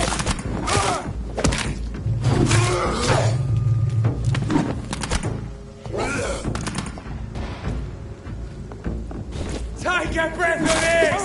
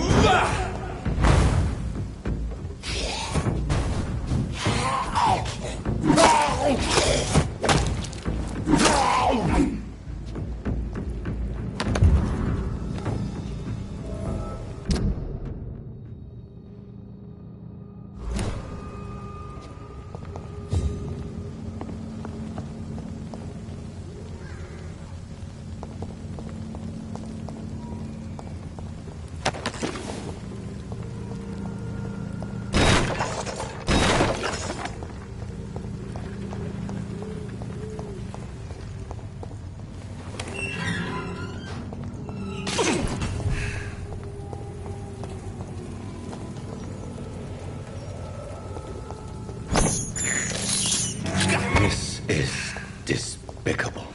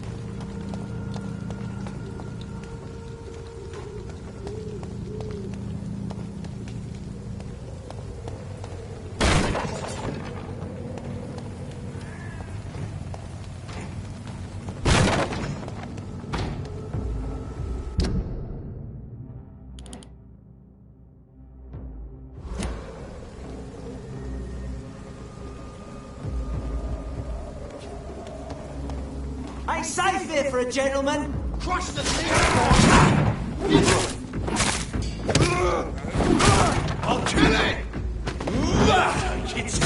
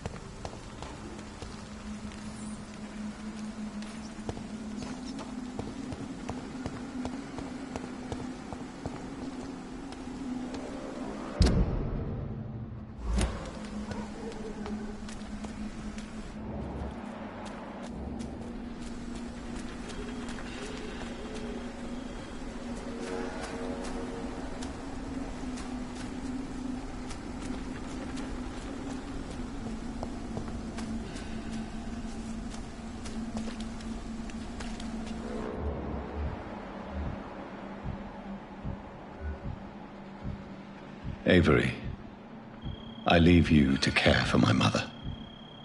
I'm in no state to comfort her. My mother would die if she were to see me in this state. I must wait. Mother, why have you come here? This is proving far worse than I imagined.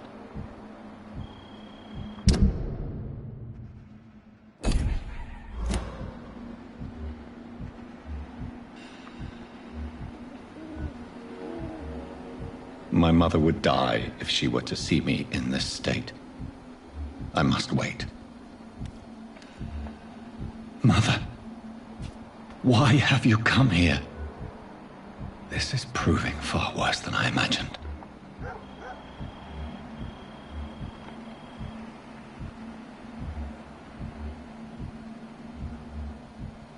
Avery, I leave you to care for my mother. I'm in no state to comfort her.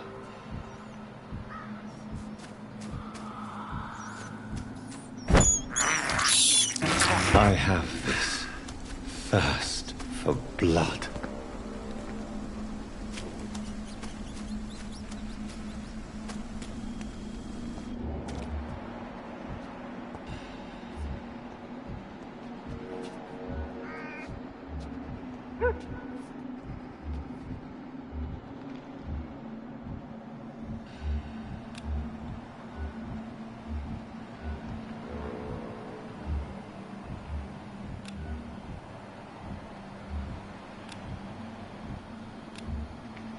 Mother, why have you come here?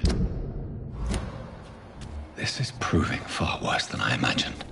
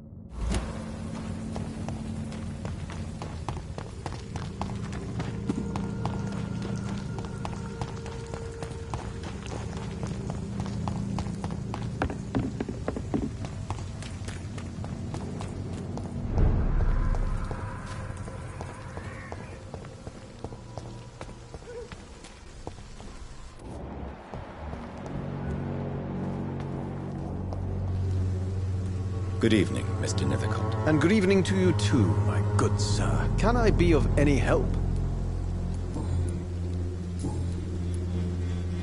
Have you recent news of Nurse Crane and her dispensary? Not at all, sir. Do you need medical attention, sir? It may be wise to let you prescribe me something. I don't feel like I should. I will see you later. I'll leave you alone, sir.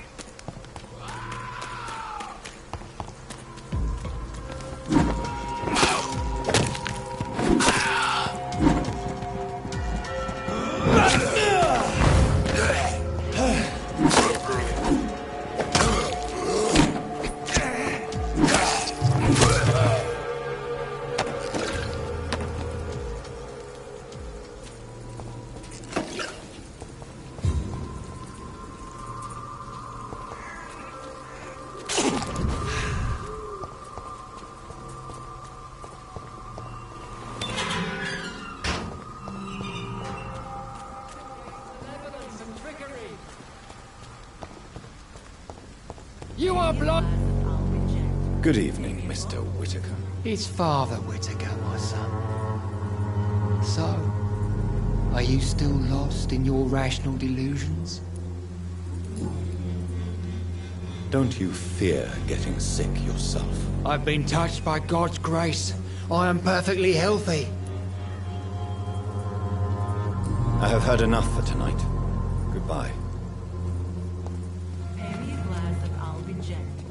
Pay me a bottle and I'll...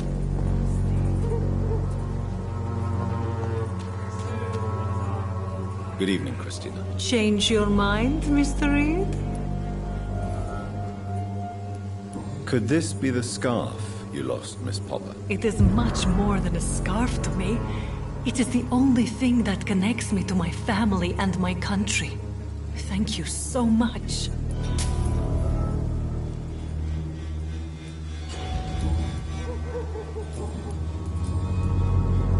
Do you need any assistance, Miss Popper? Your money is the only thing I need right now, Doctor.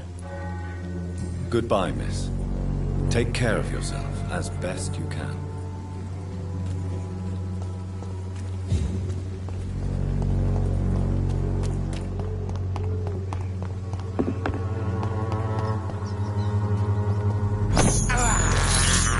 I can't believe I'm doing this.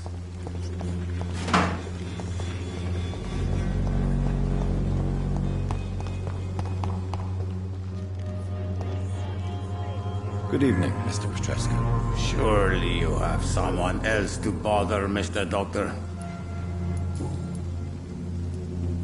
Tell me everything you know about Camellia, the mute florist. I do not believe in the afterlife, Doctor, but I'm almost convinced Camellia is an angel. She volunteered to give out our medical leaflets.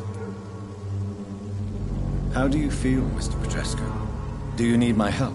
I would not even accept fresh water from you, Doctor. I don't need your help. Then I won't force you to heal. That is not how medicine works. How do you feel, Mr. Petrescu? Do you need my help? I would not even accept fresh water from you, Doctor. I don't need your help. Yes, you do. Please, take this. You'll feel better. I said I don't want anything.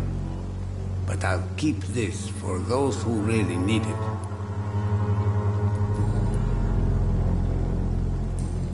Goodbye, Mr. Petrescu.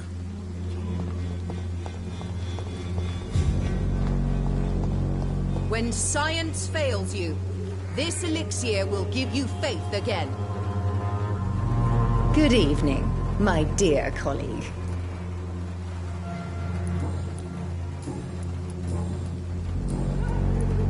I'd like to see what kind of medicine you're selling.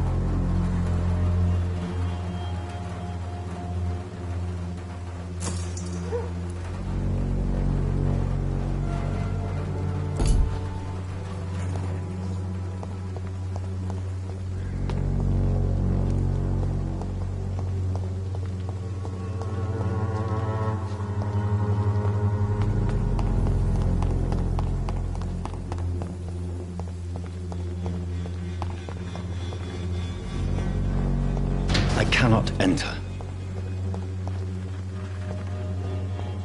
It's like I'm used to seeing death.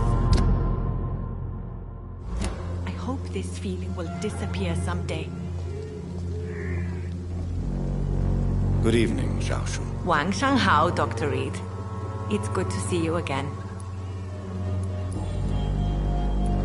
What are you doing with your time, now that you're back in Whitechapel? I've decided to help the poor and sick of the neighborhood by handing out medicine.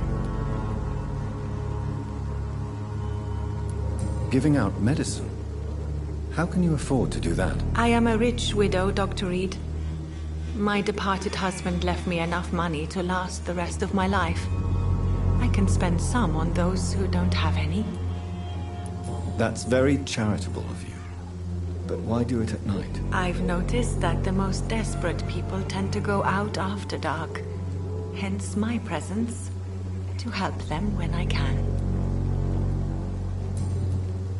Why don't you move to a better neighborhood? I thought about it, I confess. To go back to the same empty home every day still hurts me a lot. Why stay here then? I am a woman of habit, Dr. Reed. And for now, I am happier being useful in a familiar place than I would be anywhere else. How do you feel now that you're back in Whitechapel? I've decided to follow your advice, sir. I won't forget the dead, but my efforts will be for the living.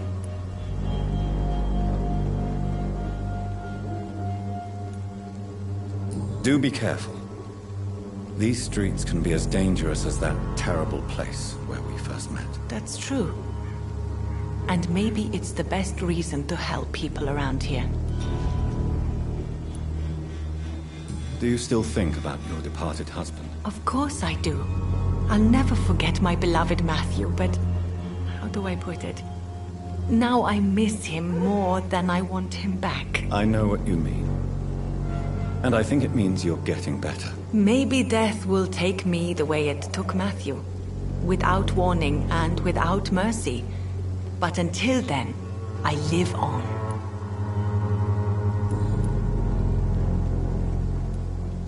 Have you recent news of Nurse Crane and her dispensary? I heard that she used to help the refugees.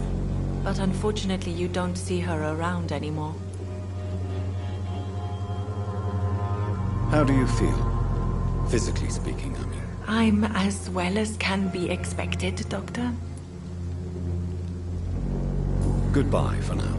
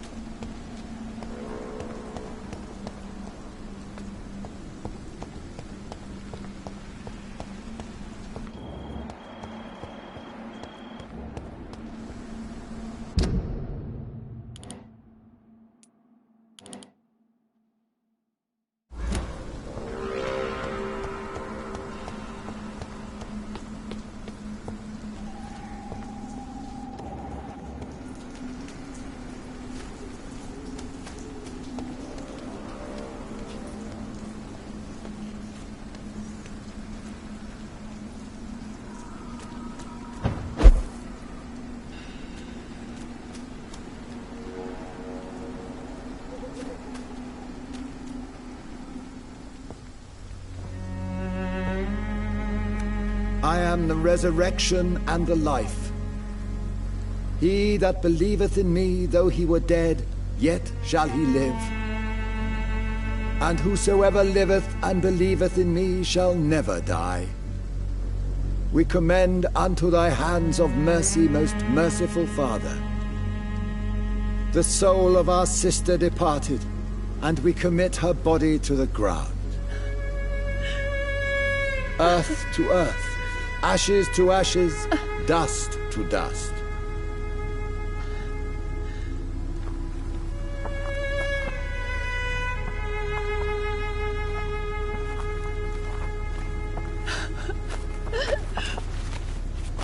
Why kill my Mary and stick her here in this cold, god-awful place? These are the legal requirements for the epidemic, madam. Oh, Avery, I feel so tired. Please take me home. Yes, madam.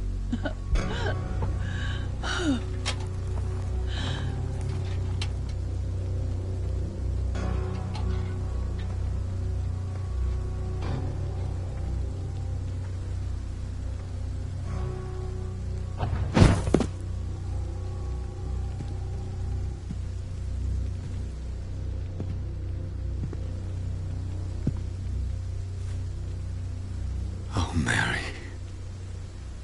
What have I done?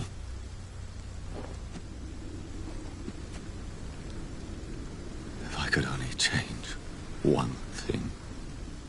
One thing. This is a nightmare. Jonathan, there is nothing you can do but accept it.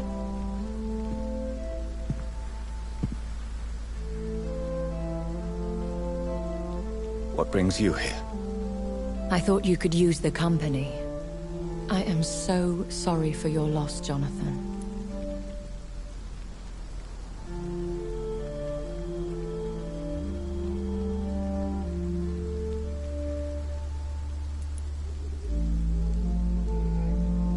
She was a good person.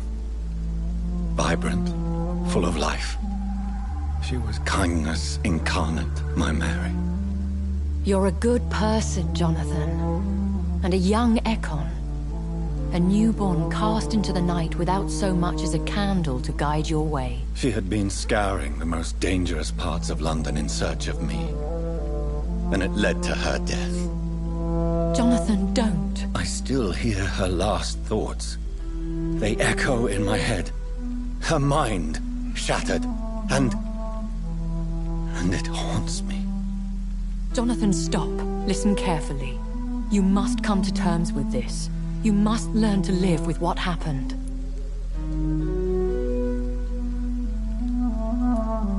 How is it possible? Tell me. Is it so easy to take a life every night, and then just smile and nod at those you spared? Don't you see? You're doing the work of our enemies, feeding your remorse. We are weakest when we grieve, and the guilt blurs our senses. And so this is why you're here. To warn me. You've felt this pain yourself. You too have endured this. I don't want to lose you, Jonathan. I've lost so many friends. Loved ones I cherished. Pray for Mary's forgiveness, if you must.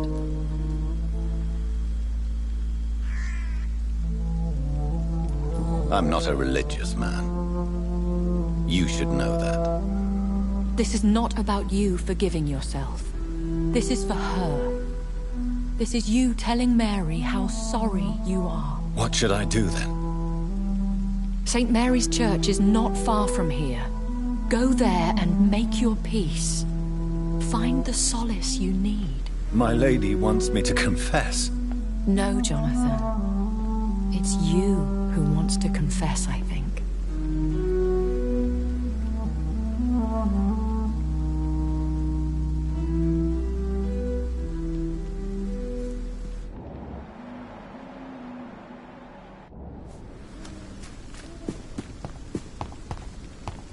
It's locked.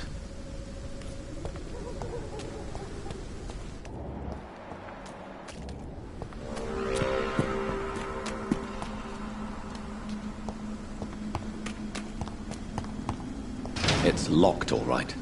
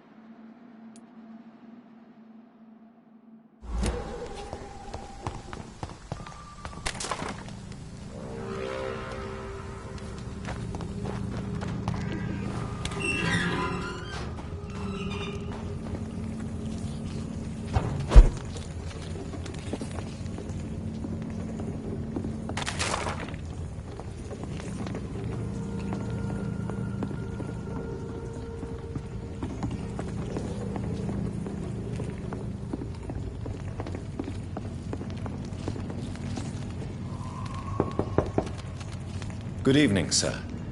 It's me again. Leave me alone, I say, whoever you are.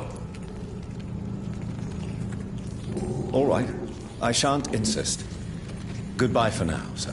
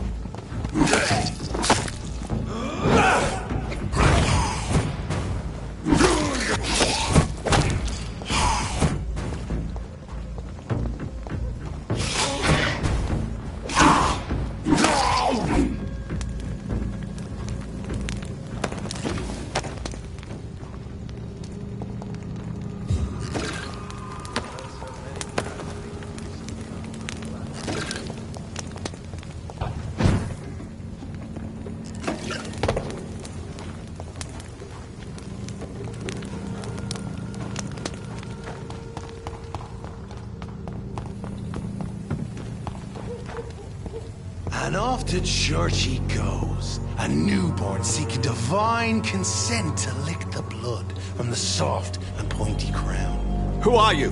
Make yourself known. Newborn, you reek of guilt and pointless compassion. Shed your skin, forget your old weaker self. What do you want from me?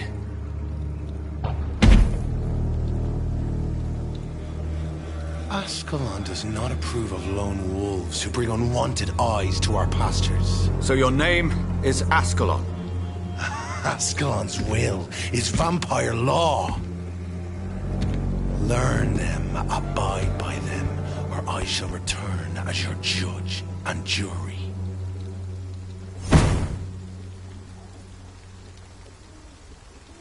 These immortals try my patience.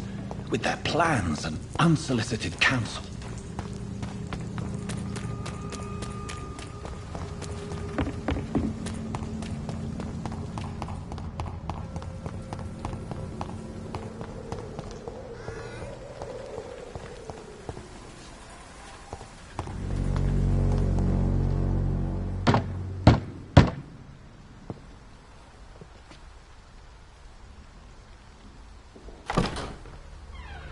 Yes? What is it that you want? I'm sorry to disturb you at such a late hour. No worries, my son. I'm still quite awake, having just returned from a funeral. Yes, I know. I've forgotten what I wanted. I don't know.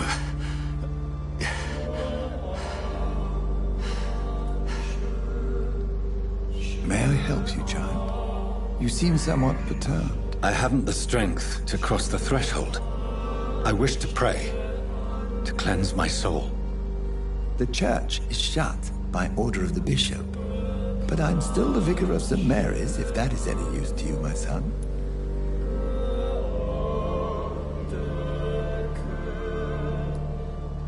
You seem to me a good soul, Vicar.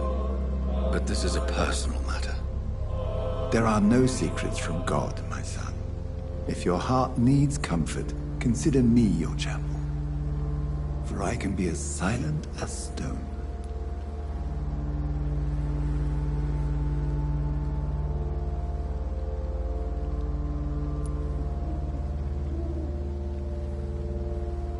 I've words for one departed. They're not for living ears to hear. Your eyes burn with rage, yet I see the pain that lies beyond. I am here to lighten the burden of all God's creatures. Whatever you tell me is between us and the Lord. Very well, priest, as you seem quite adamant. Open your heart, my son. Tell me what burdens you. With whom do you wish to speak?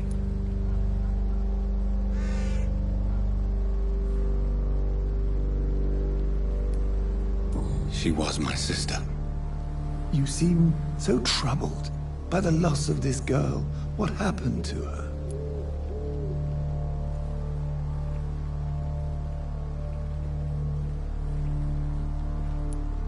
She was murdered. I see. And how are you feeling, my son?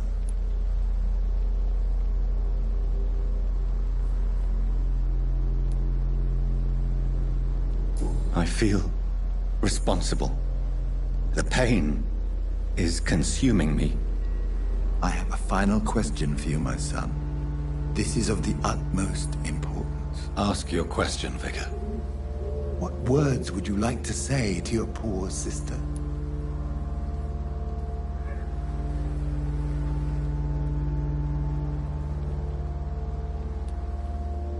I'm so sorry, Mary. I promise to find who is responsible for all this. I'll put an end to this horror. You have been heard, my son, and your burden will lighten if your words are sincere. Go in peace now, and live your life in the way she would have wanted.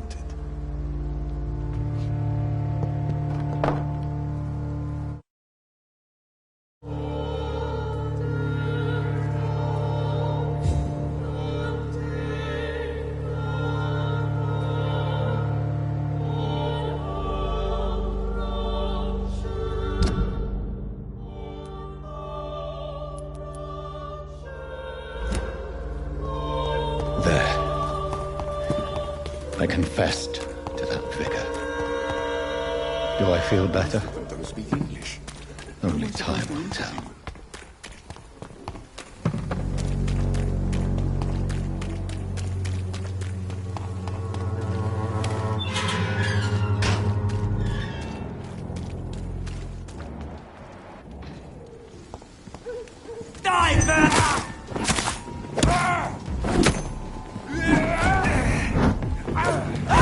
Filthy murdering bastard! God! Remember your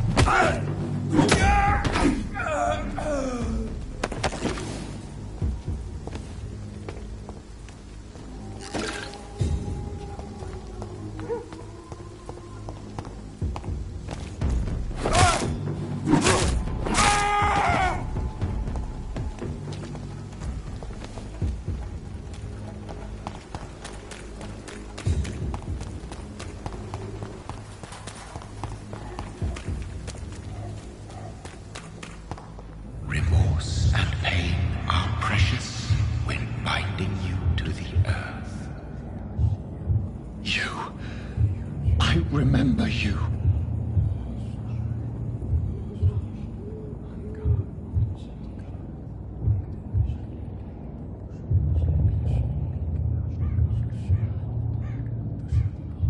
Fear, be gone. I would harm no child of my making. This is your doing. You made me. Made me this creature. What are you? I am the land. You are our champion.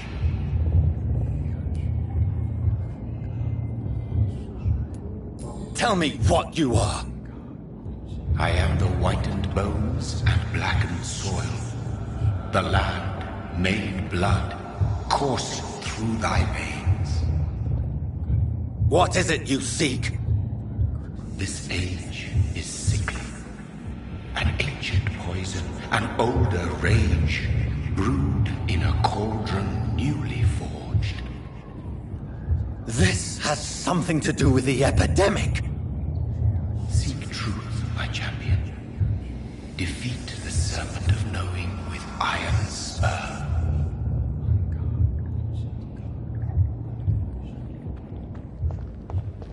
I've had enough of others making decisions for me, pretending to know how I should feel or behave. So the vampire who made me is some sort of disembodied entity? Or was he just projecting this vision in my mind? Maybe Edgar can help me with this one.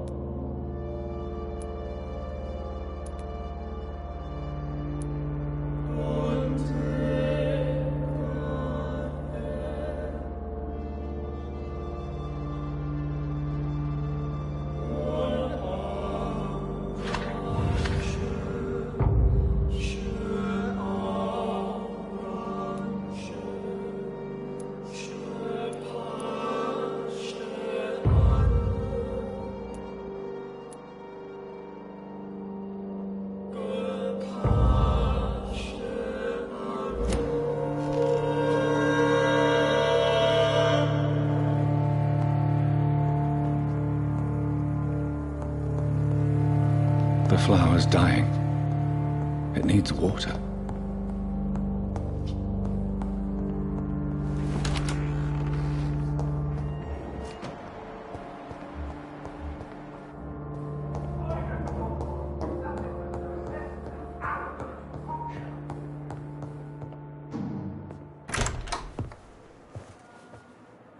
God protect us. You've got a leech in the hospital. Yes, my hospital. My mission is to heal while you go about warring. You've set the table for a snake. I wonder why there's venom in your food. I'm growing tired of your song. You're a woodsman, McCallum, not a doctor. Return to your hunt. Remember, I've a good nose for machinations. I can flare the scent at a mile. You can't hide from the god. Leave him, Jonathan. This is sacred ground. Neutral territory. And I just had the carpet cleaned.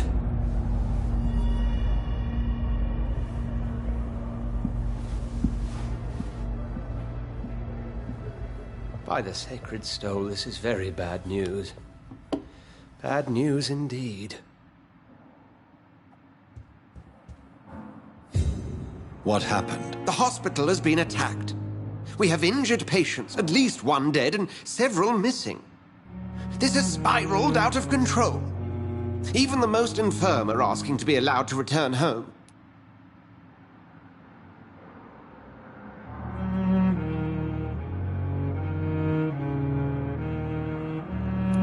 Are you worried about the situation or your reputation?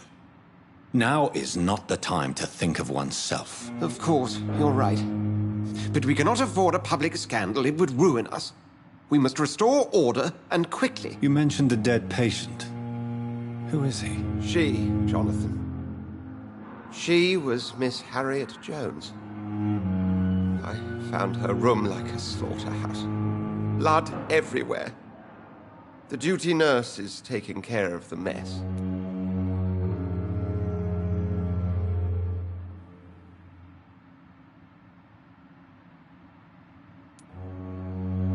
Very well. I'll help you. I know this place means something to you. I have noticed how you suppress your appetite when around the staff and patients. You need to know you can trust me, Edgar. I do, dear fellow, I do. Please then, tell me. Sean Hampton, the man we thought we'd saved at the docks. It seems he was infected after all. So Hampton became more beast than man? Exactly. And now Guard of Prewen suspects the hospital of vampire activity. Do you realize what that could mean for us?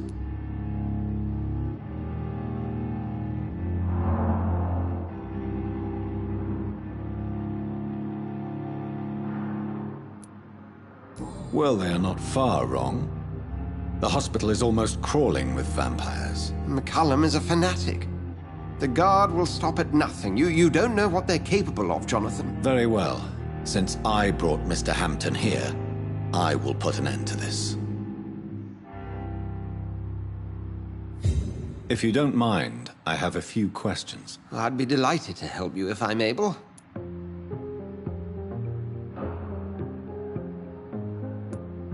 I recently tried to enter a church. It has been a very unpleasant experience. The Brotherhood's research on the matter of faith and vampirism has proved somewhat insubstantial, to say the least.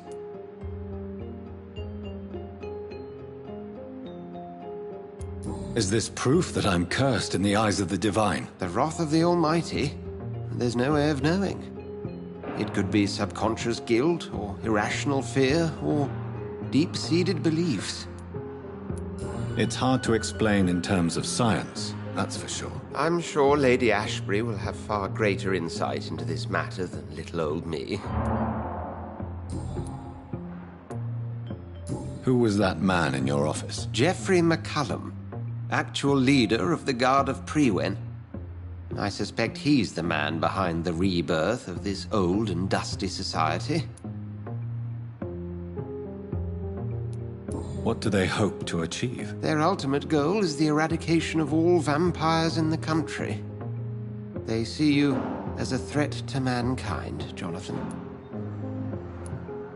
They know I'm here now, don't they? I can guarantee one thing. The Guard of Prewen would never dare to attack the hospital while I'm in charge here.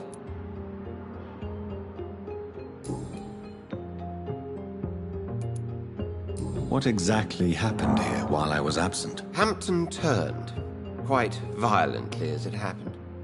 Lurking about, attacked Miss Jones. To say he created quite a commotion would be an understatement.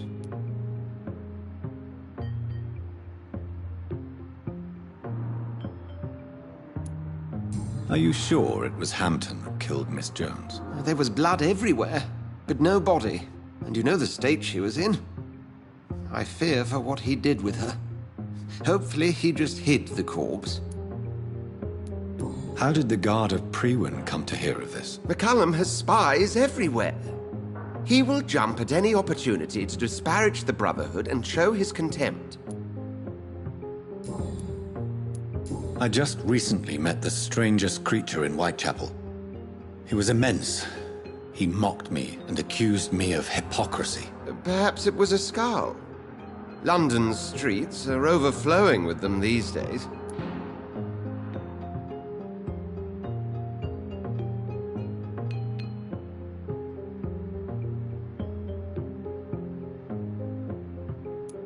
He was observing me with the obvious intent to do me harm. His very presence evoked a palpable sense of menace. You need to be careful, Jonathan. You've no idea what this creature really is. It was a vampire, all right. But what kind, I'm not sure. He was large and very fast. If you find anything more about this creature, the Brotherhood would greatly appreciate any information you could spare.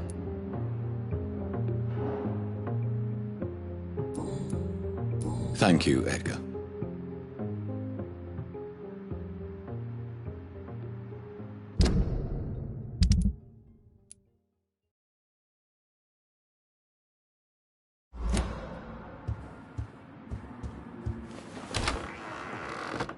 Sean Hampton lives and breathes for the well-being of his flock. There's no other place he would go but the docks.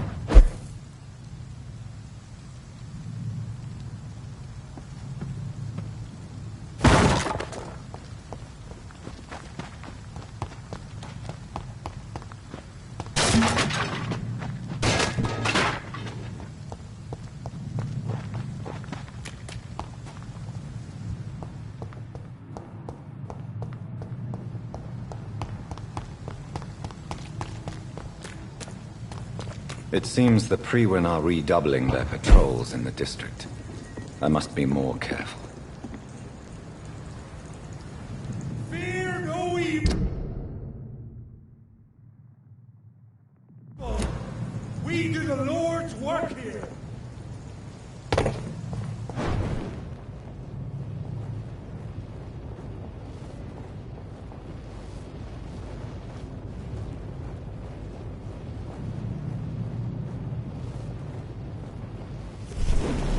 Steady, boys, we've got one of them.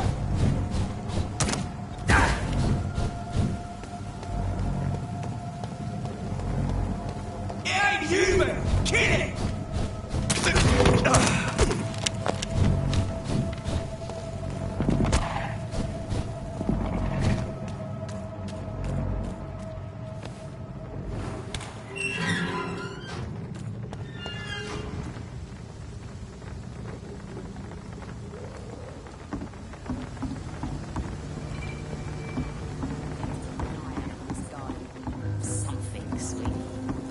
My guess is they're recruiting for me. You again. What do you want?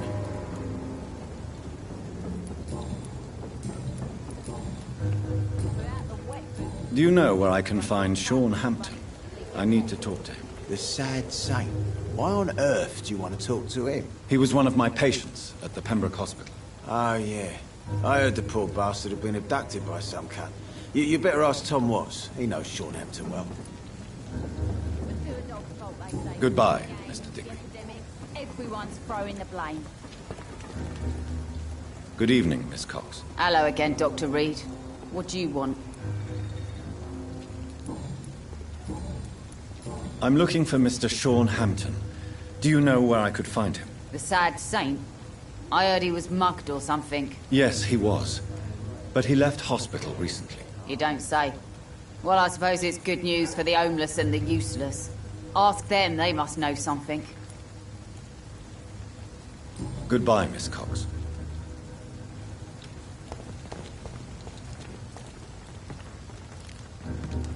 The sewer dog's fault, they say. Then the gang, the epidemic, everyone's throwing the blame.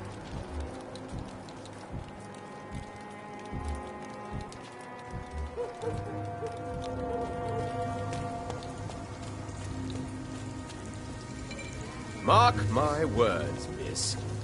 These murders are the work Not a drop of blood left in his body. This is the work of a vampire. I'm a tracker of these creatures. A vampire hunter. You best be off to your hunting then. For if the sewer dog is back, and hunting all these poor folk, he needs to catch him. A sewer dog? What's it look like? It's an old story. A monster. Good evening, daggers Mr. for Delaney. teeth and What? icicles. Ah, you're that doctor. I'm looking for Mr. Sean Hampton. Do you know where I could find him? I really don't know. I heard he'd been abducted. I don't know if he's back. Who could tell me then? About the sad saint. I'll try asking Tom Watts about him. Goodbye, Mr. Delaney. Welcome back, Doctor. What can I do for you? Tom, I need to find Sean Hampton as quickly as possible. I've been told you could help me. I heard the sad saint was recovering at Pembroke Hospital. Did he leave or something?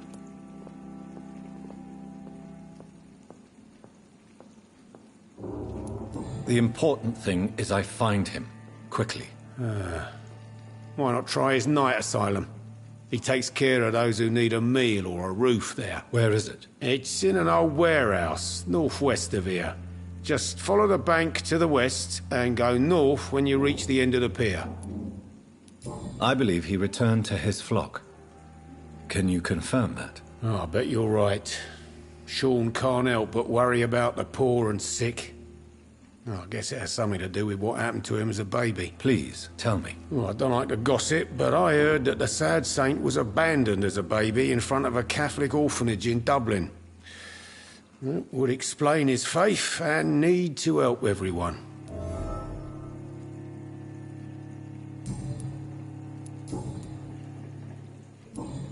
Goodbye, Mr. Watts.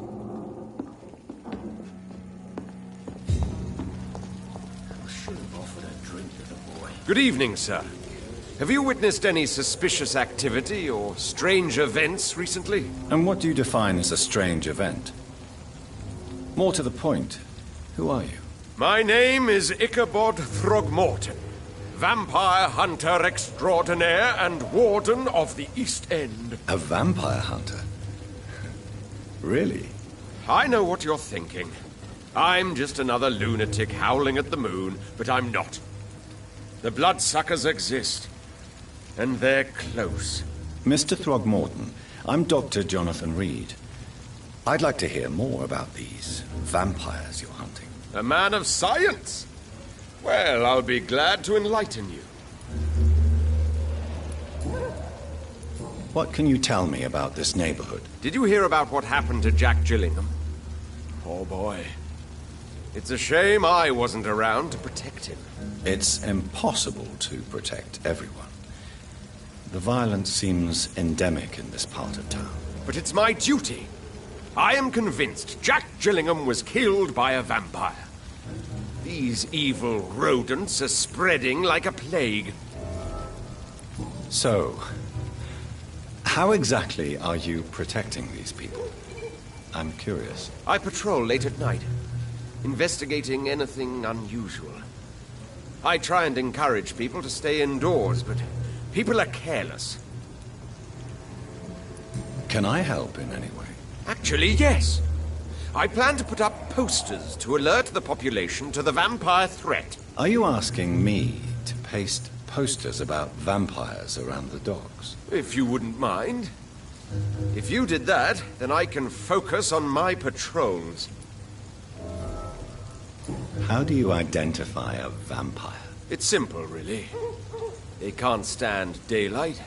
They're afraid of garlic and holy symbols. They also cannot enter a house without being invited.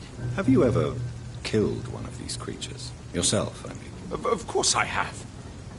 What kind of question is that? It's a dirty business, believe me.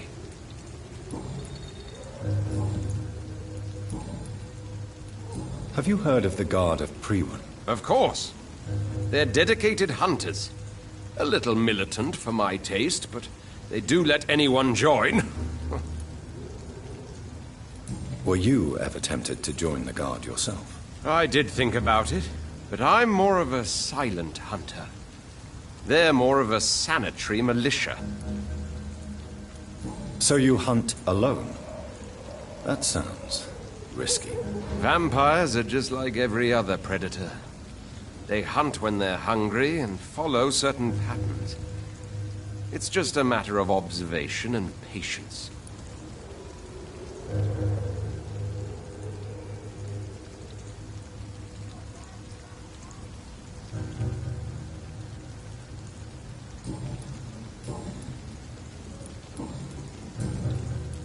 I'm looking for Sean Hampton.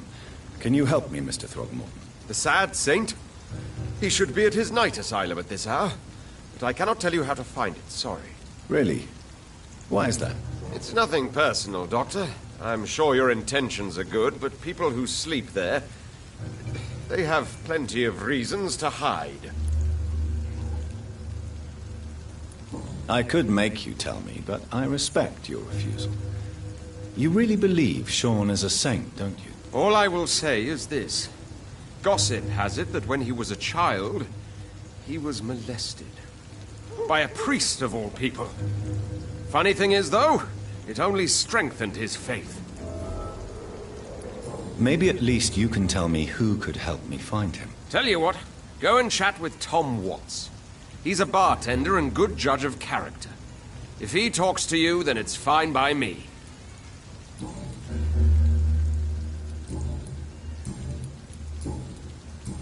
Goodbye, and good hunting, Mr. Throgmorton.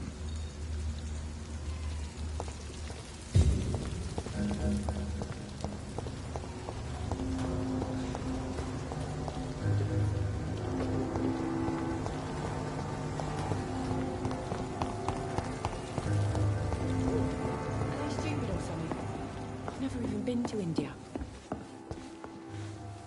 You still working at this hour? That's what I call dedication.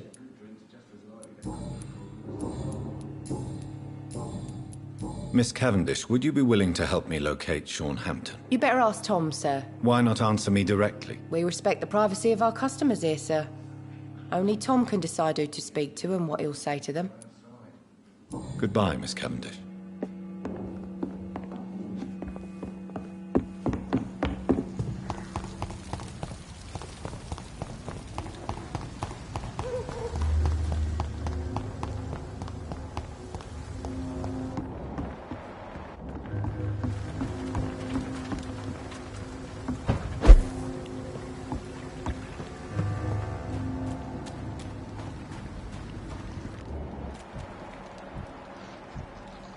Steady, boys! We've got one of them here!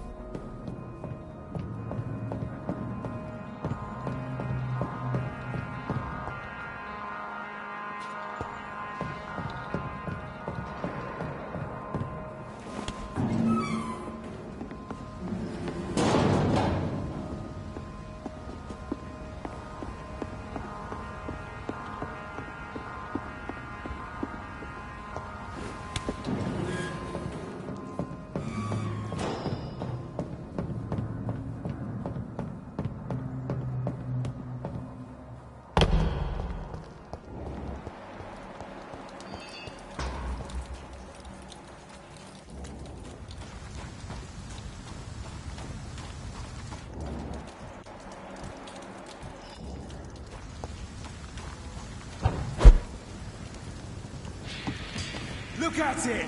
Vicious bugger!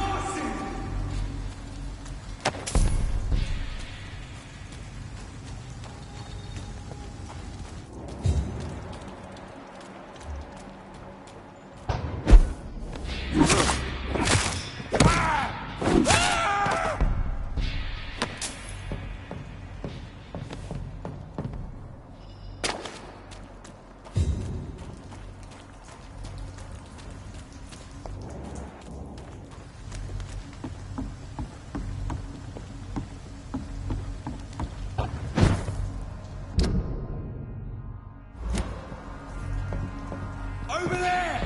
There's one of them burning!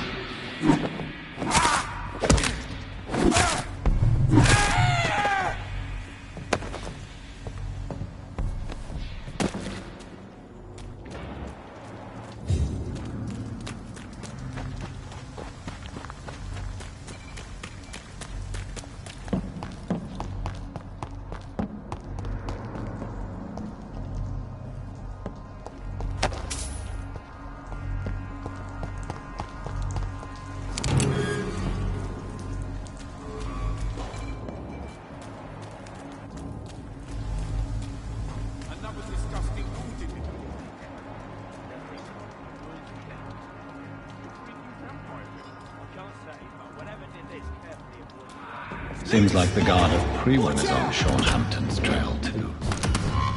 You leech! Hit him down!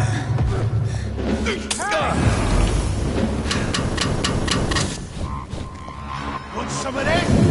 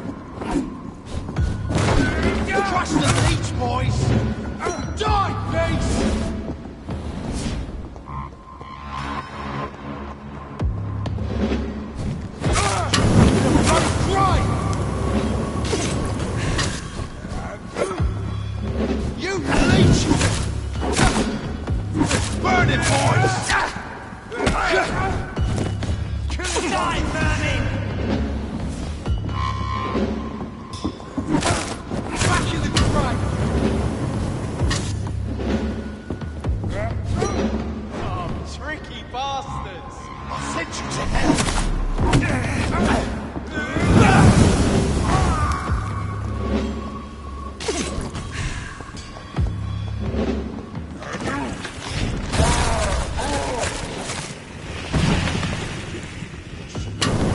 Bloody Christ! Burn it, boys! Die, Manny!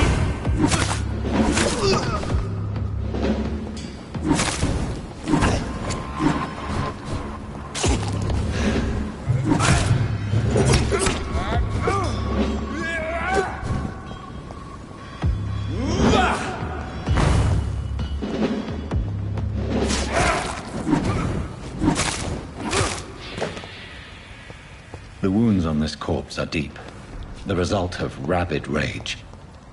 If this is Sean's doing, he's become a murderous beast.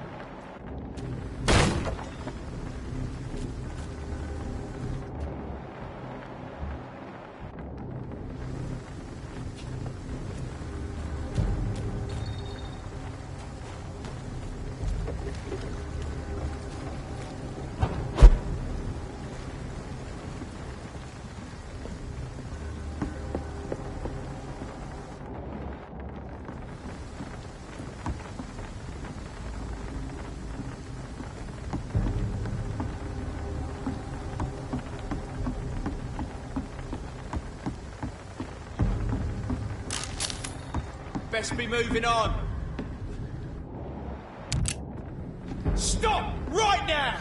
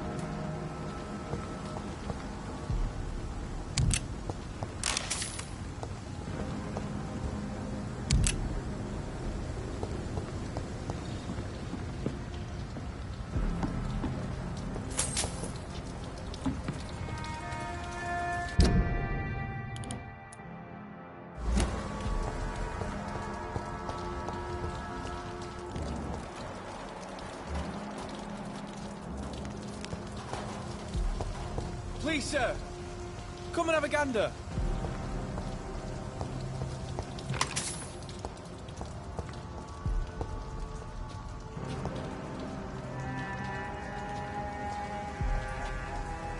Good evening. I'm Dr. Reed. Do you need any help? Rest assured, I will help you, sir. Martin Nightingale, at your service. Please, take a look at my wares. Ha! Your merchandise. I don't really see anything worth having. No offense. None taken, sir. But please, I need to eat.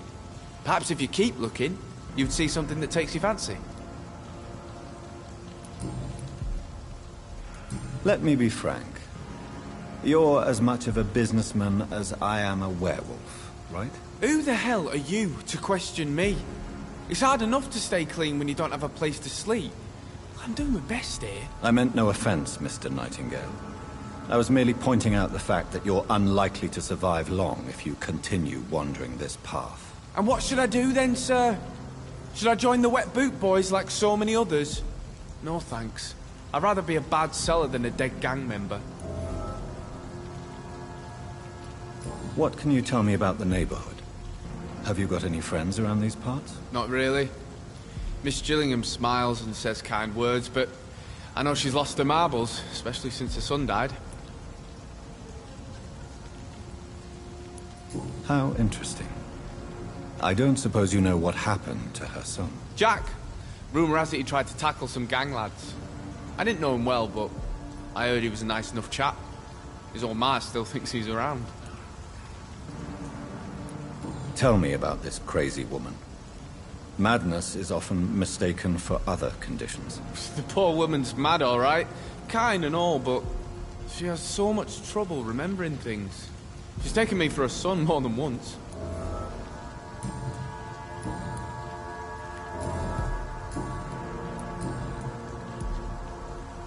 Why not try seeking help instead of peddling your wares? I'm sure there are people around here that would gladly help. There's always the night asylum. I heard it's run by a very nice man, but I'm no beggar. Not yet, at least. There is no shame in asking for help, my boy. Sometimes it can even be the best course of action. I don't feel okay with that. I'm gonna make a name for myself, and I'll do it by myself. I'm looking for Sean Hampton. Can you help me? He's a caretaker for the poor, is he not? Something like that, yes. Sorry, I don't know where he is. Show me what you have to offer then, Mr. Nightingale.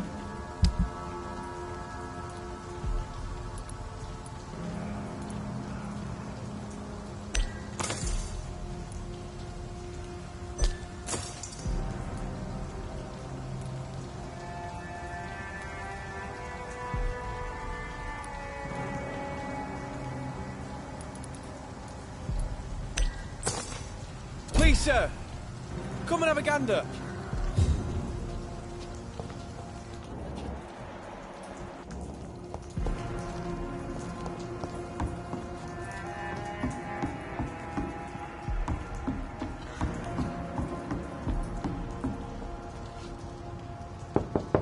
Something that'll strike you. Good evening, miss. I'm Dr. Jonathan Reed. May I come in? I already took my medication, Doctor. But thank you. I'm sorry. Your medication? Have we met before? Don't tease me like that, Jack. Sorry, what? I think I should come in, miss. I'd like to check if everything is okay, what with the epidemic spreading across London. An epidemic, you say? How terrible. I had no idea. But where are my manners? Please do come in, Doctor. You are a doctor, yes?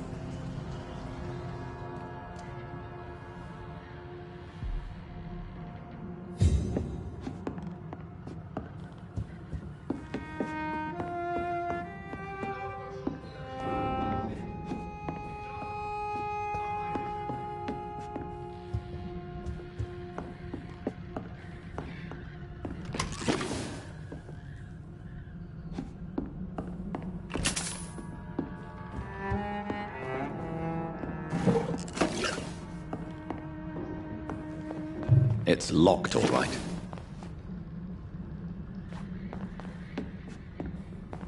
It's locked.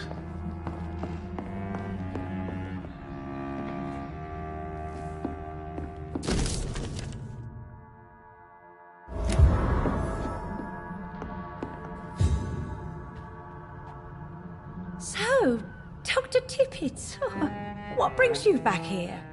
I heard whispers you had a job at that fancy hospital. I told you my name is Jonathan Reed. Don't you remember? Of course I do. I remember my name too. Gillingham. But you may call me Enid, Doctor. I'm very happy to see you again. What can you tell me about this part of town? Oh no, I don't gossip. That would be most unbecoming of a lady such as myself. Who are the more influential figures on the docks? Well, I heard about some terrible illness going around. I would say in that case that it's you, Dr. Tippett. Is anyone taking care of you, Miss Gillingham? My son is always here to take care of me. He's a good boy like that, but I do worry that he needs to start living his own life. I would never say that to him, of course.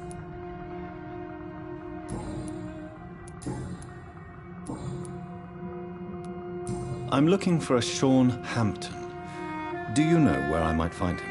Sean Hampton, you say? Oh, the name does seem vaguely familiar, but alas, I cannot recall from where. Do you require medical attention, miss? I'm glad you asked, Dr. Tippett. I must confess I haven't felt that well of late. I'll try my best. Here, take this. And please, try to get some rest. Thank you, Doctor. Thank you very much. Goodbye, Miss Gillingham.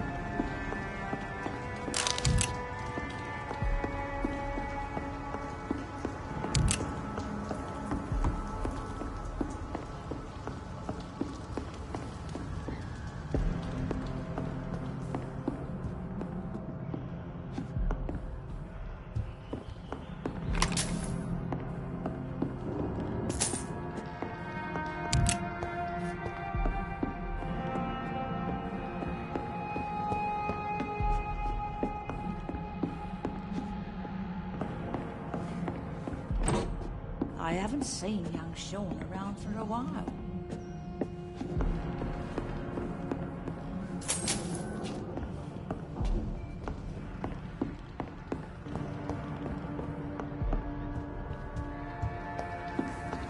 Please, sir. Come and have a gander.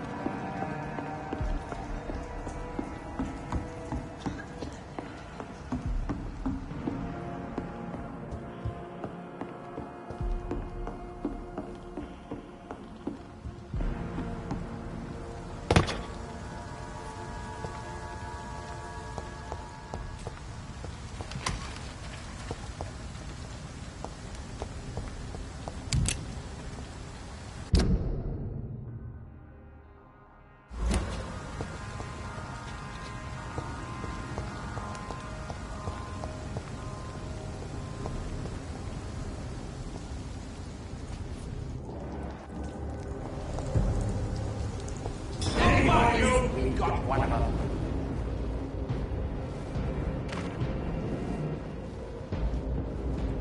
The beast must die!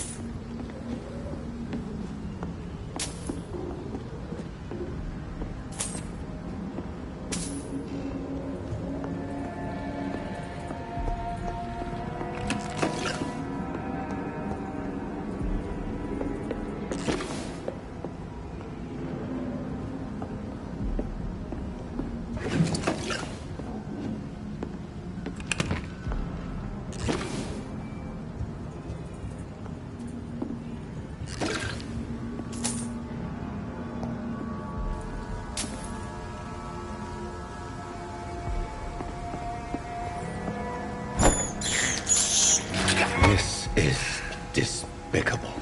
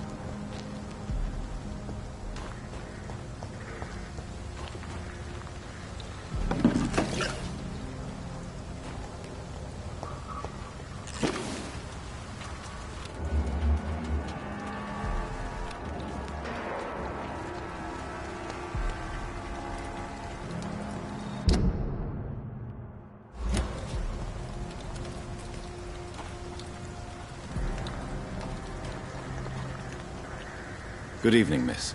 I'm Dr. Jonathan Reed. May I have your attention for a minute? Good evening, sir. My name is Giselle Paxton, but I don't have time for men like you. Have we met before? No, but I just need to look at your fancy clothes to know that you must be desperate to visit the docks at night. That's quite judgmental of you. Sir, I've led enough strikes when I had a job to identify you as an enemy of the working class. I'm looking for Sean Hampton. Can you help me? What is it you want? Does he owe you money? Has he displeased your Royal Highness? I'm no snitch, Mr. Fancy Pants. May I ask what you do for a living? I'm killing myself scraping for a living. And you? Have you ever had to struggle in your entire life? As I told you, I'm a doctor. You have to work a lot to earn that title. Oh, a doctor. Born with money in a nice house, were we? Was Daddy a banker or a doctor himself? Why such hatred? Are you judging me by my clothes and my job? Of course I am. Fuck, you're so blind. You don't even see your privilege. Lazy people like you disgust me. What can you tell me about this vicinity? Tell you what, just spend a few weeks here, and then ask me that question again. If you're still alive, I mean. You don't know me, Miss Paxton, and yet you see me as an enemy. Oh, your manners, your clothes, your words tell me everything about you, sir. I know your kind, and you don't belong here.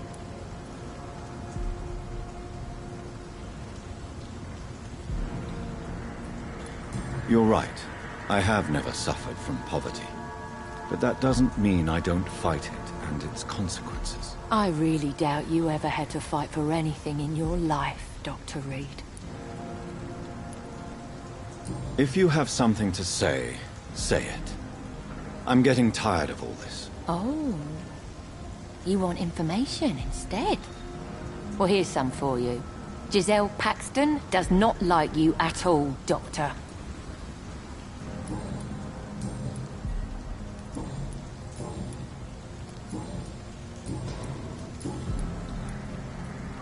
You speak of strikes and class enemy.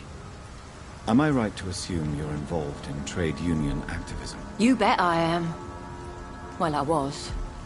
Nowadays, I'm just another worker blacklisted by the big companies. You lost your job because of your beliefs. Those bastards really hate a worker who refuses slave wages and unsafe conditions, especially when it's a woman. Isn't the whole point of trade unions to help workers in need?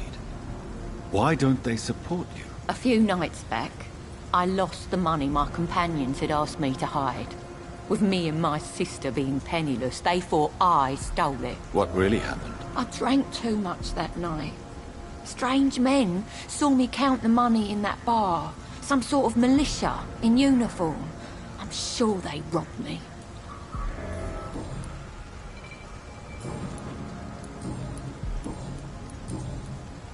Do you need medical help, Miss Paxton? No, thank you. Well, I'll leave you for now. Goodbye, Miss Paxton.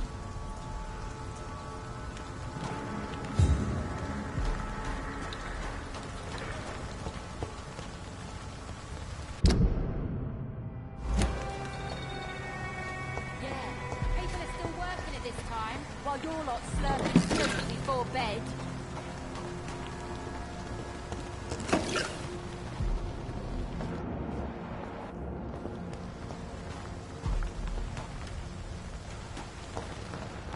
It's locked, all right. It's locked.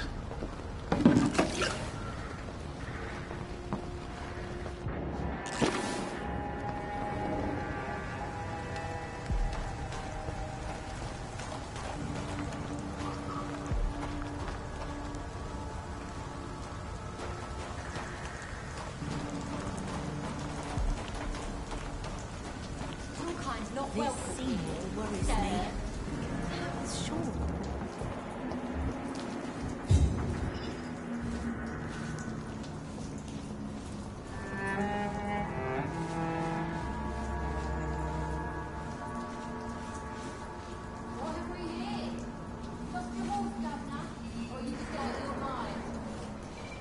Hope Giselle will pull through.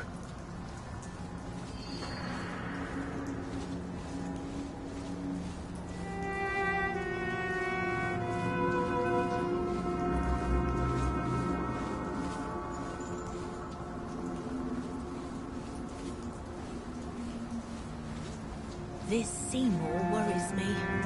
Perhaps Sean knows something about him.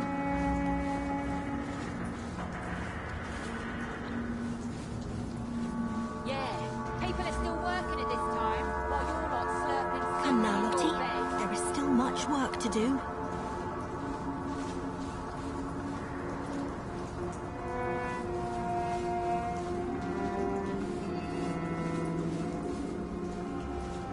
What have we here?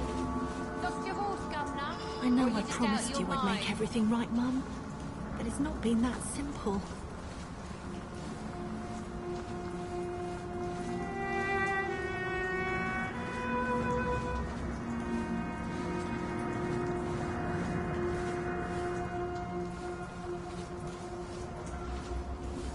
Hope Giselle will pull through.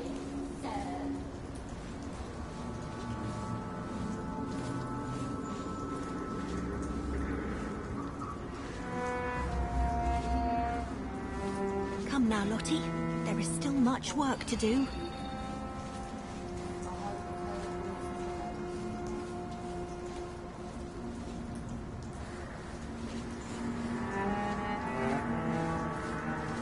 This Seymour worries me. Perhaps Sean knows something about him.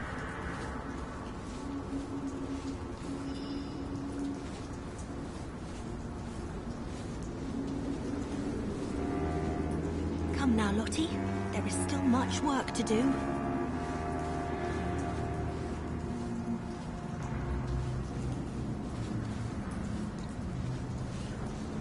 Yeah, people are still working at this time, while you're lot slurping soup before bed. I hope Giselle will pull through.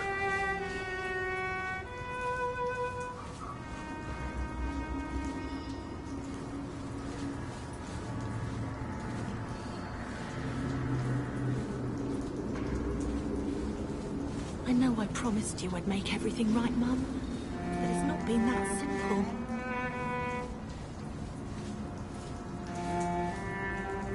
Good evening, miss. I'm Dr. Jonathan Reed. Can I help you? A fancy doctor lurking at night by the docks? Not fishy at all. And what about you? Working outside at night in this dangerous part of town? You want to know my secret? I'm trying to earn money. And I'm Lottie Paxton, by the way. Is it not dangerous to work here at night? As long as I have good legs, I can run away from trouble. The sad saint now provides me and my sister a bed and a roof. I don't want to lose that. Are you homeless, Miss Paxton? Mr. Hampton's night asylum is our new home now. It's a safe place for me and my sister. What can you tell me about the sad saint? It's just the nickname of Sean Hampton, the sad saint of the East End. He gave me shelter, and he's not always sad. What can you tell me about this place? How are things here? It may be okay for a strong girl like me, but a dandy doctor from the city like yourself, you better watch your back, Mr. Reed. You really think I should go back to a safer place, miss? No. I think you had better stay and help as many people as you can. Just avoid the wet boot boys. Those bastards are worse than the epidemic. Which local dangers must I avoid? Well, the gangs, the thieves, the drunks, the jobless. A man with your fancy clothes will attract a lot of attention. Well, I am not someone so easily intimidated. Glad to hear that. And if you get into trouble, you can always seek help at Sean Hampton's shelter. No one would dare to be violent there.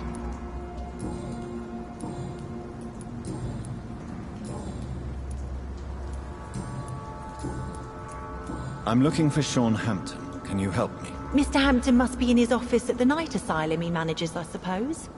Why do you want to see him? He was a patient of mine at the Pembroke Hospital, but he left abruptly. I see. Well, Mr. Hampton is a discreet and dedicated man. I'm sure you'll find him soon enough. Do you need my medical attention, Miss Paxton? I'm fine, Dr. Reed.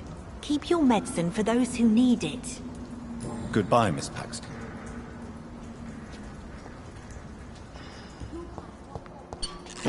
This Seymour worries me. Perhaps Sean knows something about him.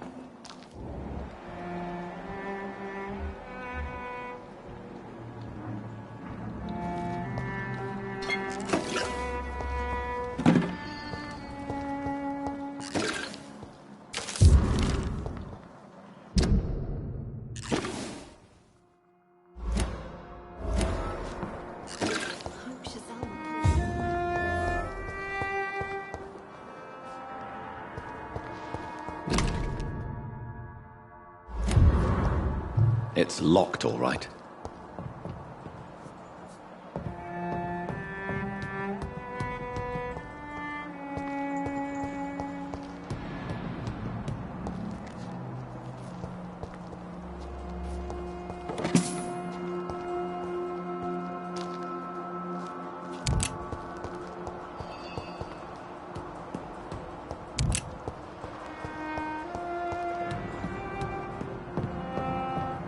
I cannot enter.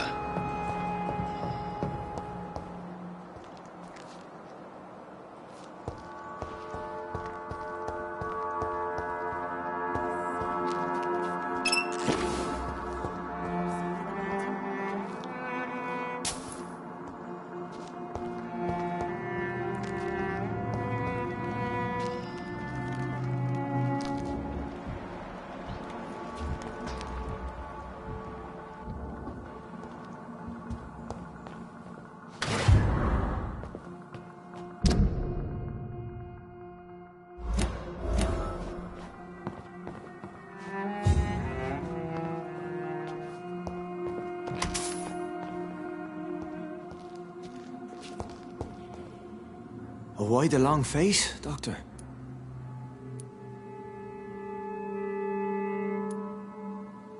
It looks like we both have changed a lot. I must confess, it saddens me, Sean. Put your faith in the Lord, Doctor. He has a plan for all of us. We may not always see it, but he does. Since you left Pembroke, the amount of blood that has been shed, it's hard to believe you, Sean. Ask what you will. As the Lord is my shepherd, I will not speak a lie to you.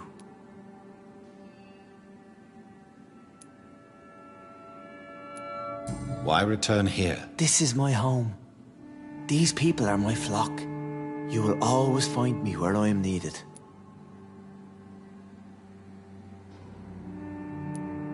And what about William Bishop? He tried to take care of you.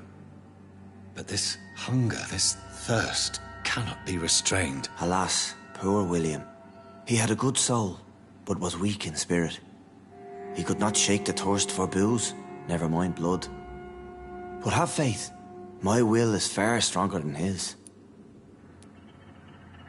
Wonders never cease. Skal managing an asylum. And what of you? A vampire doctor? Meals laid out before you. Yet you restrain? Aren't you afraid of what you've become? We are blessed, Doctor. Can't you see it? The Lord has made us able to walk amongst the plague and aid those that need it.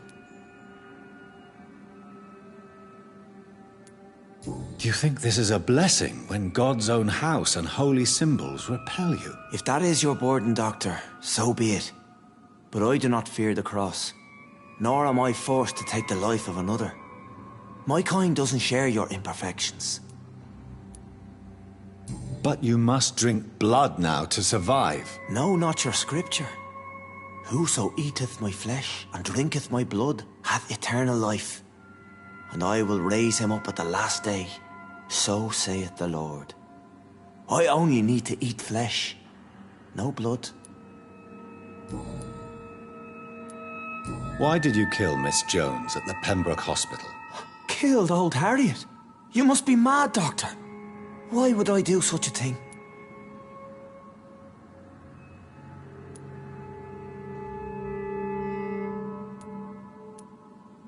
So you claim Miss Jones' death was not by your hand, nor the other incidents at Pembroke? Though Harriet was an angry, spiteful woman, she was one of God's creatures. I have nothing but love for all he has made. But you were close to her. Of course. But she was lost, separated from the fold. She did not see the hand of the divine in my blessed condition. People have been murdered. I've seen the blood. I don't believe you can be trusted. Have a little faith, Doctor. If you will follow, I will guide you to the light. How do you plan to do that? Take this key of the old sewers. The entrance is by the riverbank, south from here. There you'll find all the proof you need.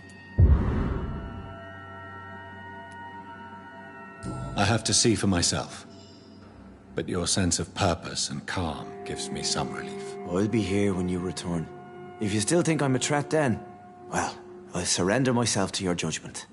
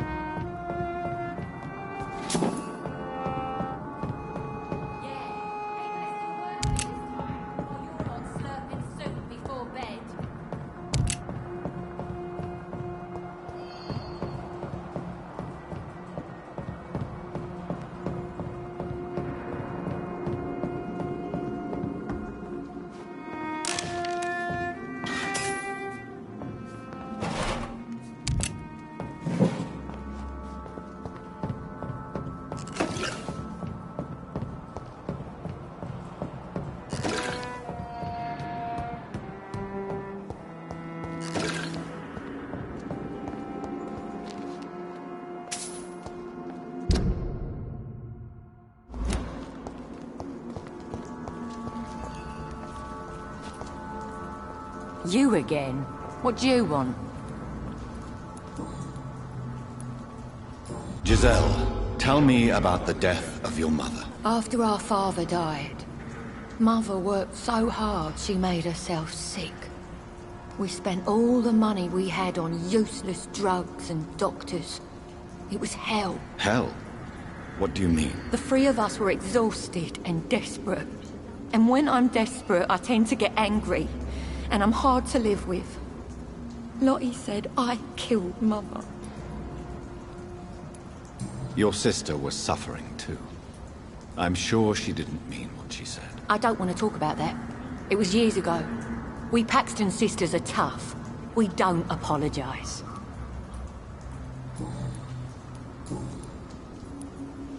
Giselle, I know you sleep at Hampton's shelter. What can you tell me about him? He provided a roof for me and my sister. I am grateful, of course.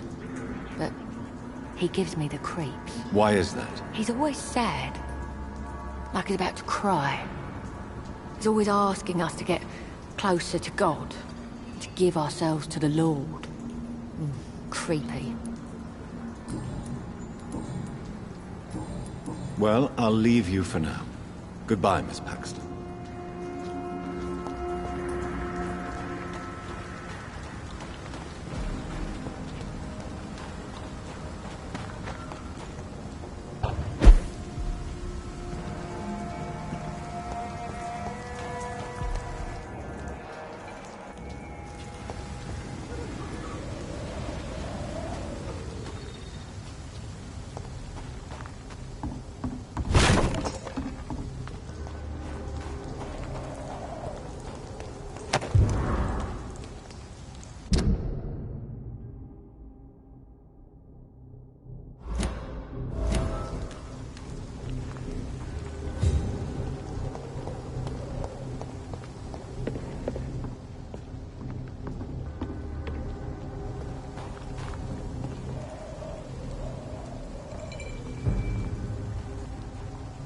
This is not the place for you, sir. Stay away!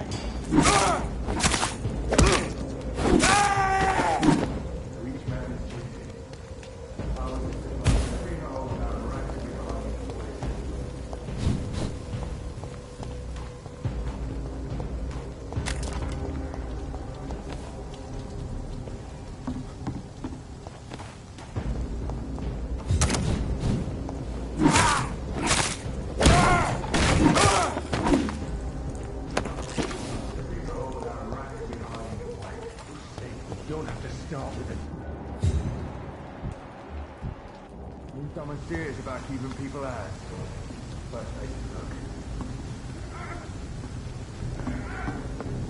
This could be the public house Giselle Paxton mentioned. I should investigate further.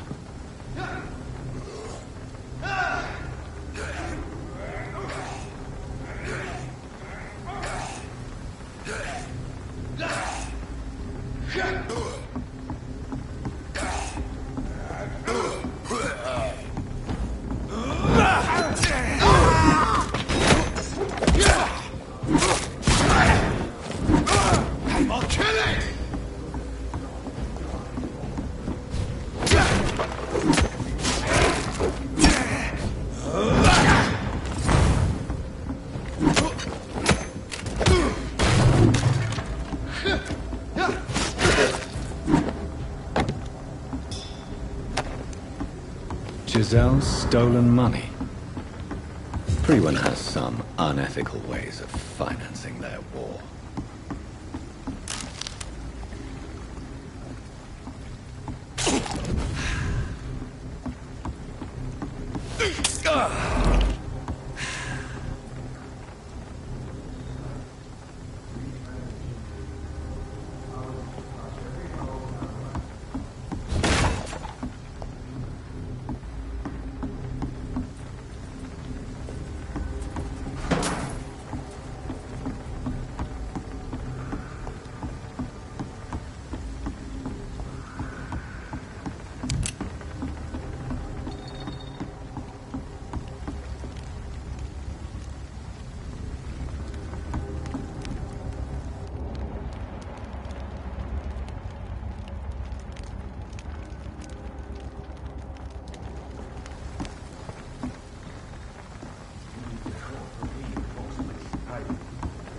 man his duty. Ours is to flush every hole without rank behind me. You don't have to stop the darkest hole first. It's the...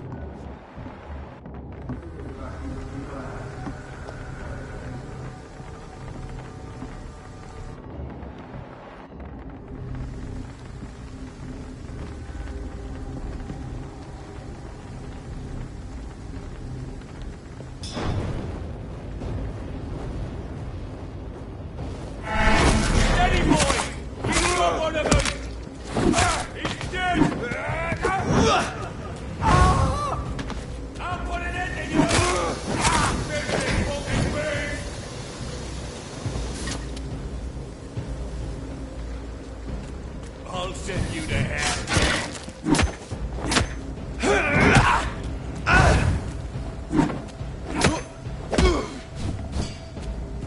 Die, beast! You're mine!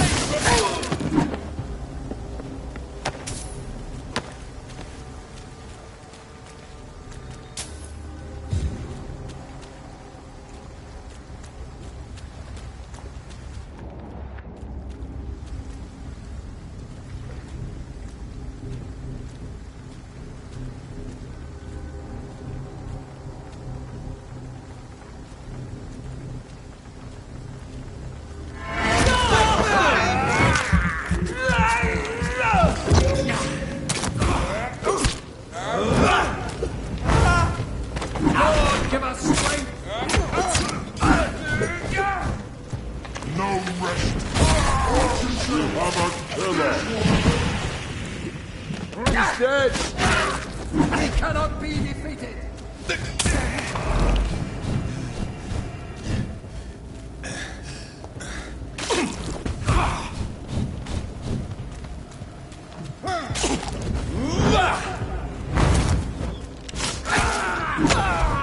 Filthy piece of shit!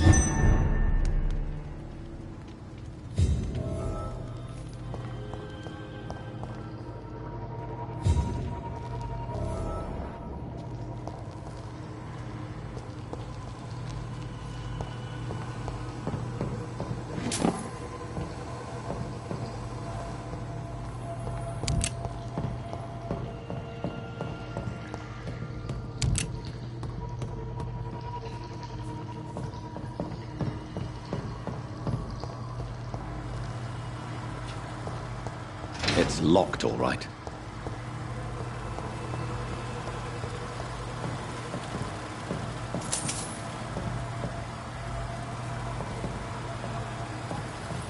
That doesn't work.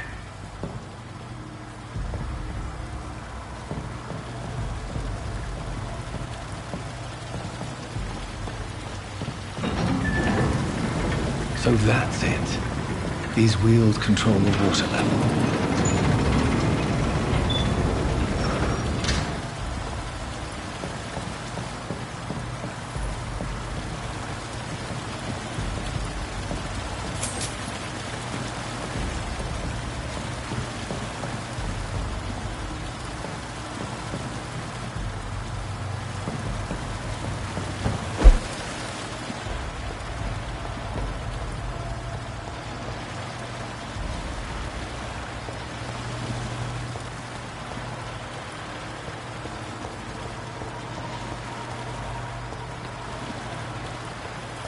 gate should shut properly now.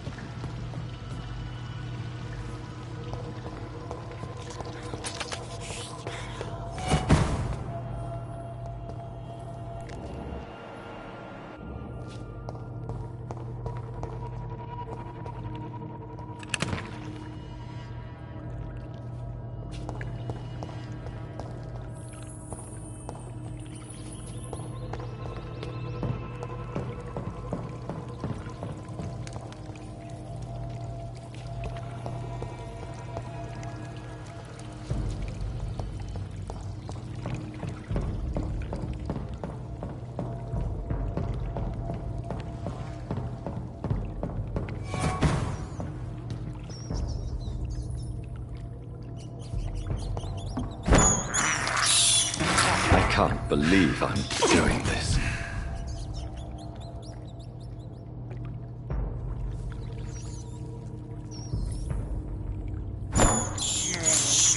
I have this thirst for blood.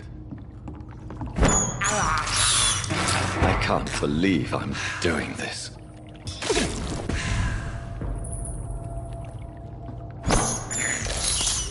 I have this thirst for blood.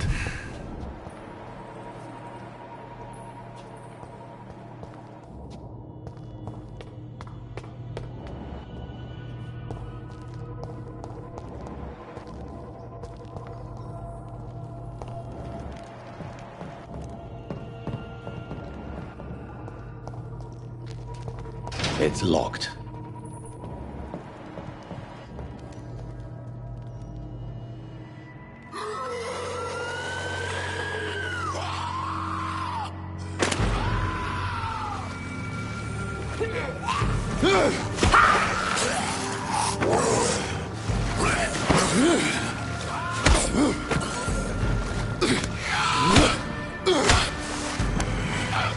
These maggots have escaped the wrath of Ascalon for too long. It is time to purge the sewers of their filth. You again! The one they call the sewer dog. Hold your tongue, newborn, or I'll crush you like a maggot. You've let the beast consume you. Finally! A touch of lucidity. So learn to respect the laws of Ascalon!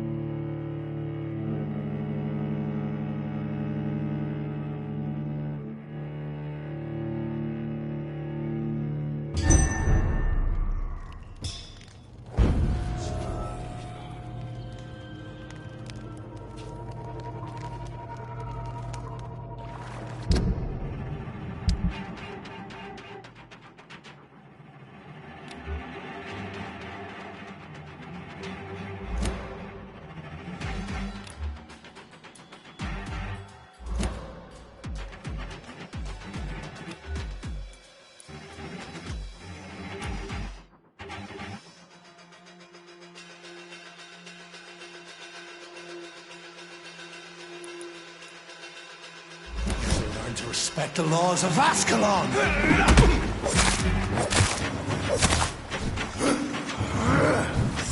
Infernal Banshee, the hand that crushes all!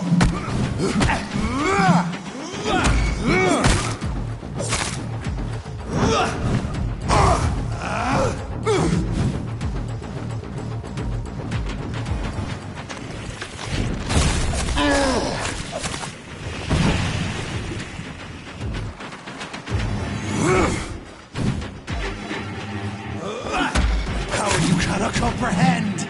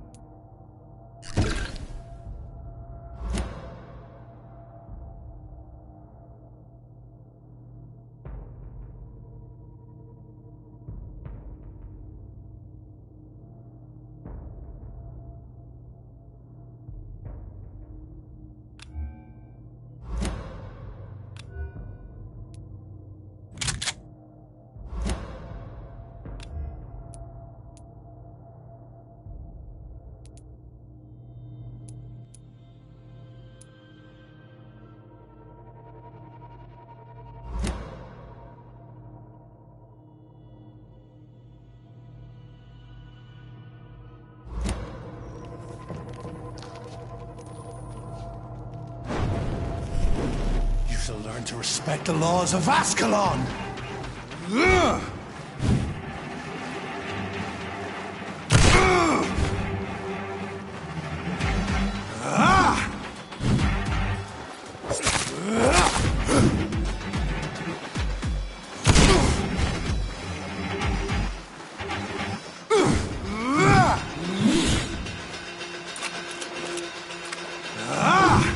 With power you cannot comprehend!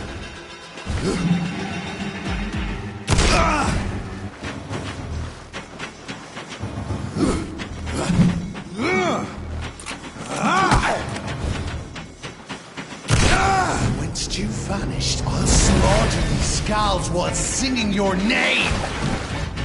Foolish Ekon! Infernal Banshee, the hand that crushes all!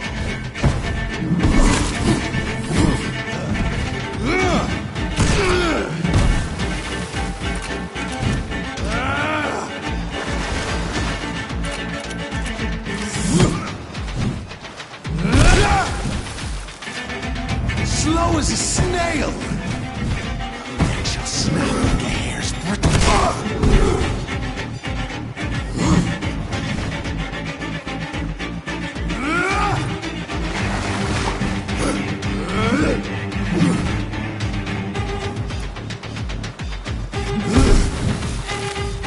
You found your death in me! Dare challenge me?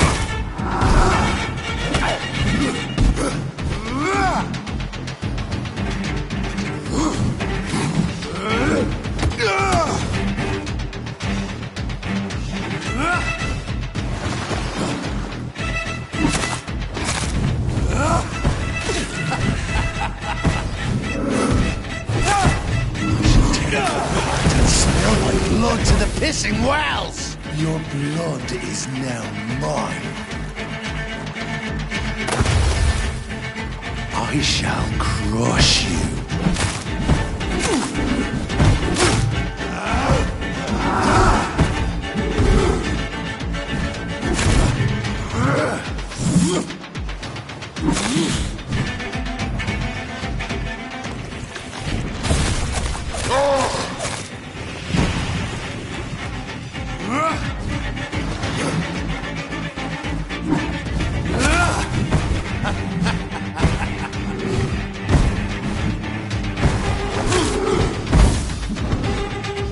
Return to your apothecary and needles. Down.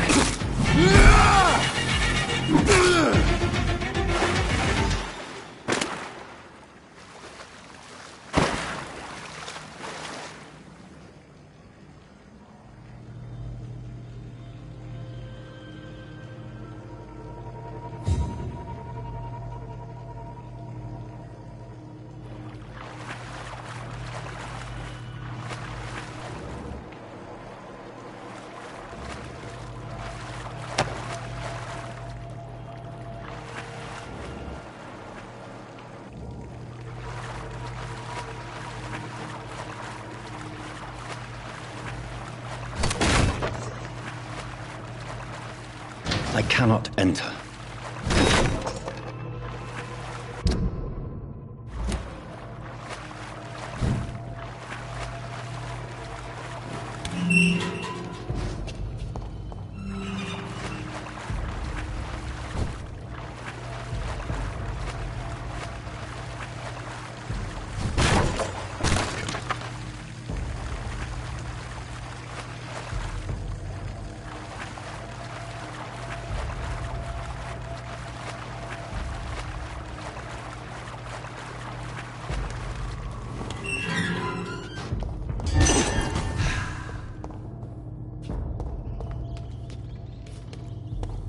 At least one Skal escaped Fergal's wrath.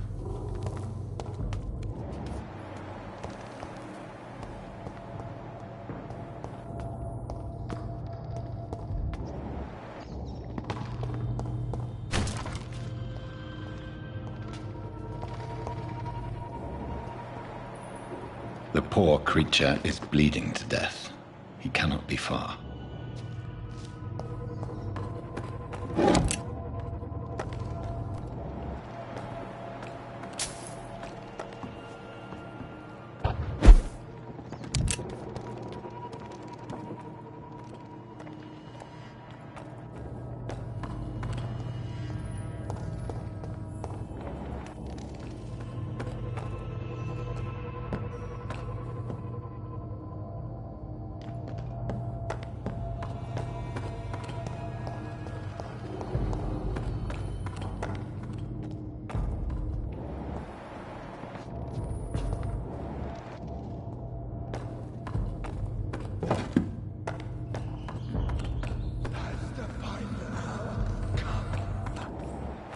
How could he have made it this far? There's blood everywhere. Drink now. Bless you, Bridget. This isn't the blood of a vampire, but it will quench your thirst.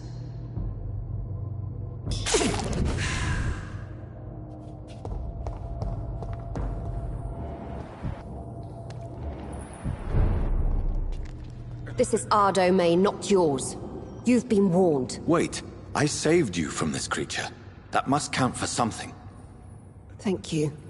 Now go. Go back to the streets and houses. There is no love lost between us, Vampire. But thank you.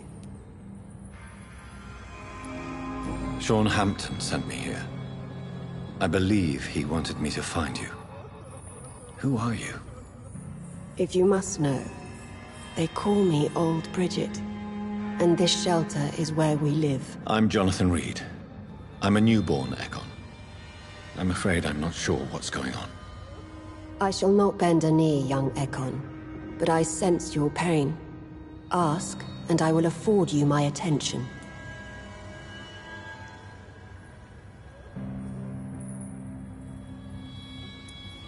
Why was that creature after you? Fergal is the blunt instrument of the Ascalon Club. His masters would see us dead or turned into slaves if they had their way. What of this Ascalon Club? Vampire Society's elite in the Empire. They make the rules and enforce their judgment upon us whom they see as lessers. What the hell was that thing? He wasn't an Ekon or a Scowl. They are known as Volkod, an ancient offshoot of Immortals. Blood drives them, enrages them. So was it you that Sean Hampton sent me to find? Perhaps. The sad saint was always kind to us. He must trust you if he revealed our location.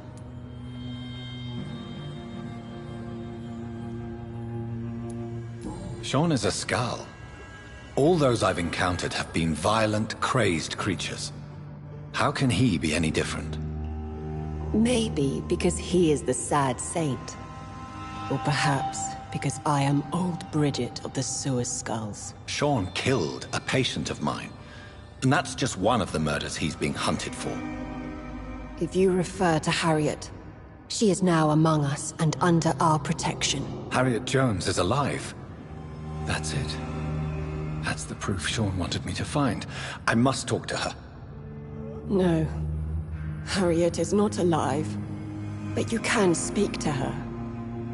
I must warn you. She is fragile and may not receive you warmly. I don't understand. She is filled with bile and hate. Her mind is sharp as a tack, but her body is so weak. I've never seen its like before. She is resting in a room on the far right of this hideout. Thank you. I will bear that in mind.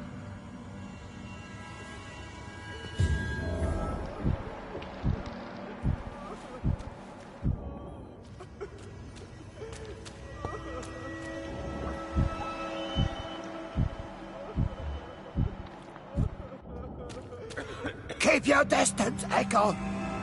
Keep your distance, Echo!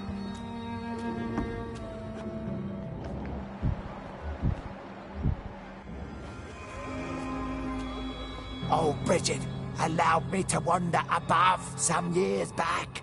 It was unpleasant.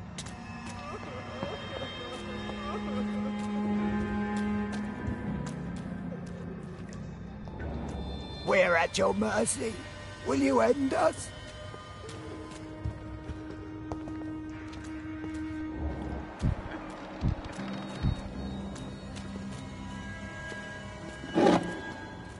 We're at your mercy. Will you end us? Your place is not here.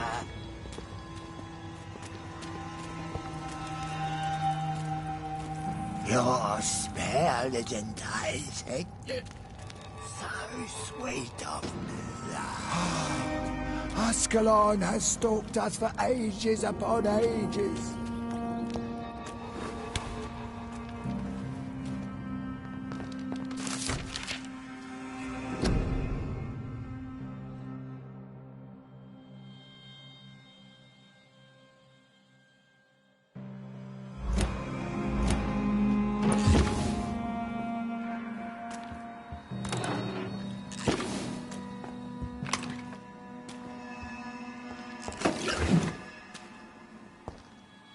Hello, Harriet.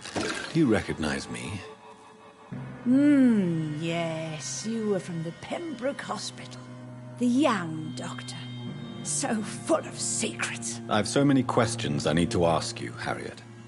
If you would. I love questions. As for the answers, you may not like them.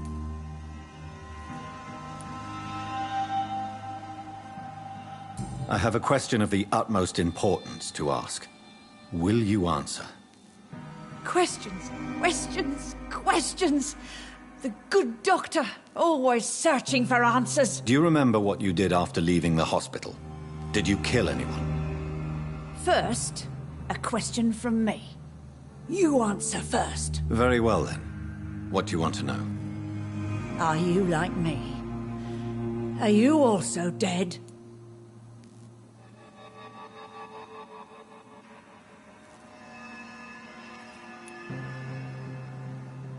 We are not dead, Harriet. Death no longer pertains to us. We are different. I like what I am. I truly do. I relish the pain that courses through me. I know you fled the hospital with Sean Hampton. Did you or Sean kill anyone in your flight? Anyone? Try and remember. I will not lie. I wanted blood, and I wanted revenge, and Sean pulled me from it, brought me here instead. But the shadows heard my prayers. The shadows killed that bastard. Shadows? Tell me what you saw. The shadows, they heard me and answered. Something in the deep darkness, quick, deadly. It asked me if I wanted revenge. I answered, yes. And these shadows, this presence, do you still hear it? Was it a vampire? Did Sean see it? It spoke only to me, and now it is silent, but it is born of hatred. And it will kill again. And it hates you, Doctor. Oh, it hates you. What makes you say that? It whispered your name, Dr. Reed. It wanted to know who you were and where you went. Questions about me? What did you say? Nothing, Doctor. I said nothing. There was nothing it didn't already know. Oh, I'm tired now. Let me rest.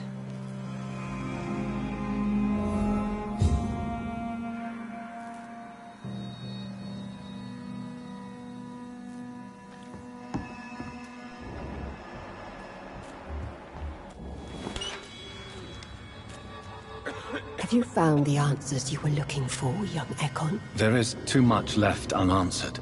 So many questions. Get to know us, spend time with us, and I may be willing to answer more questions. What manner of creature is Harriet? She is different from everyone else.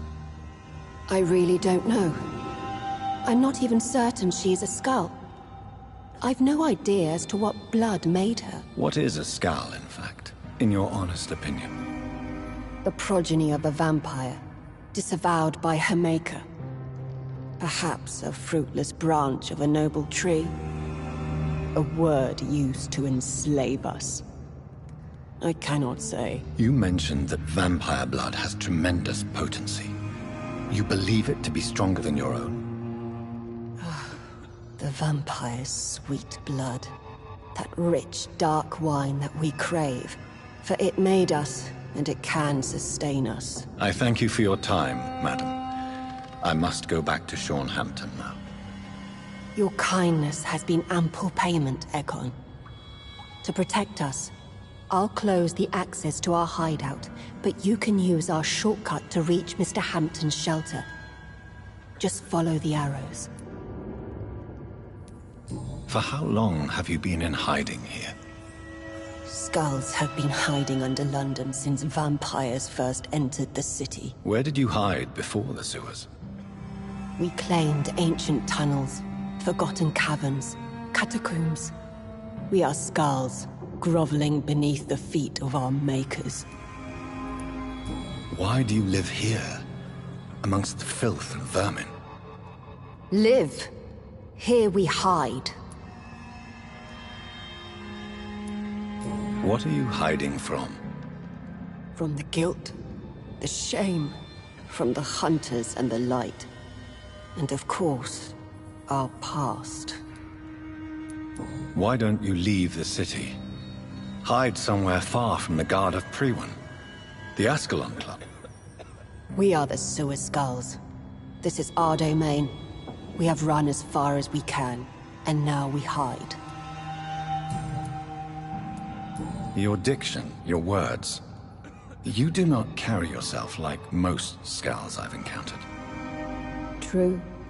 I'm not like most Skulls. You were once someone else. What happened to you? It is as sad as it is long, young Ekon, but it will remain mine. Can I be of service to you? We ask but one thing. Reveal to no one our secrets. Do not betray us. Thank you, old Bridget. I hope we'll meet again.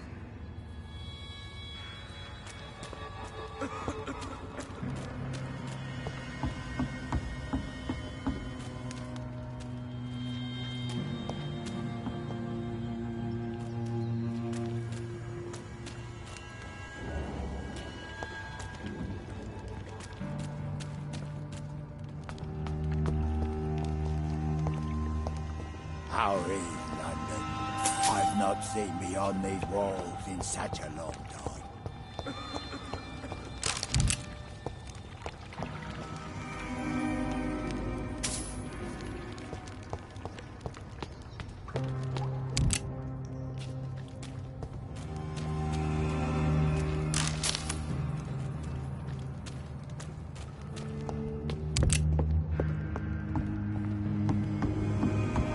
Old Bridget says you are one to trust.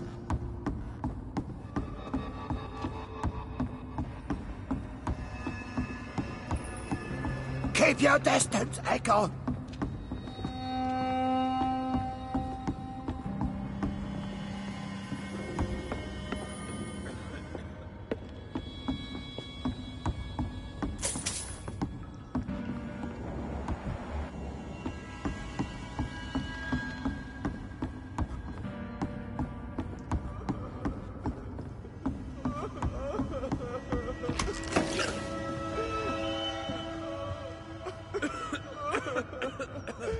Eternal gratitude for your protection, Master.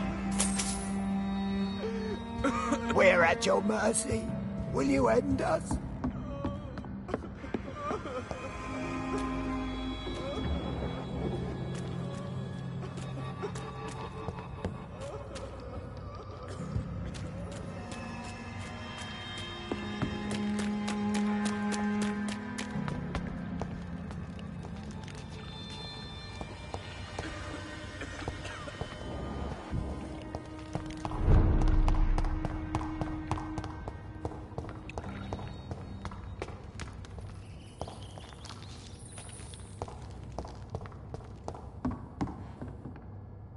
Are you all right, sir? What are you doing here? I could ask you the same question. Don't you know this is a quarantine zone? I'm Dr. Jonathan Reed. I'm investigating the epidemic. You had better get to a safe place while you still can. Oh, really? Well, go investigate somewhere else and leave me be. I beg your pardon? I said go. Leave me alone, sir.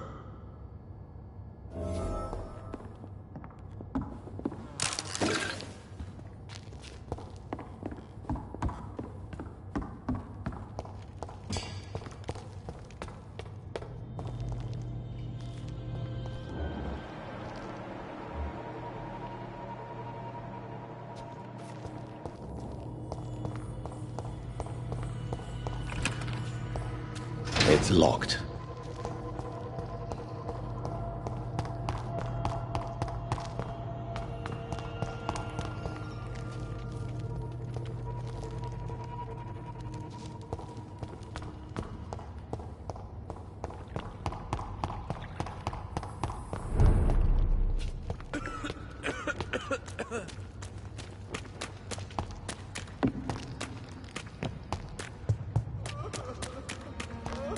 I cannot enter.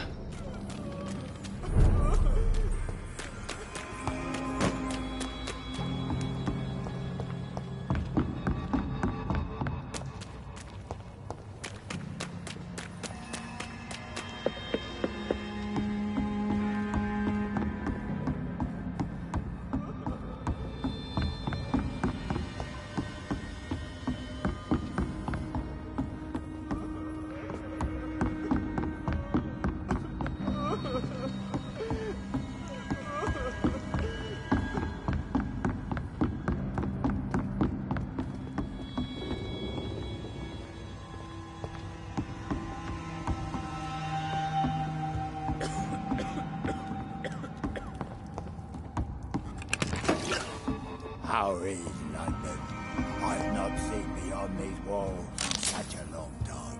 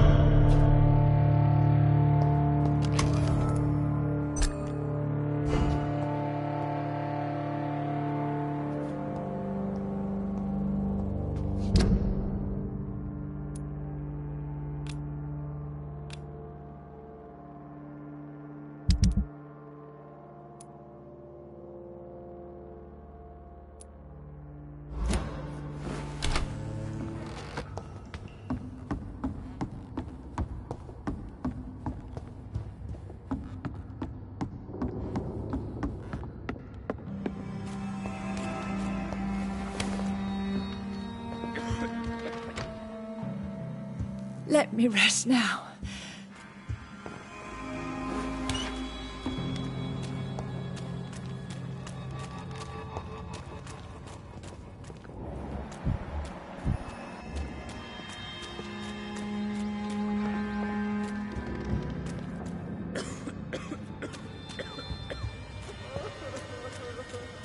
It's locked, all right.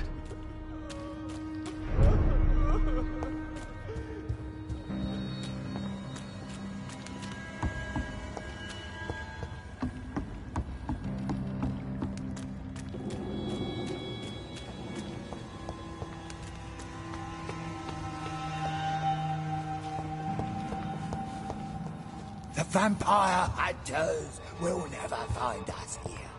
We're at your mercy. Will you end us?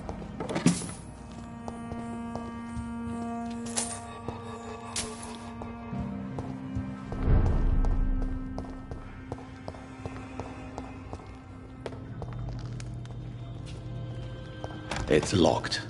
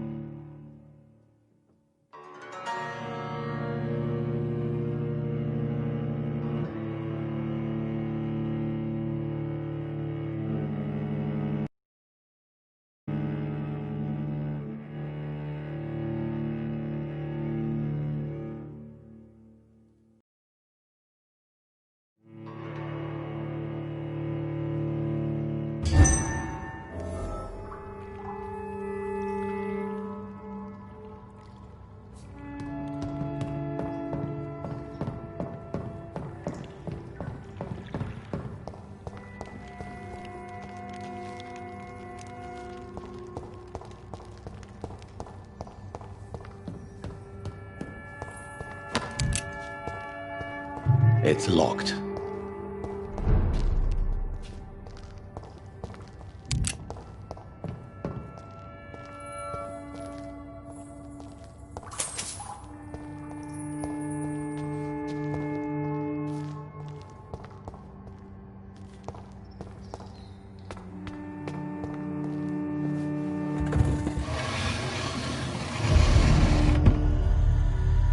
Welcome back, Dr. Reed.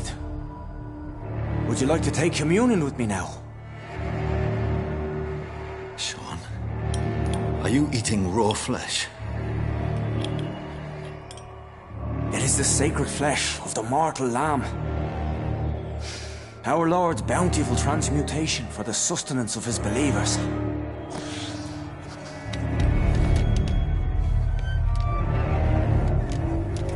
Thank you, Lord. I am your most humble servant. So, true to your word, you waited for my return. I told you, Dr. Reed, I was a man to be trusted. Did you have words with the poor Harriet?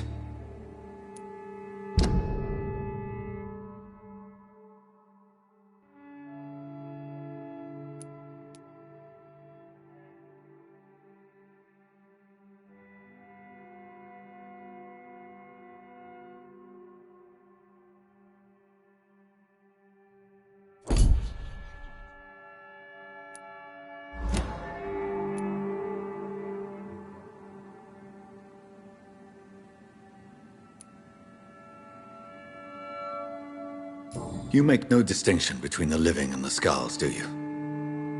We are God's children, Dr. Reed. One and all. And he's determined to save us. Harriet, Miss Jones, has been behaving in a most violent manner. She's going to need special attention. That's precisely the reason I brought her here. To meet old Bridget. She's the guide Harriet requires. Harriet is possessed by her hatred. You cannot let her roam free. She's dangerous. She has joined her own kind, Doctor. Old Bridget is a saint to the younger Scows, guiding them to salvation and peaceful existence. I believe I've learned all I need to know. I'm certain you've killed no one, but one day I believe you'll cross the line. Logic is a false prophet. Faith is the only path to salvation. What do you mean? We have been blessed with God's eternity. We are the instruments of His divine will. We shall feed the hungry forever and ever. Amen.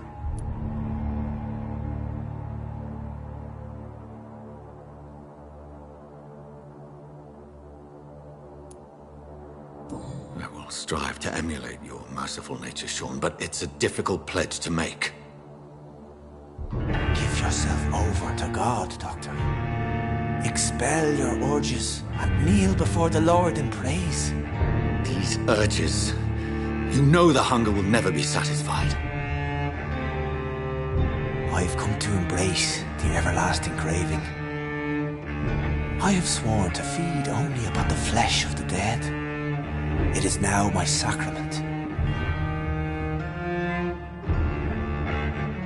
Take, eat. This is my body. So saith the Lord.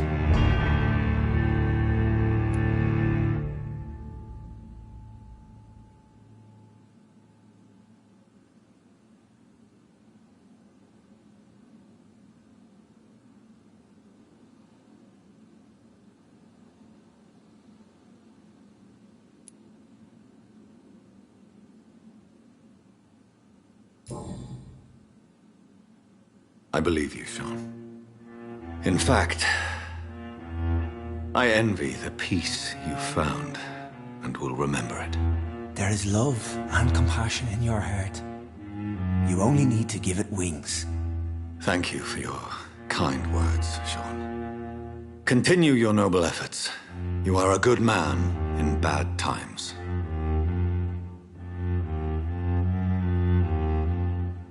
Keep to the light, my friend. Like all my flock, you have a home here. Anytime you're in the neighborhood.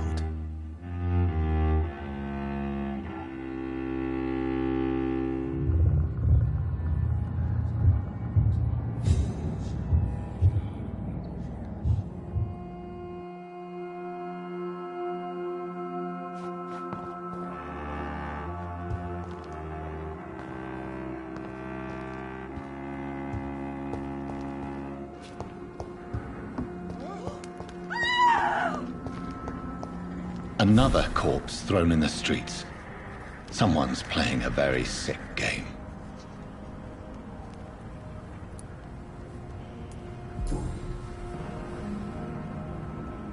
I know this brooch. This is my mother's. A birthday gift from father.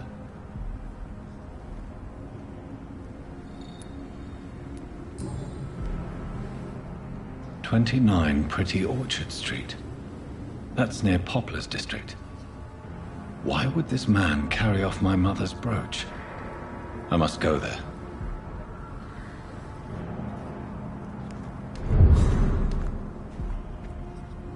Good evening, Mr. Throgmorton. Dr. Reed, can I be of any assistance? Have you noticed anything suspicious lately? Did you see what happened to him? Actually, yes. He was thrown from the roof like a vulgar log. Why is it that you sound so afraid? You didn't see it. He was dead before he hit the ground. The strength required to do such a thing, well, it beggars belief. Who could have done that? Who? Well, a vampire, of course. Look, bite marks on the neck and lacerations here. There is definitely a vampire close by.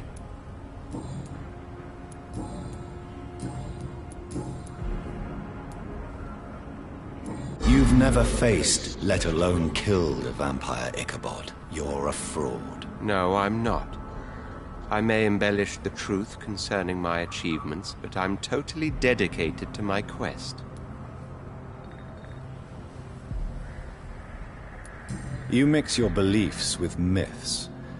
In the end, you're no better than the other lunatics howling at the moon.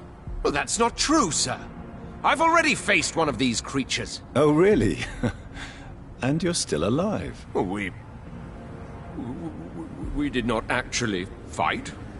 I let it go. What do you mean? I entered the vampire's den. The stench was terrible.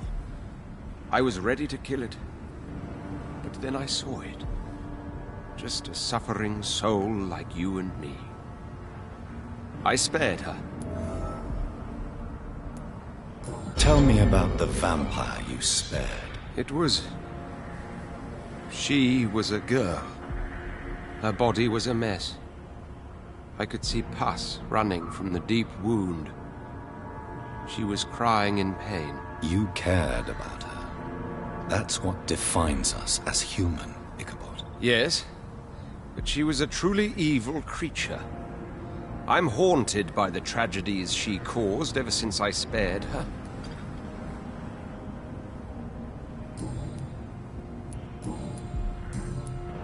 Goodbye, and good hunting, Mr. Throckmorton.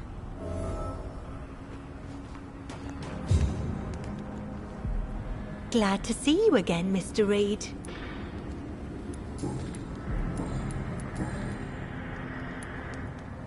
Lottie, tell me about the death of your mother. Giselle killed her. Plain and simple.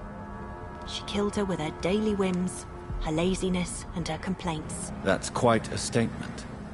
You can't kill someone because you're fickle. Mother was very ill, but I forgave Giselle. What I couldn't stand was how she cried at her funeral like she was the one left alone. Giselle is the only family you have left. Don't you think it's time you forgave her? Sometimes words are harder to forgive than acts, Dr. Reed. Perhaps your sister is not as tough as you are. I know that, and I don't blame her. It just makes me sad that my own sister is the person I understand the least. Did you see what happened? No.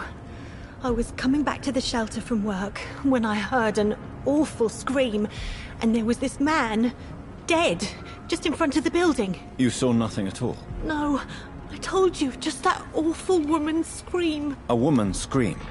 Are you sure? Of course. It was terrifying. I thought it was my sister, so I ran. But it was a man I've never seen round here before. Goodbye, Miss Paxton. You again? What do you want?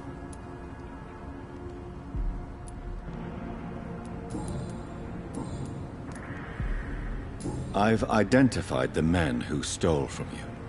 You were right. They were members of some self-proclaimed militia. I knew it!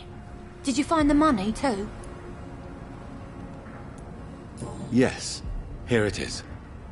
They thought they could finance their activities with it. I never thought a man like you would be kind enough to... I misjudged you. Badly. Well... Thank you, sir. Will you give the money back to your comrades, then? Fuck those bastards who fired me. I'll give the money to Miss Gillingham. Her son Jack was a friend of mine. He was killed recently.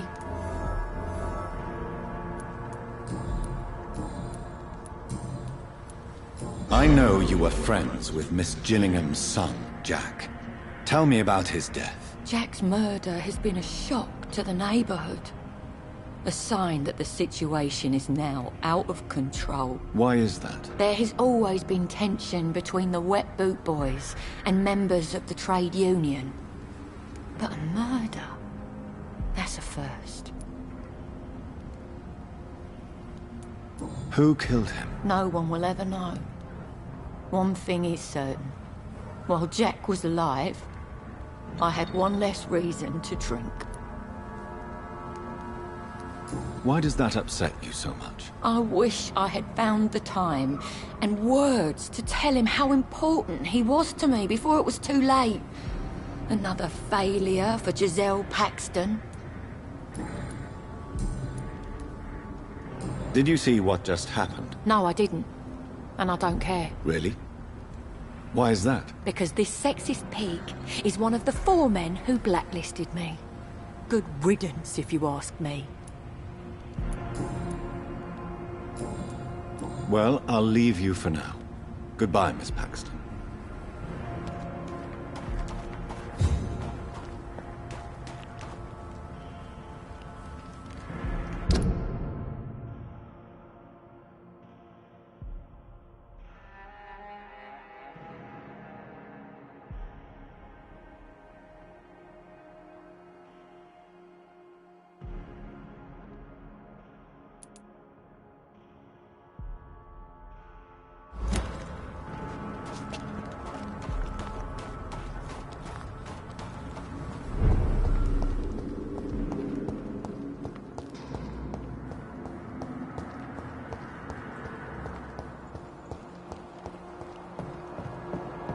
I cannot enter.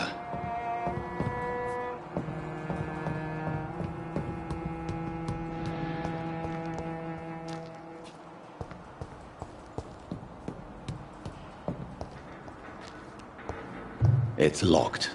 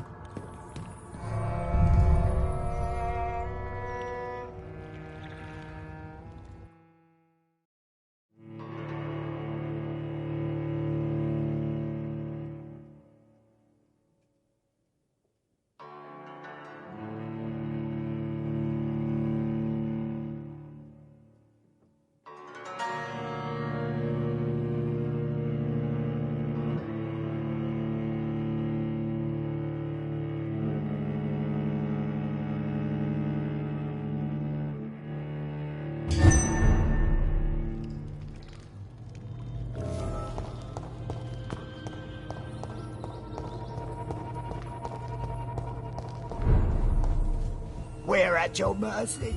Will you end us?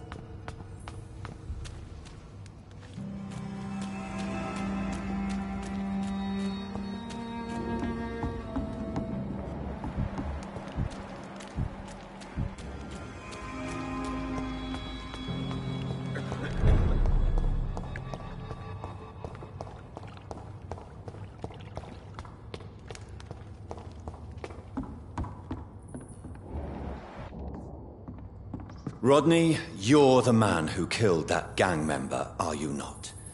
Is that why you are hiding in this godforsaken place? Yes, I did.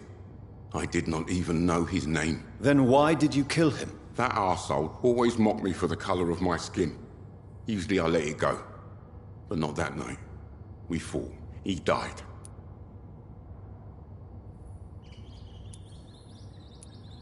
Unfortunately, I have met several murderers during my lifetime. You don't look like them. I can tell you're no cold-blooded killer. You're right, sir. At first it was just a simple argument between us. But the man had a bad fall. Believe me, Rodney, you won't survive here long. No matter what you did, you must go back to where you used to live. I'll go back to the docks then. But if I die, remember that the blood of Rodney Grader will be on your hands.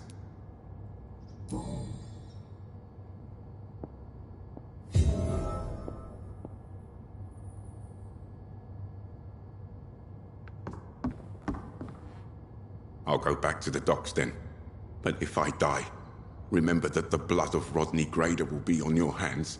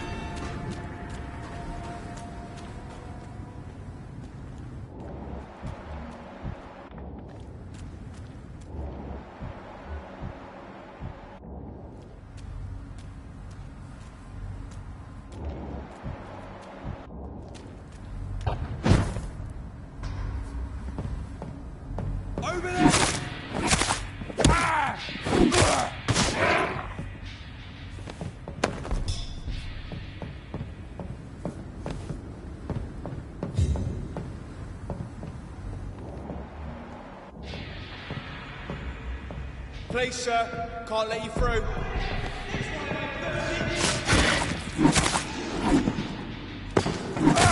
What an antic!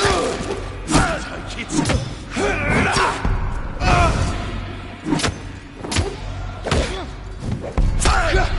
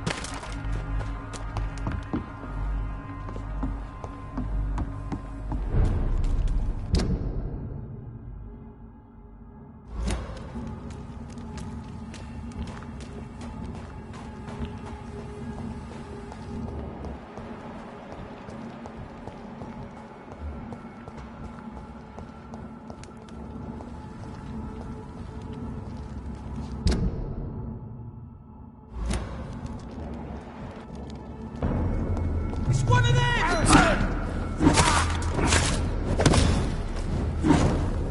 I'll send you there.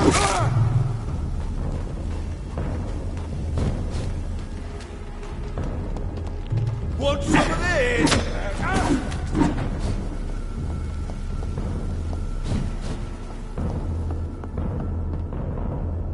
Burn it, boys!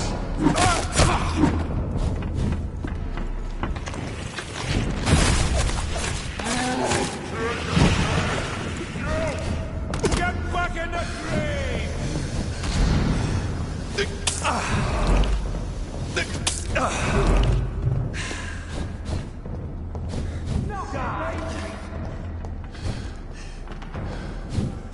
Come on!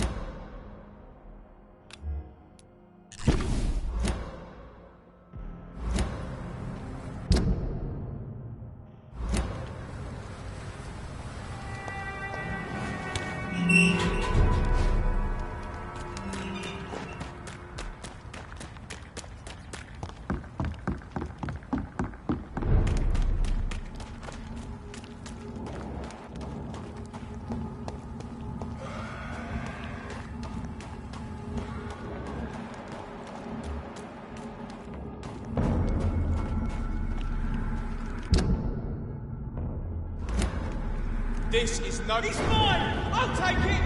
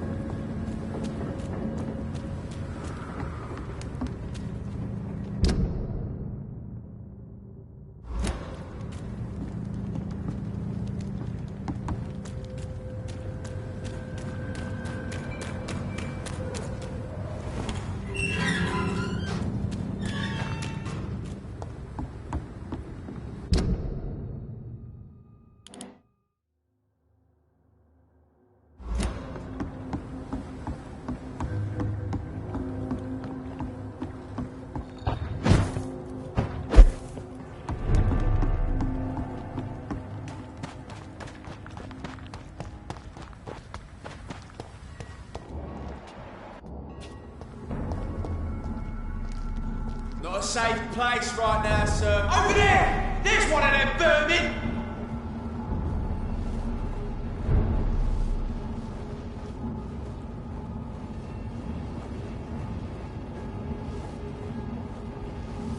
"29 Pretty Orchard Street. This is it. What's in there for me?" There's been a fight here.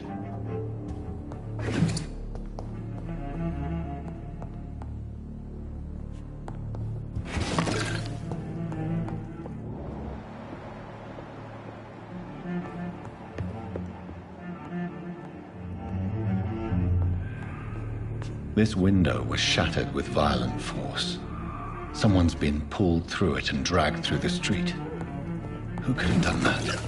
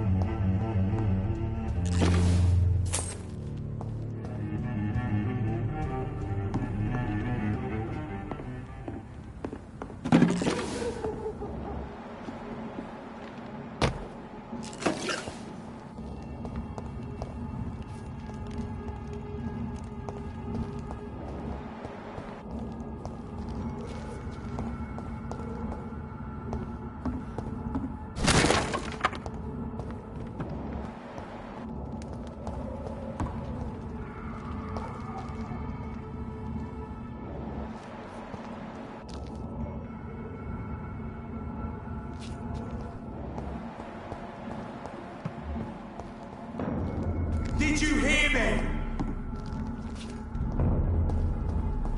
I said stay away, sir! Stay away! Get that weapon!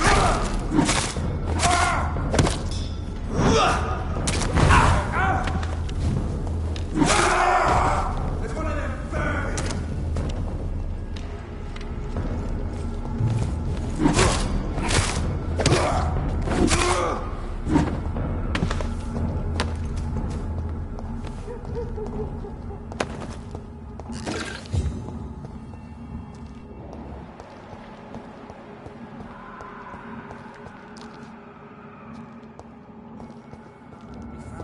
You're surprising. Occasionally, you make a good point. We're being misled. Or worse, we're being baited by Legion. Look at it, vicious beast.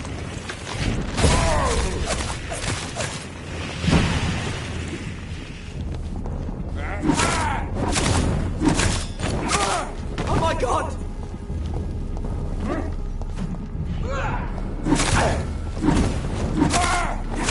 Christ, he's dead! Oh no!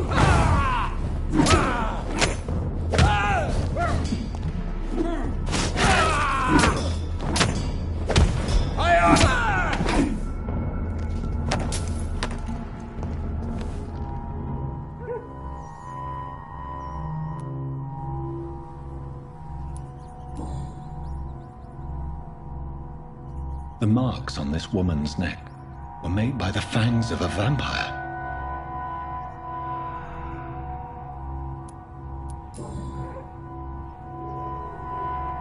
This is the very flower my mother tossed on Mary's coffin. Someone is targeting my family.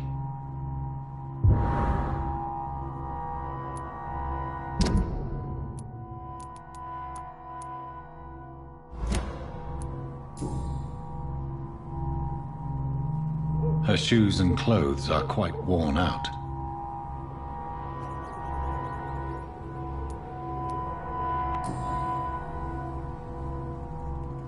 Only a golden watch in her pockets.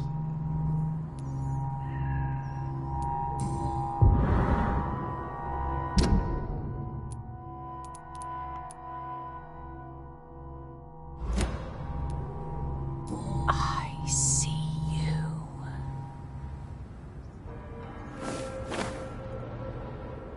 Right then. It's a sick game. But given no choice in the matter, I might as well win it.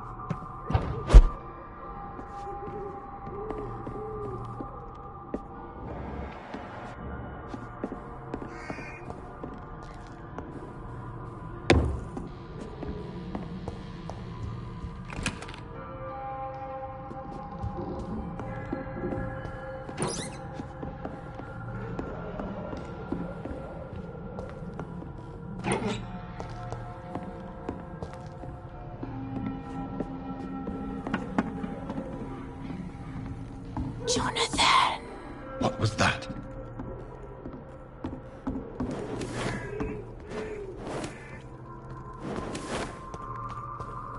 I won't let you escape.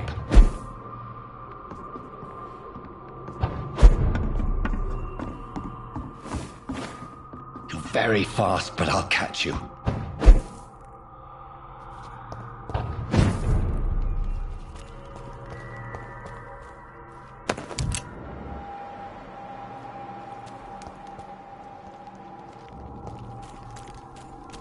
They've all been butchered.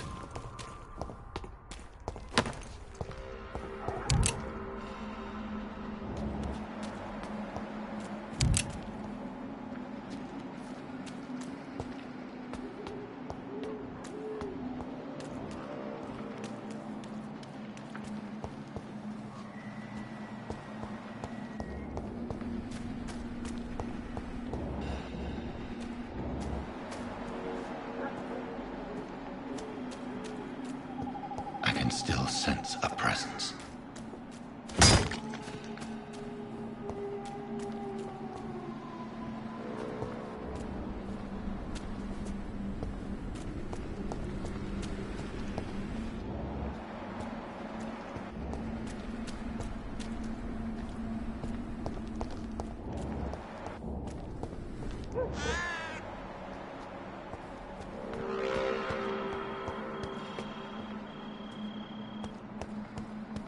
Come to me.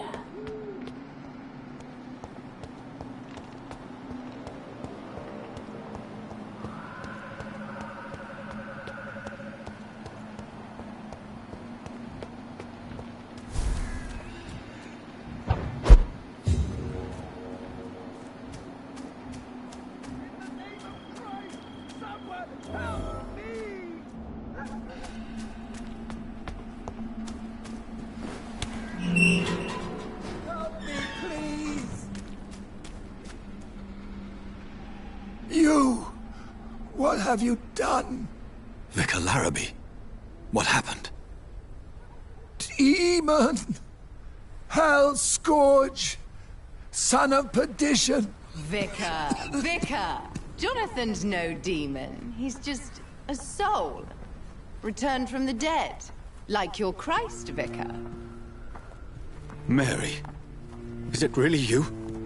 Oh, it's me, all right. Precious brother. What is Mother doing here? I'm gathering the family for a final reunion. All smiling, all dead. Thanks to the good Dr. Reed. Mary. Mother, say hello to your son. Hello, Jonathan. Mother, What do we have here, Mother? The prodigal son has lost his tongue. Our Jonathan always had the first and last word at dinner. The entertainer, the star of our show. I'm sorry. Let me explain. Shut up. It's my turn to do the talking.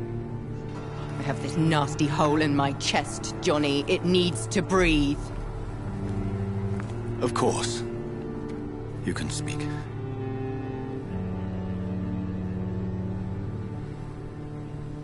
My prayers went so long without an answer. My husband, killed in France. My child, carried away by the flu. My brother promising to return in his letters, then disappearing in thin air. I went from hospital to hospital. Cemetery to cemetery. Grave to grave. I've lifted every stone in London, searching for an end to the nightmare. And there you were. In front of me. On a dark pier. The hunger had taken me.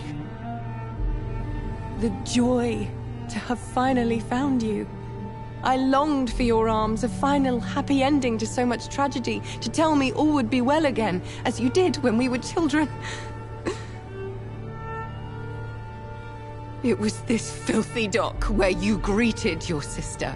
I dug a tunnel from my grave with my fingers and teeth.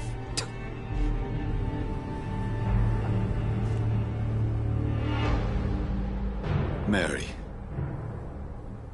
I thought I had murdered you.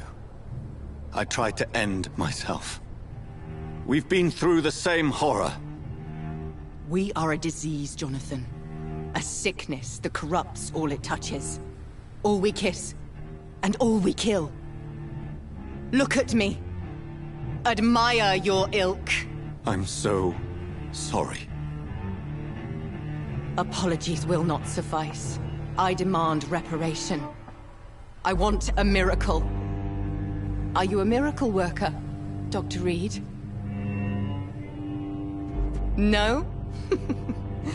I'll show you mine then. The family Reed, reunited and complete, living forever in a red sea of eternal love.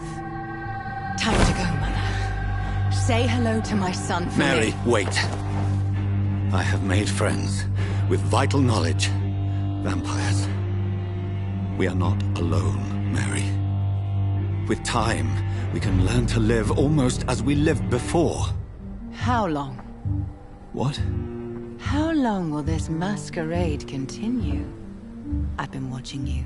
All these nights in Whitechapel, pretending you're still a doctor. You believe you're just fighting a disease. But it's you, the disease. Jonathan, you! I'm a scientist.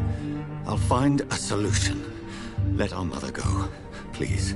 You're always the one to sway me to reason, Jonathan. But before, your motivations were always pure. Now you're tainted. Let her go! She has no part to play in this. Very well. Have you heard our good doctor? You can go home, Mother. Go home and rest in peace. Yes, I'll go home and rest. It's so easy to make them obey or forget. Puppets for our pleasure. I've seen you have your fun. You are mad. So that's what I am, Doctor. Mad. I was beginning to wonder. I've been hearing these voices in my head. One in particular. That of my dead brother. This is the reason I must kill you. Not for your betrayal. Not for our poisonous kiss. Not even for the lies you tell yourself. No. It's so that smooth and wicked voice will stop ringing in my ear.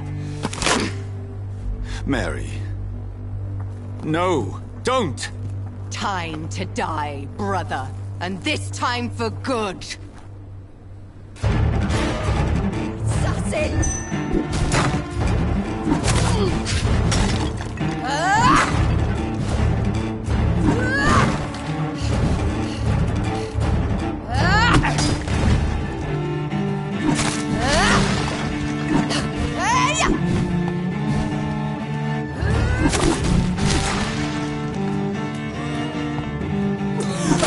You let what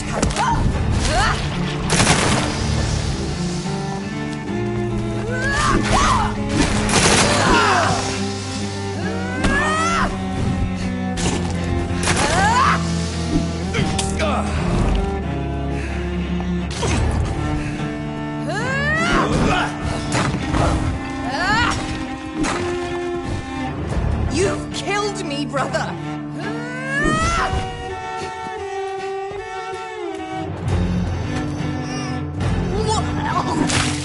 Come to me.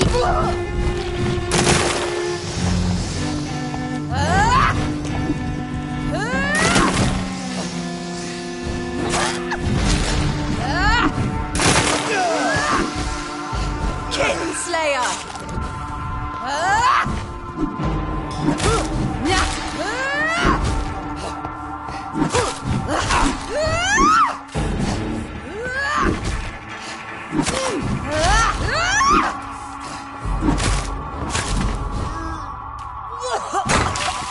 Rest in peace, monster. Abomination! You've burned away Nurse's mind. You're a monster!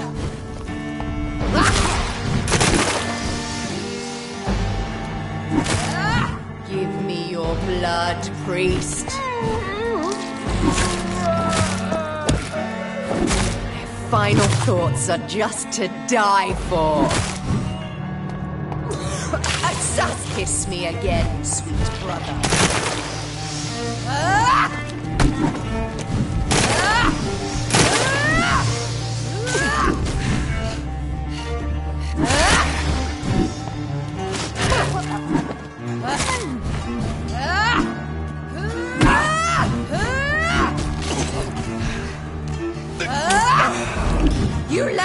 to rot in this grave! What have you done?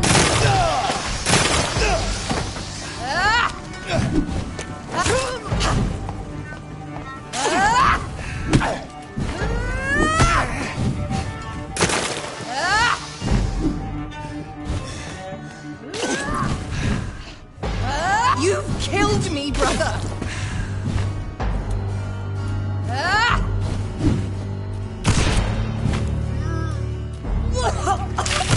Kiss me again, sweet brother.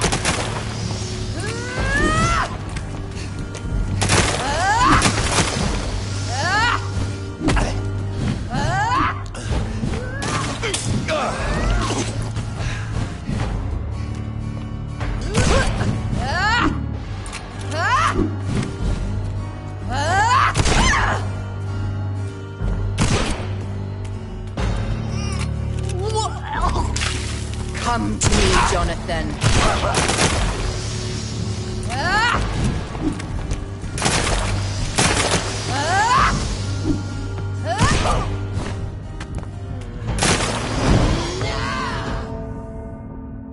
Because you spared Hampton, don't expect the same mercy from me.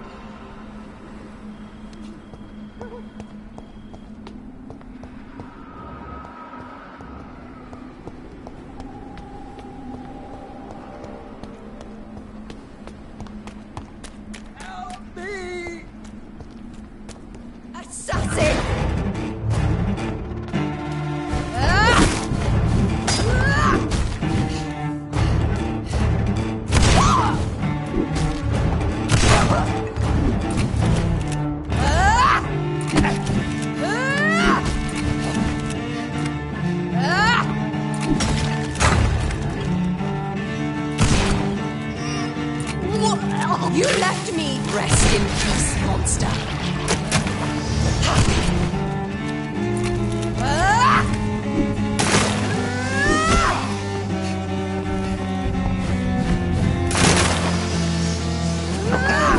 Yes, Jonathan, kill him. Revel in your true nature. Kinslayer!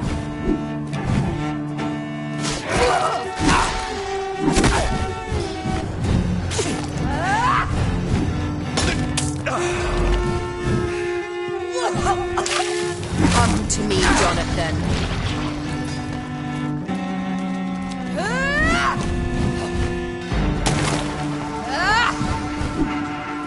You've killed me, brother.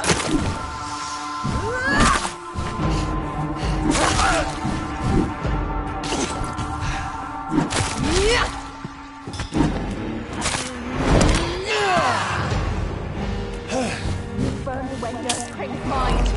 You're a monster! Kiss me again, brother.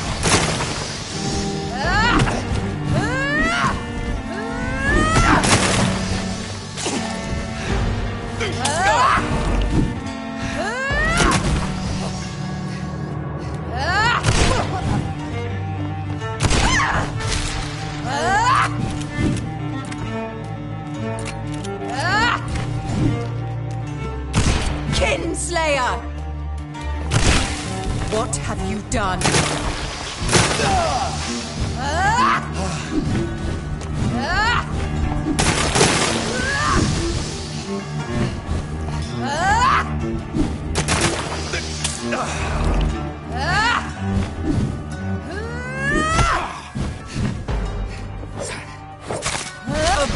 abomination!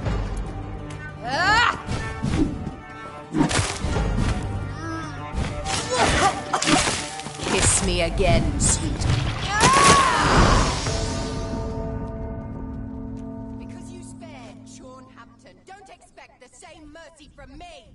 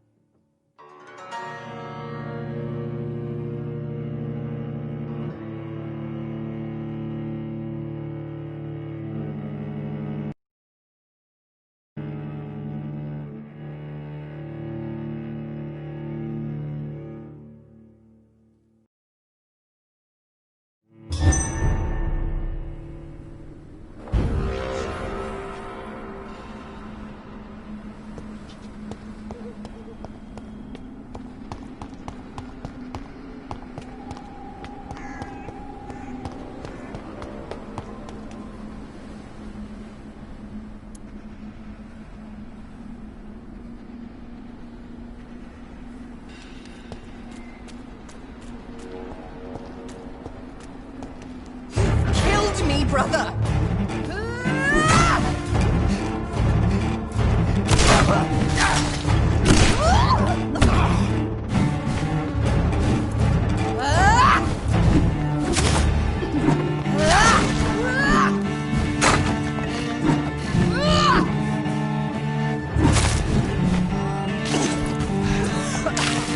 Kiss me again, sweet brother.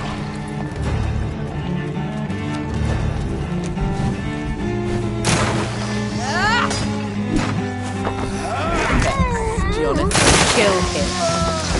Revel in your true nature.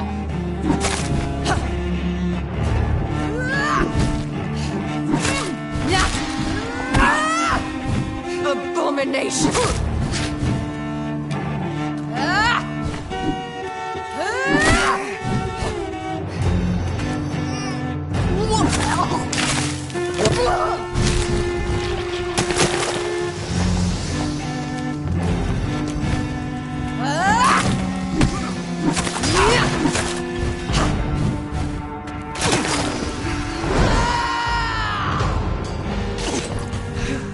Nurse Crane's mind.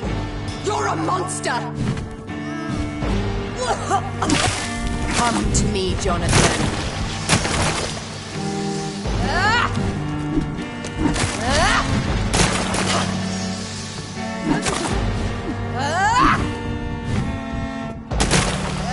Assassin!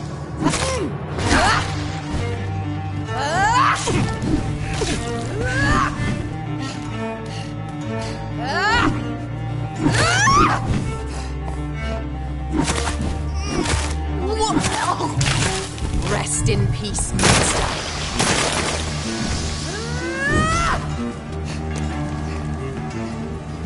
You've killed me, brother.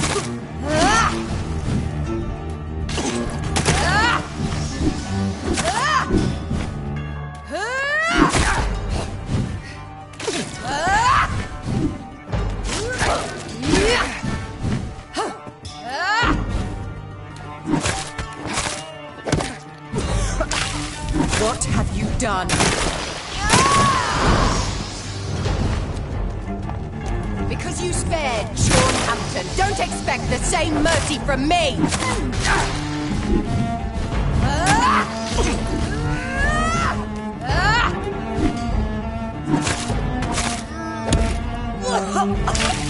Come to me, Jonathan. Abomination!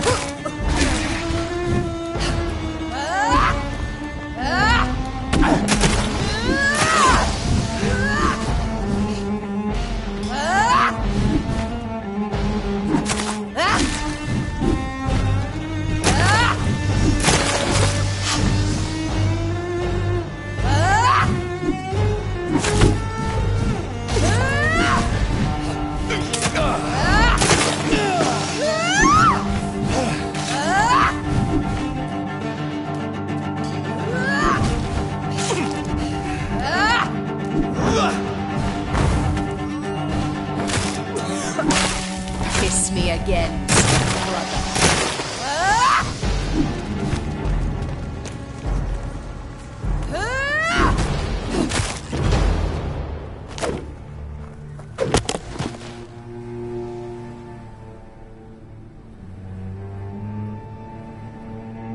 Well, brother, it's time to bring this conversation to an end.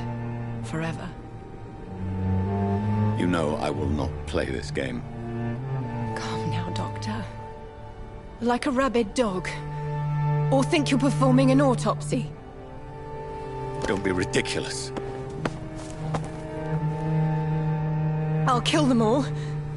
The kind Dr. Swansea. The sweet little lass with hair of red.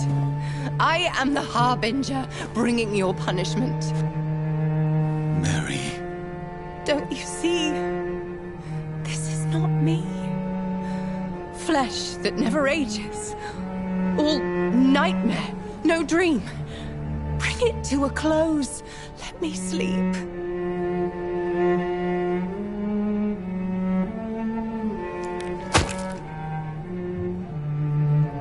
I will find a cure, Mary.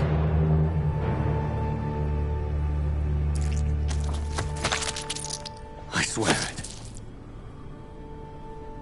Then, at last, I can forgive you.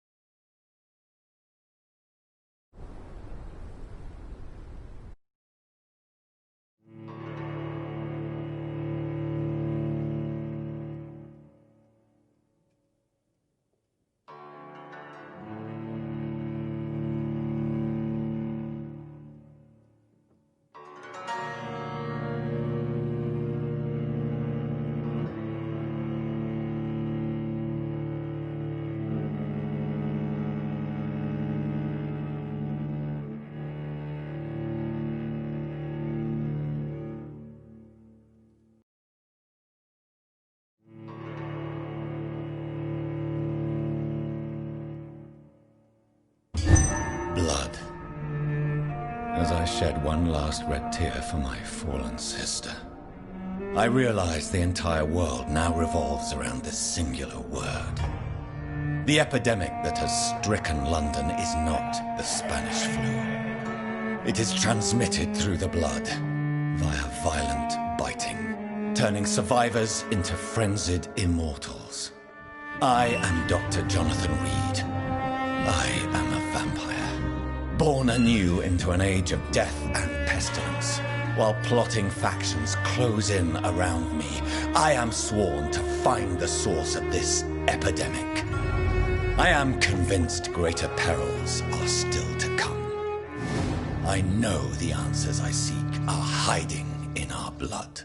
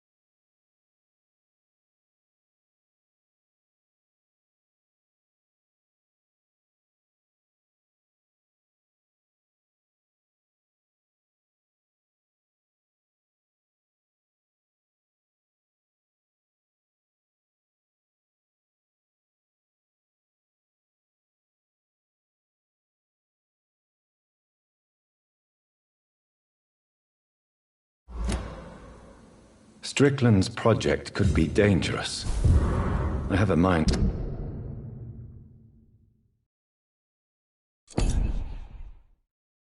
to report him to Dr. Ackroyd.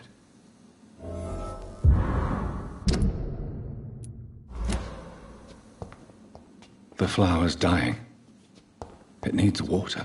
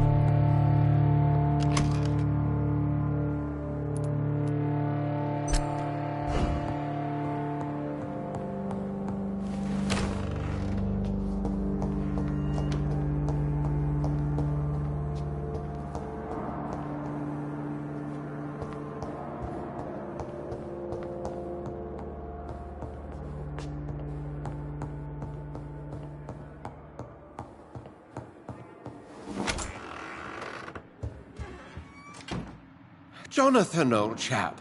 How are you tonight? I've seen little of you of late. I was conducting research in my room, away from the nightly routines. Of course, of course. Worry not, I understand. The situation has been testy around here. I won't deny it, but we still stand. What news do you bring? The news is not good, my friend. We try to keep the epidemic at bay, but street violence is escalating quickly. Tell me more about the violence. Geoffrey McCallum seems to have sent his war dogs on a hunt. On a nightly basis, Prewen patrols exterminate every skull and vampire they find. Have they come closer to the hospital? No. They mainly focus on fallen districts or abandoned buildings. But they're growing in numbers. They must be recruiting heavily. How bad is the epidemic? It is killing the infected patients faster. In less than 2 days now. The only blessing is that they are contagious for a shorter period. Have you any reliable friends in the West End who might assist me? Unfortunately, you will be alone. Except for our ravishing red-headed acquaintance, of course. What about the Brotherhood of St. Paul's Stole? Where are they? There are only a few of us, and most others would not speak to you. I am the black sheep of our brotherly flock, you know. What of my commission here at Pembroke Hospital? Nothing to fear, Jonathan. Your position here is in no jeopardy. You remain one of us, and you are always most welcome. I have received an alarming letter from Lady Ashbury. She wants me to meet her at her house. I have been granted safe passage. Then you are twice fortunate. I have never been invited to the lady's mansion. And with the quarantine and controls, city access is nigh impossible. Why have you never entered the lady's house? You are one of her good friends, are you not? My dear Jonathan, you have no idea how reclusive the good lady normally is. Nor in what great esteem she must hold you to let you into her domain. Is the quarantine serving any purpose? It is helping slow the propagation of the epidemic. But as long as we have no clue to its origin, its efficiency is limited. Thank you, Edgar. We shall speak again later.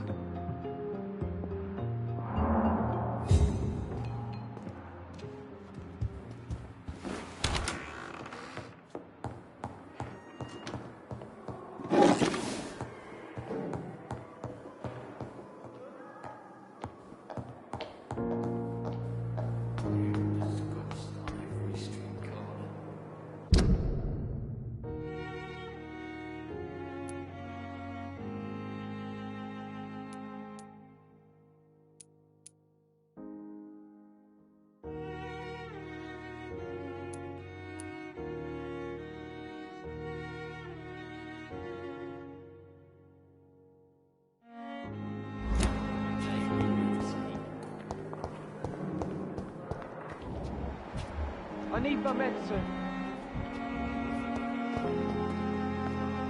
Good evening, Miss Howcroft. How are you tonight? I need blood, Doctor. Warm, rich, vibrant blood. Tell me, Thelma, what do you really know about vampires? I saw one and he saw me. I watched him hunt and kill. I saw his terrible wounds heal as his victim died. And then I knew I was saved. You mean you actually saw a vampire? Here in London? Yes. And it has been the answer to my pain. I must drink and kill to regenerate my decaying body. I am a vampire too.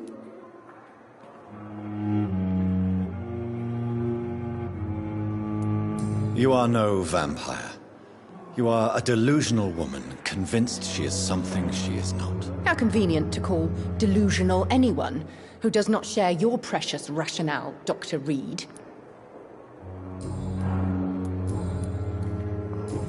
I'll leave you, Mistress of the Dark, to your nocturnal activities.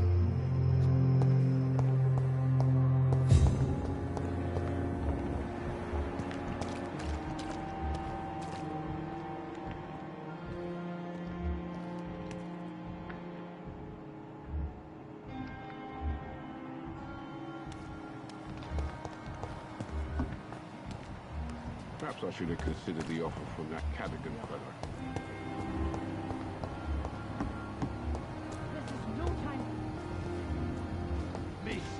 Please, I feel sick. Get over here now. Hello again, Mr. Blight. Good evening, Dr. Reed. You doing your rounds as usual? Goodbye, Mr. Blight. Take care of yourself. Is this supposed to be an hospital? A pig farm?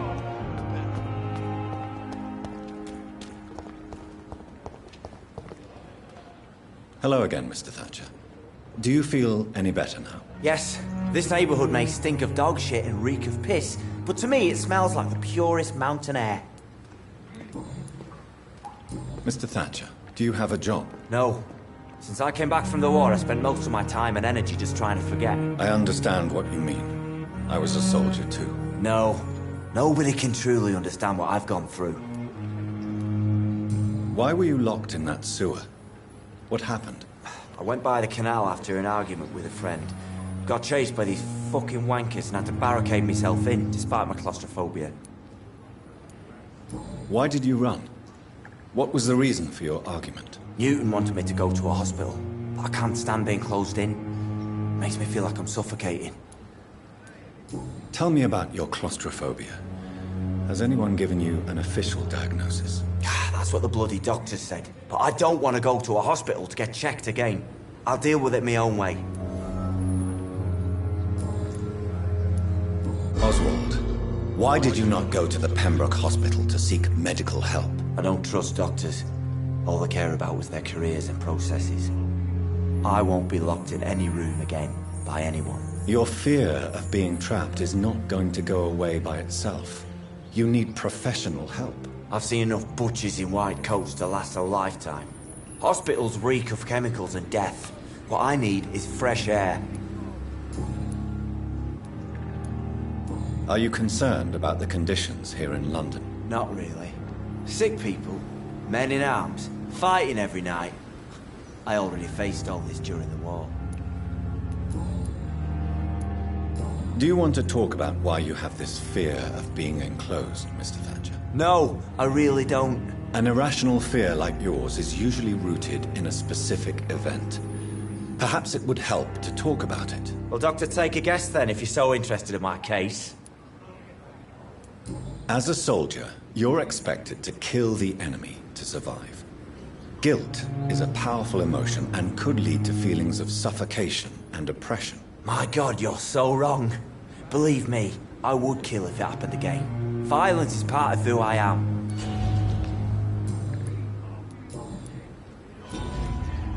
Do you need medical attention? Don't get me wrong, sir.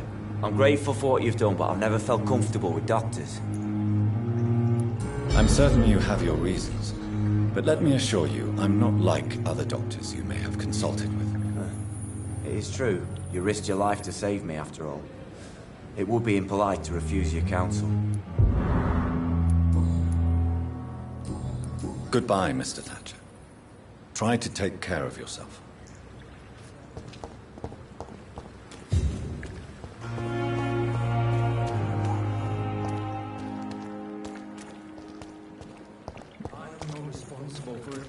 It's locked, all right.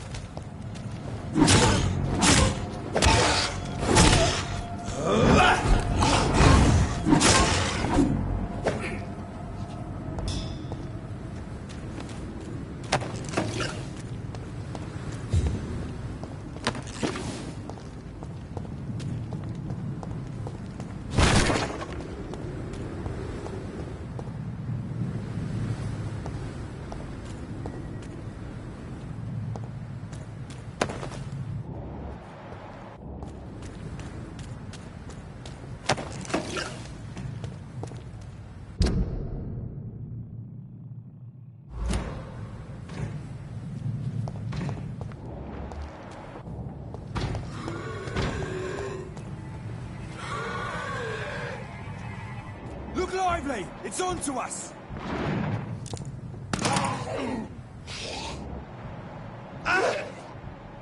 Grenade!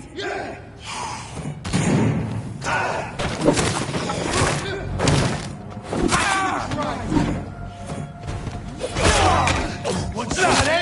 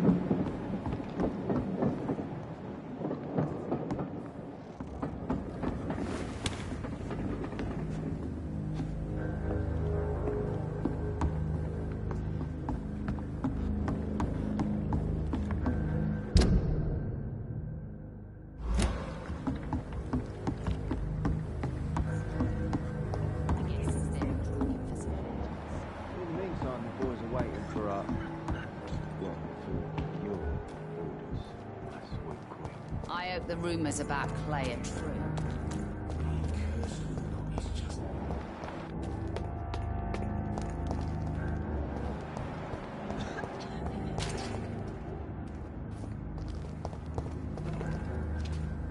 Good evening, Mr. Fishburne. Yeah. Have you heard anything recently about Sean Hampton's shelter? Called into the hullabaloo that can be heard coming from the building, I would say that all the local loonies are at his precious club. Aren't you worried about the conditions here in London? I've heard armed men have started patrolling the city, even killing the sick to stop the epidemic. Starting to like this city again. Goodbye, Mr. Fishburne.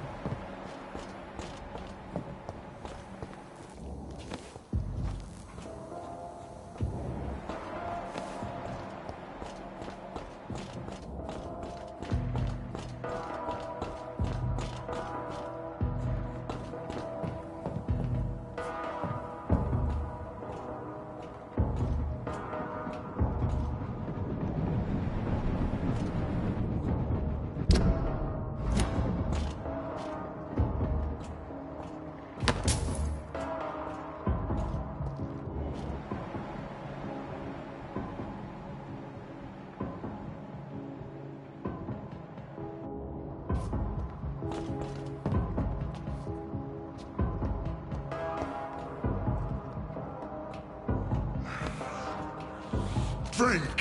Think! Think!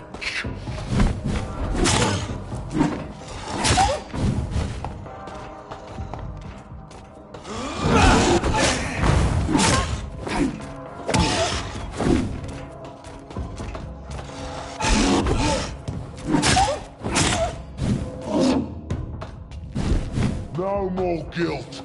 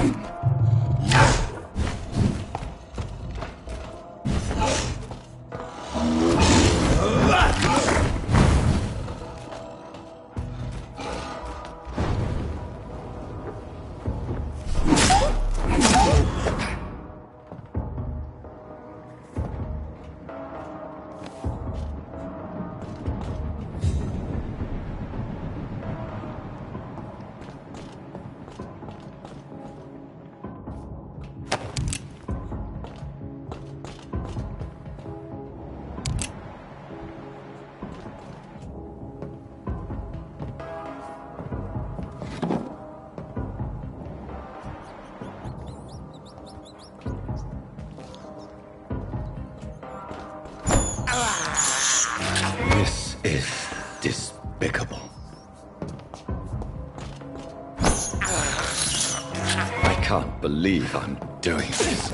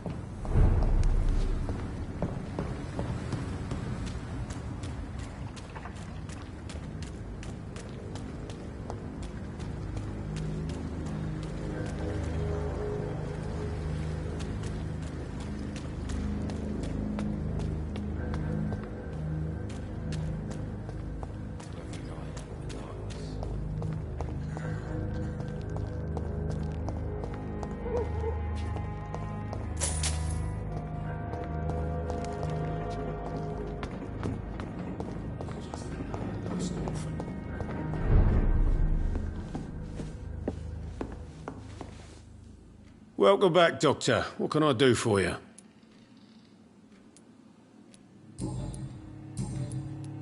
Have you got any recent news on Sean Hampton's shelter? I've not seen him since he came back to the docks. Rumour has it he's converted his flock to some sort of cult. That's unbelievable. Are you concerned about the sanitary situation? It may surprise you, but I'm not.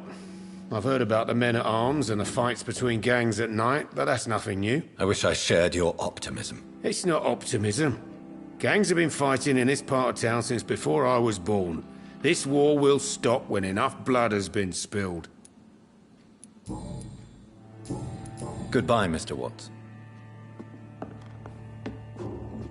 Times like these, a good drink's just as likely to cause. It's locked.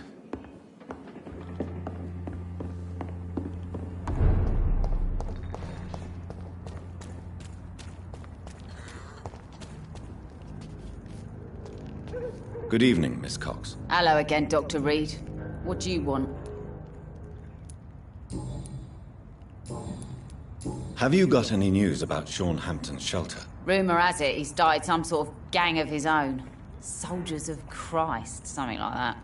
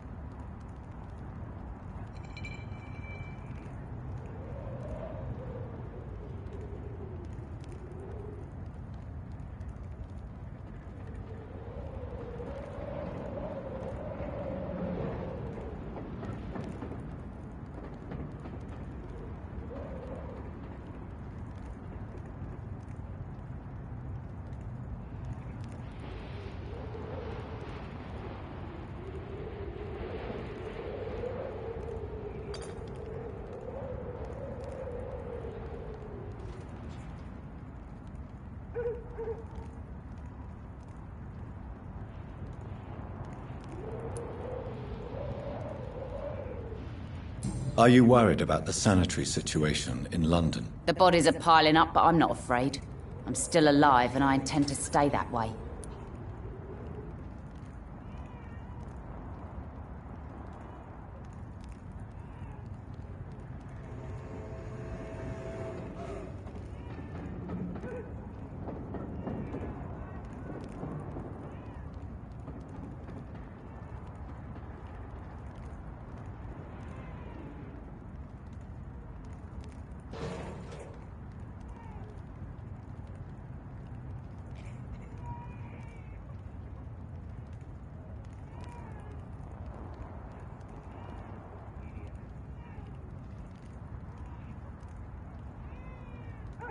Goodbye, Miss Cox.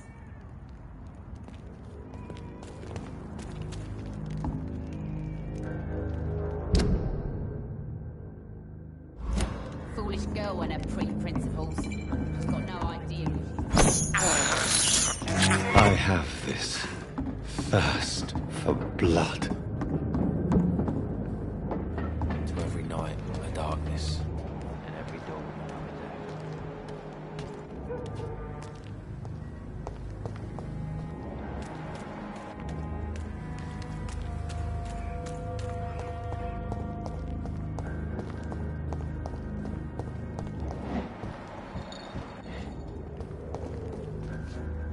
Evening, Rufus.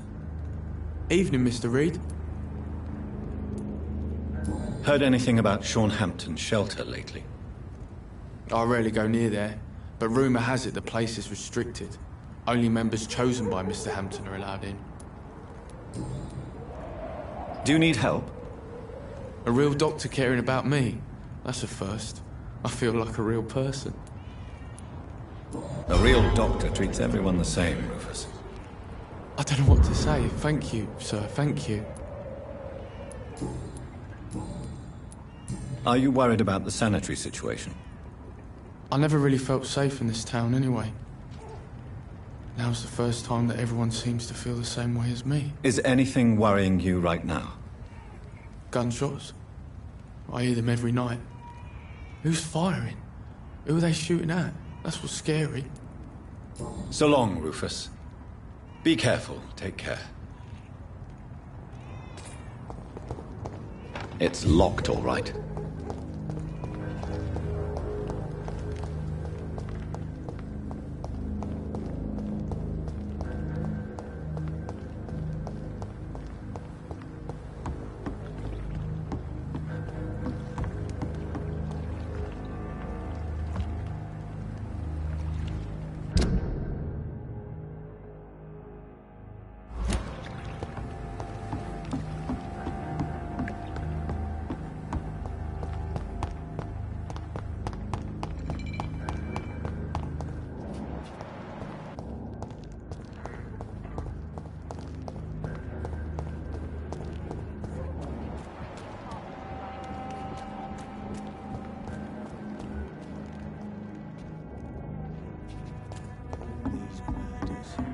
There's nothing to do with the wet booze, I say.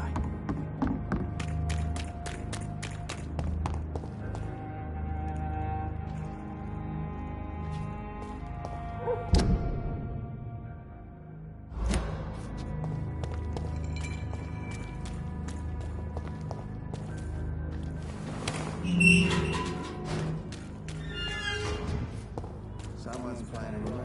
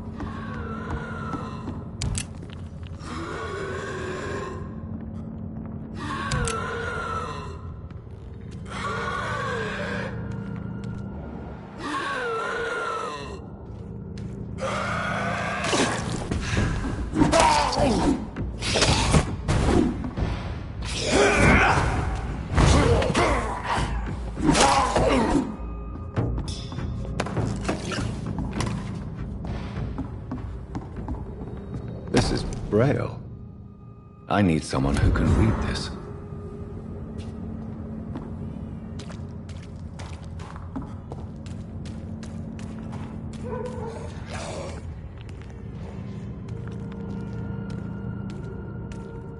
You won't get me here! Get out! Fuck out, you crazy bastard! What are you people, huh? Get away from me, you bastard!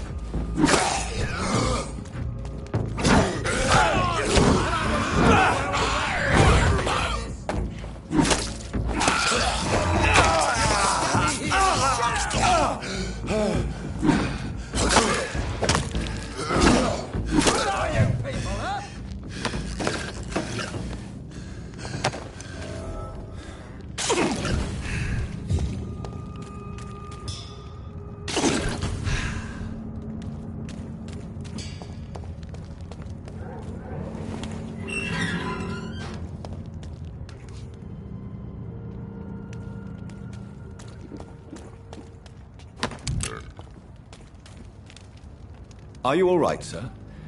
What are you doing in a place like this? I'm not sure that's any of your business. I hope you realize that staying here will put your life at great risk. Pah! I'm not afraid of these guards of Priwen, or whatever these thugs call themselves. I can still kick some respect into those youngsters. I wasn't specifically referring to them, but are you really after these men? Why? They took my boy! I've had no news since he joined that crazy gang. So I decided to come and find him myself, to get some answers. I see. But as I said, your life is at risk if you stay here. And I'm not referring to the gangs either. You should leave, sir. Well, this part of town used to be nicer, let's say. Perhaps you're right. This isn't the best way to save Andrew.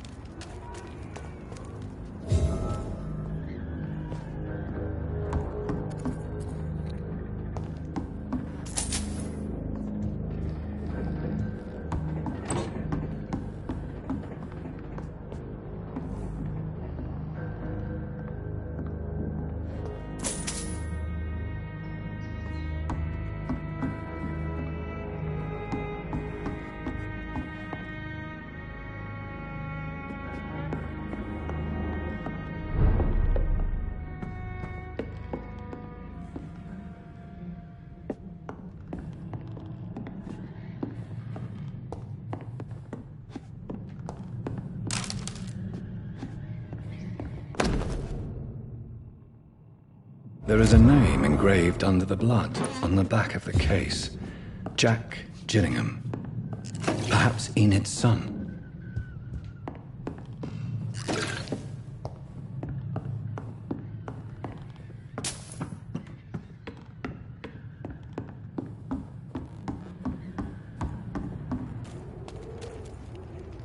Are you sure you'll be able to reach the docks alone? Young man, I am perfectly capable of defending myself.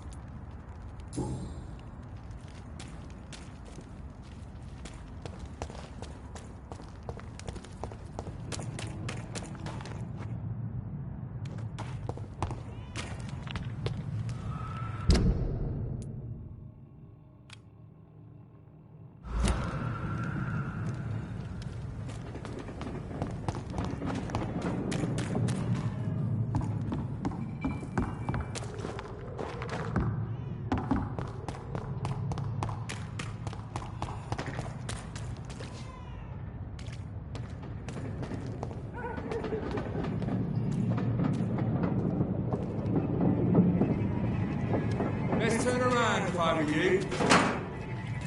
Get them weapons ready! We found one!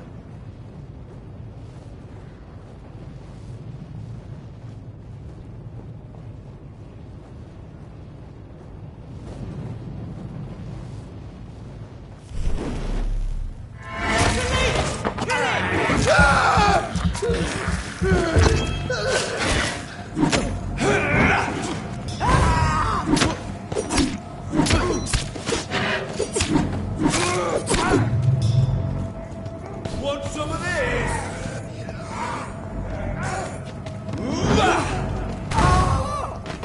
All of you bloody leeches get killing!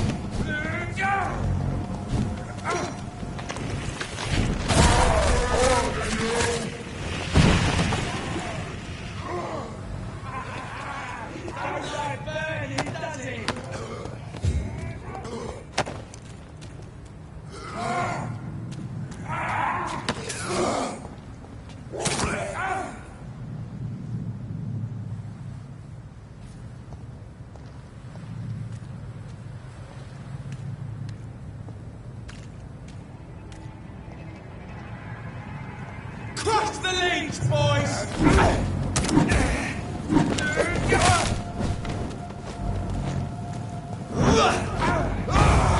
Shit, that leech is fast!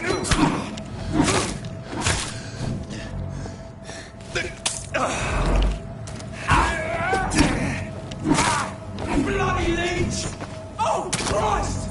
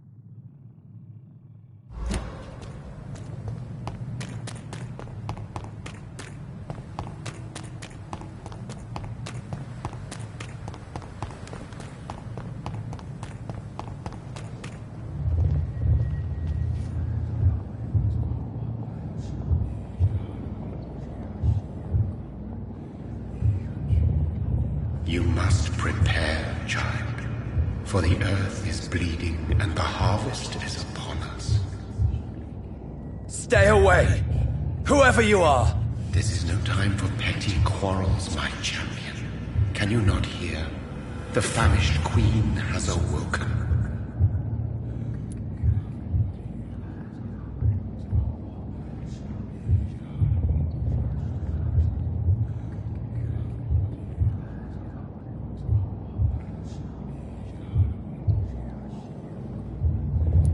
I insist you be quiet! Son, do you not see? You are the healing balm. I had to kill Mary. I have known your pain, child. Do not succumb to it. Silence! I dismiss you, now! The land calls for a champion. All and everyone needs you. Silence! I'm tired of all these puppet shows.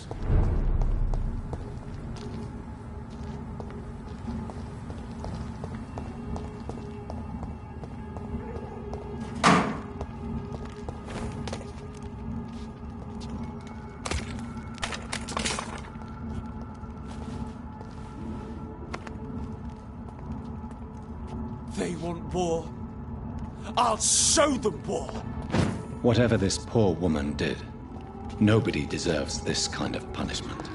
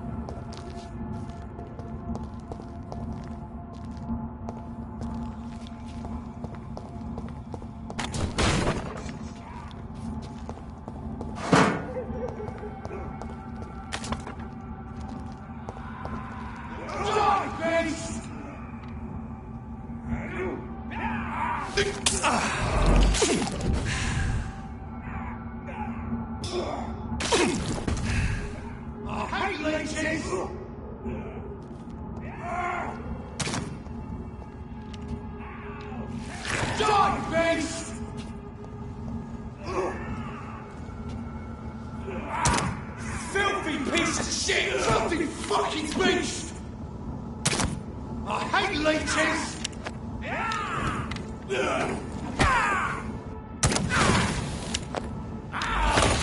Send you to hell!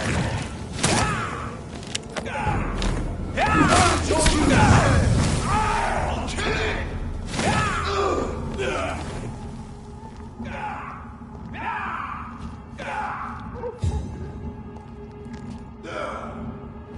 Give me your darkness!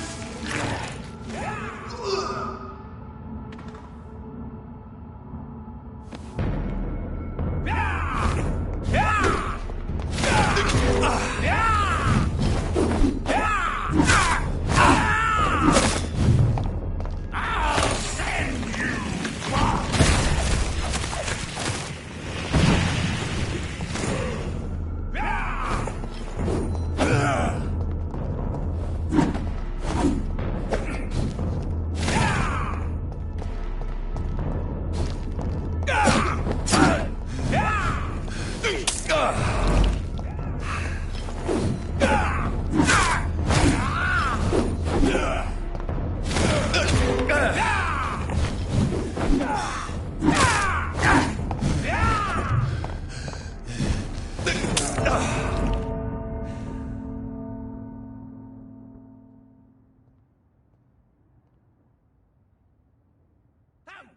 interfere with my hunt!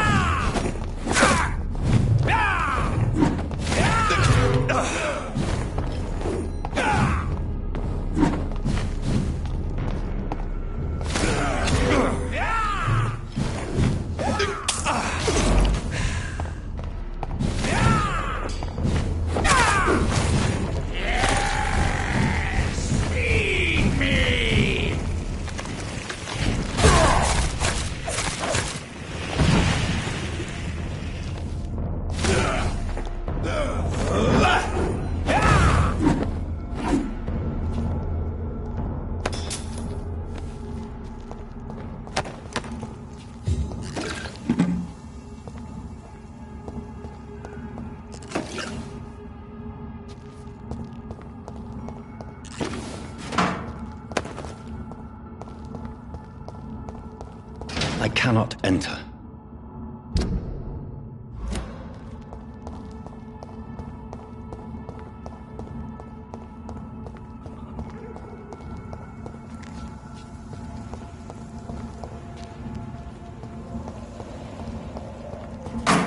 So this is where she lives. What a splendid house.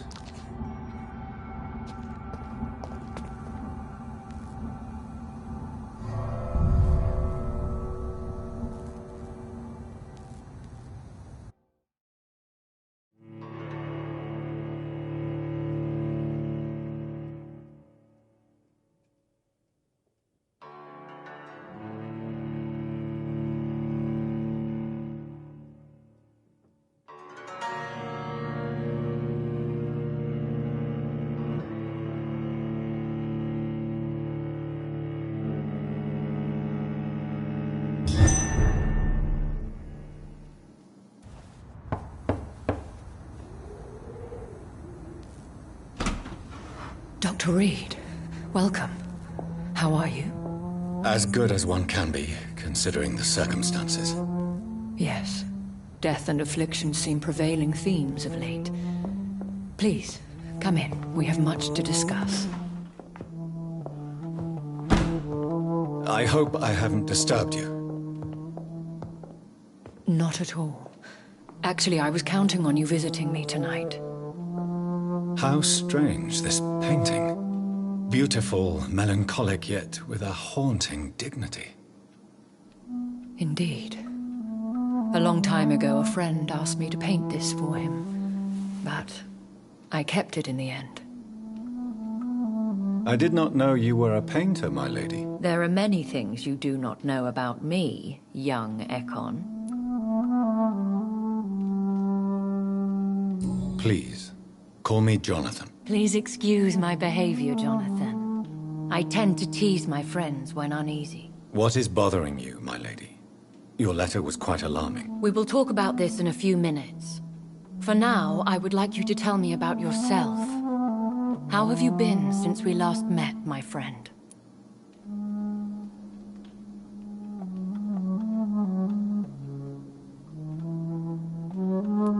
I came to the conclusion that my maker, whoever he might be, must be a powerful vampire.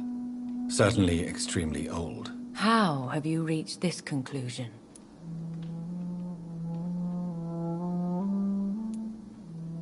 He is the only immortal I've seen appear in an ethereal form. His voice, his words seemed ancient. It was disturbing. I am afraid you are right. The simple fact that your blood made Mary such a strong Ekon proves that you must be of ancient lineage. I felt this power radiating like an aura every time he appeared. Most ancestral vampires of England were killed by the Guard of Priwen half a century ago. I wonder who your maker could be. You have no idea who he could be? Some of the ancient ones fled England. Some may still be in hiding. All I know is you, my friend, are a pawn in some secret and obscure game of chess. I think I should ask the questions, your ladyship.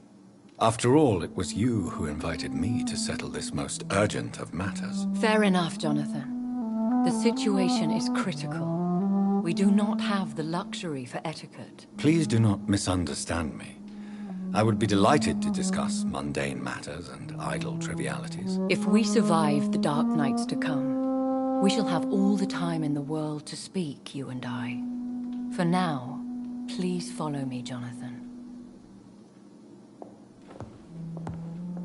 I must say, your house is exquisite. One of the advantages of living forever is having the time to be selective with one's furnishings.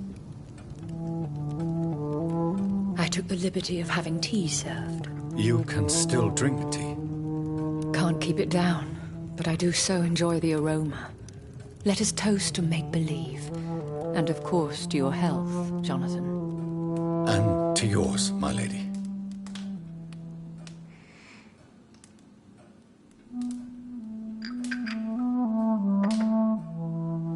Please, call me Elizabeth. So, my lady, why, truly, did you invite me here? I've been asked to deliver an official invitation to meet the Ascalon Club.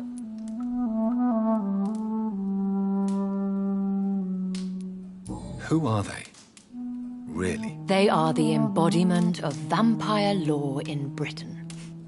Some say they influence the destiny of the Empire. Some believe they merely protect it.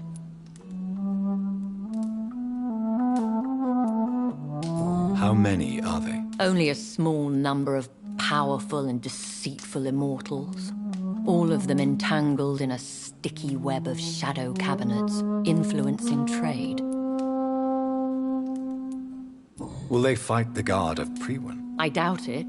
Fergal was Lord Redgrave's executioner forever and a day. By defeating that beast, you deprived them of a powerful weapon.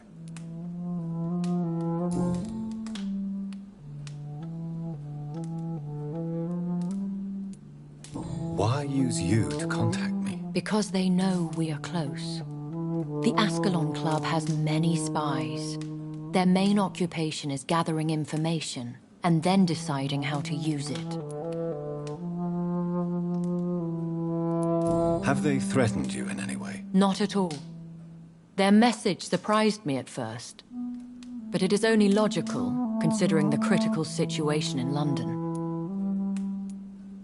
Why not ask for your help, since you are obviously a powerful and influential immortal yourself? You have to understand that I am invisible to the eyes of Ascalon, for I am a woman. That suits me well, as long as they leave me alone. Should I trust them? Of course not. Do not misunderstand me. They can be very useful, but I believe their long-term goals differ from yours. Why meet them then? Because nothing truly important can be achieved in this city without their consent. They could be powerful allies in this current situation. Should I lie to them? We all lie, Jonathan. It falls to you to choose your behavior. The most important rule is to show them due respect. They have done nothing but impede my investigation since I became known to them.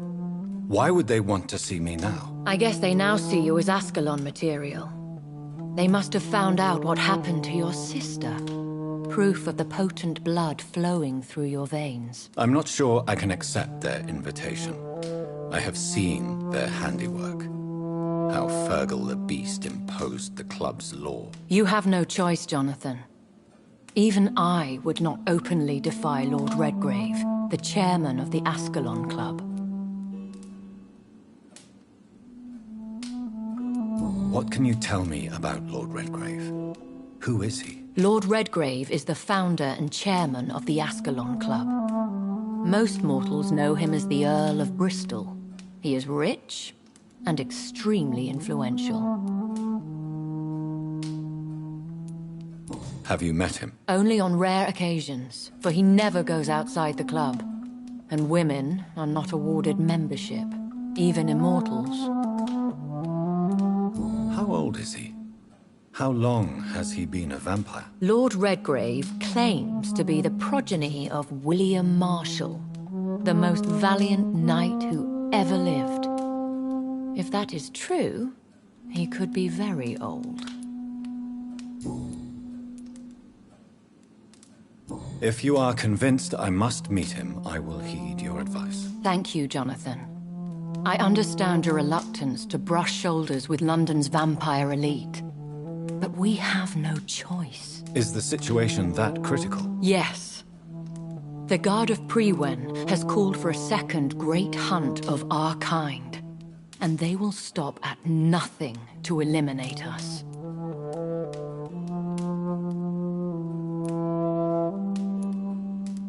What is a great hunt? The first great hunt was launched about 75 years ago.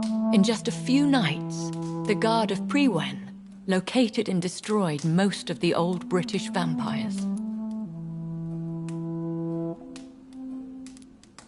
How did you survive the first hunt? I fled, Jonathan. Like most vampires who survived that slaughter.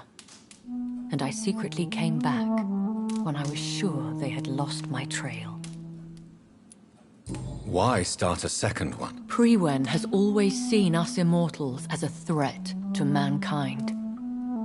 My guess is they suspect one or more of us is the cause of the epidemic. Will the Guard of Prewen and the Ascalon Club fight each other? I doubt it. If Prewen really launched a great hunt, I think most of the Ekons I know would flee the country to escape the bloodbath.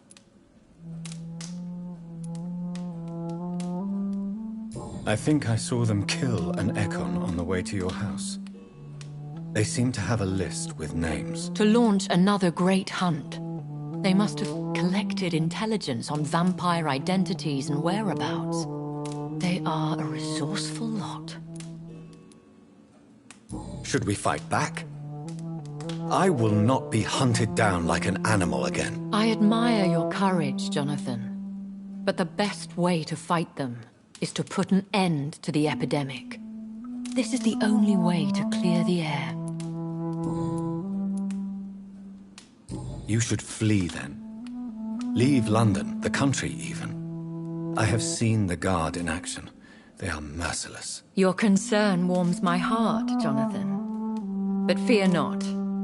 If the situation gets too dangerous, I shall retreat to my secret Scottish manor. I could hide you in my luggage, if you wish. Thank you for the offer. I shall keep it in mind, but I have much to do here. There is a question I must ask you.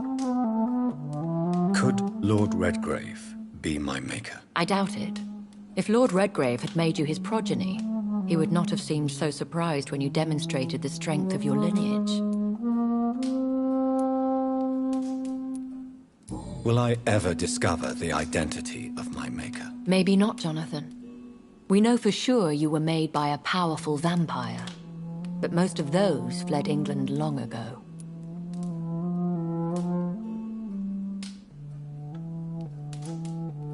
Please forgive my bluntness, but I have to ask. Was it you? Did you make me? Oh, Jonathan.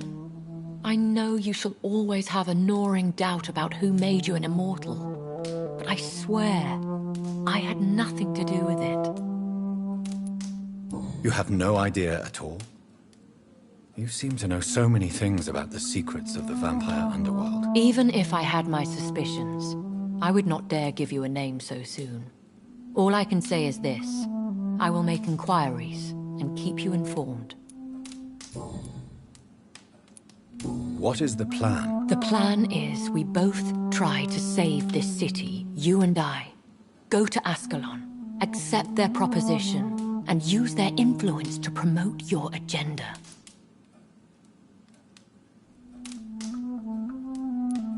How can I save London? The epidemic is the priority. You must find its origin and put an end to it. This is the best way to solve the crisis. What will you do? I still have contacts and old friends in this town. I shall make some inquiries and attempt to learn more of the situation. We need clarity. One day soon, I will have to find the answer to this mystery. And I shall help you in your research, I promise. For now, you must go to the Ascalon Club and play their game. Will I see you again at the Pembroke Hospital? No. You will find me here if you need me. I shall conduct inquiries alone, and we can then share our discoveries.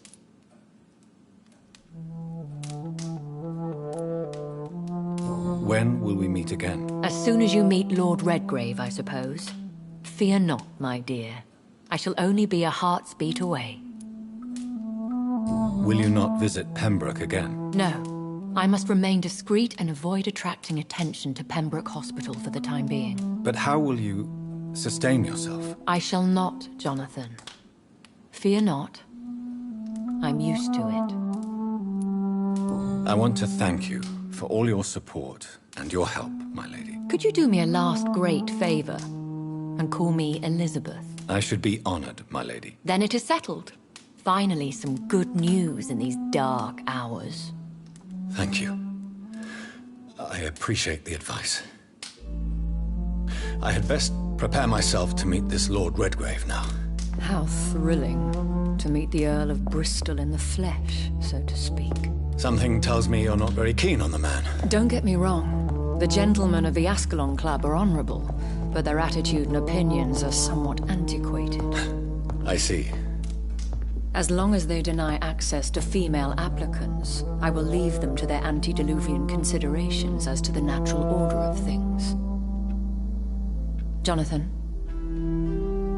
promise me you'll be careful. Of course. But why the fear in your voice?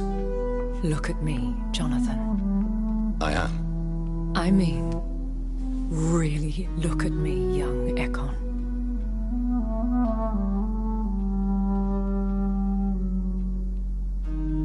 We may be deceptive by nature, but this heart of mine has always told the truth.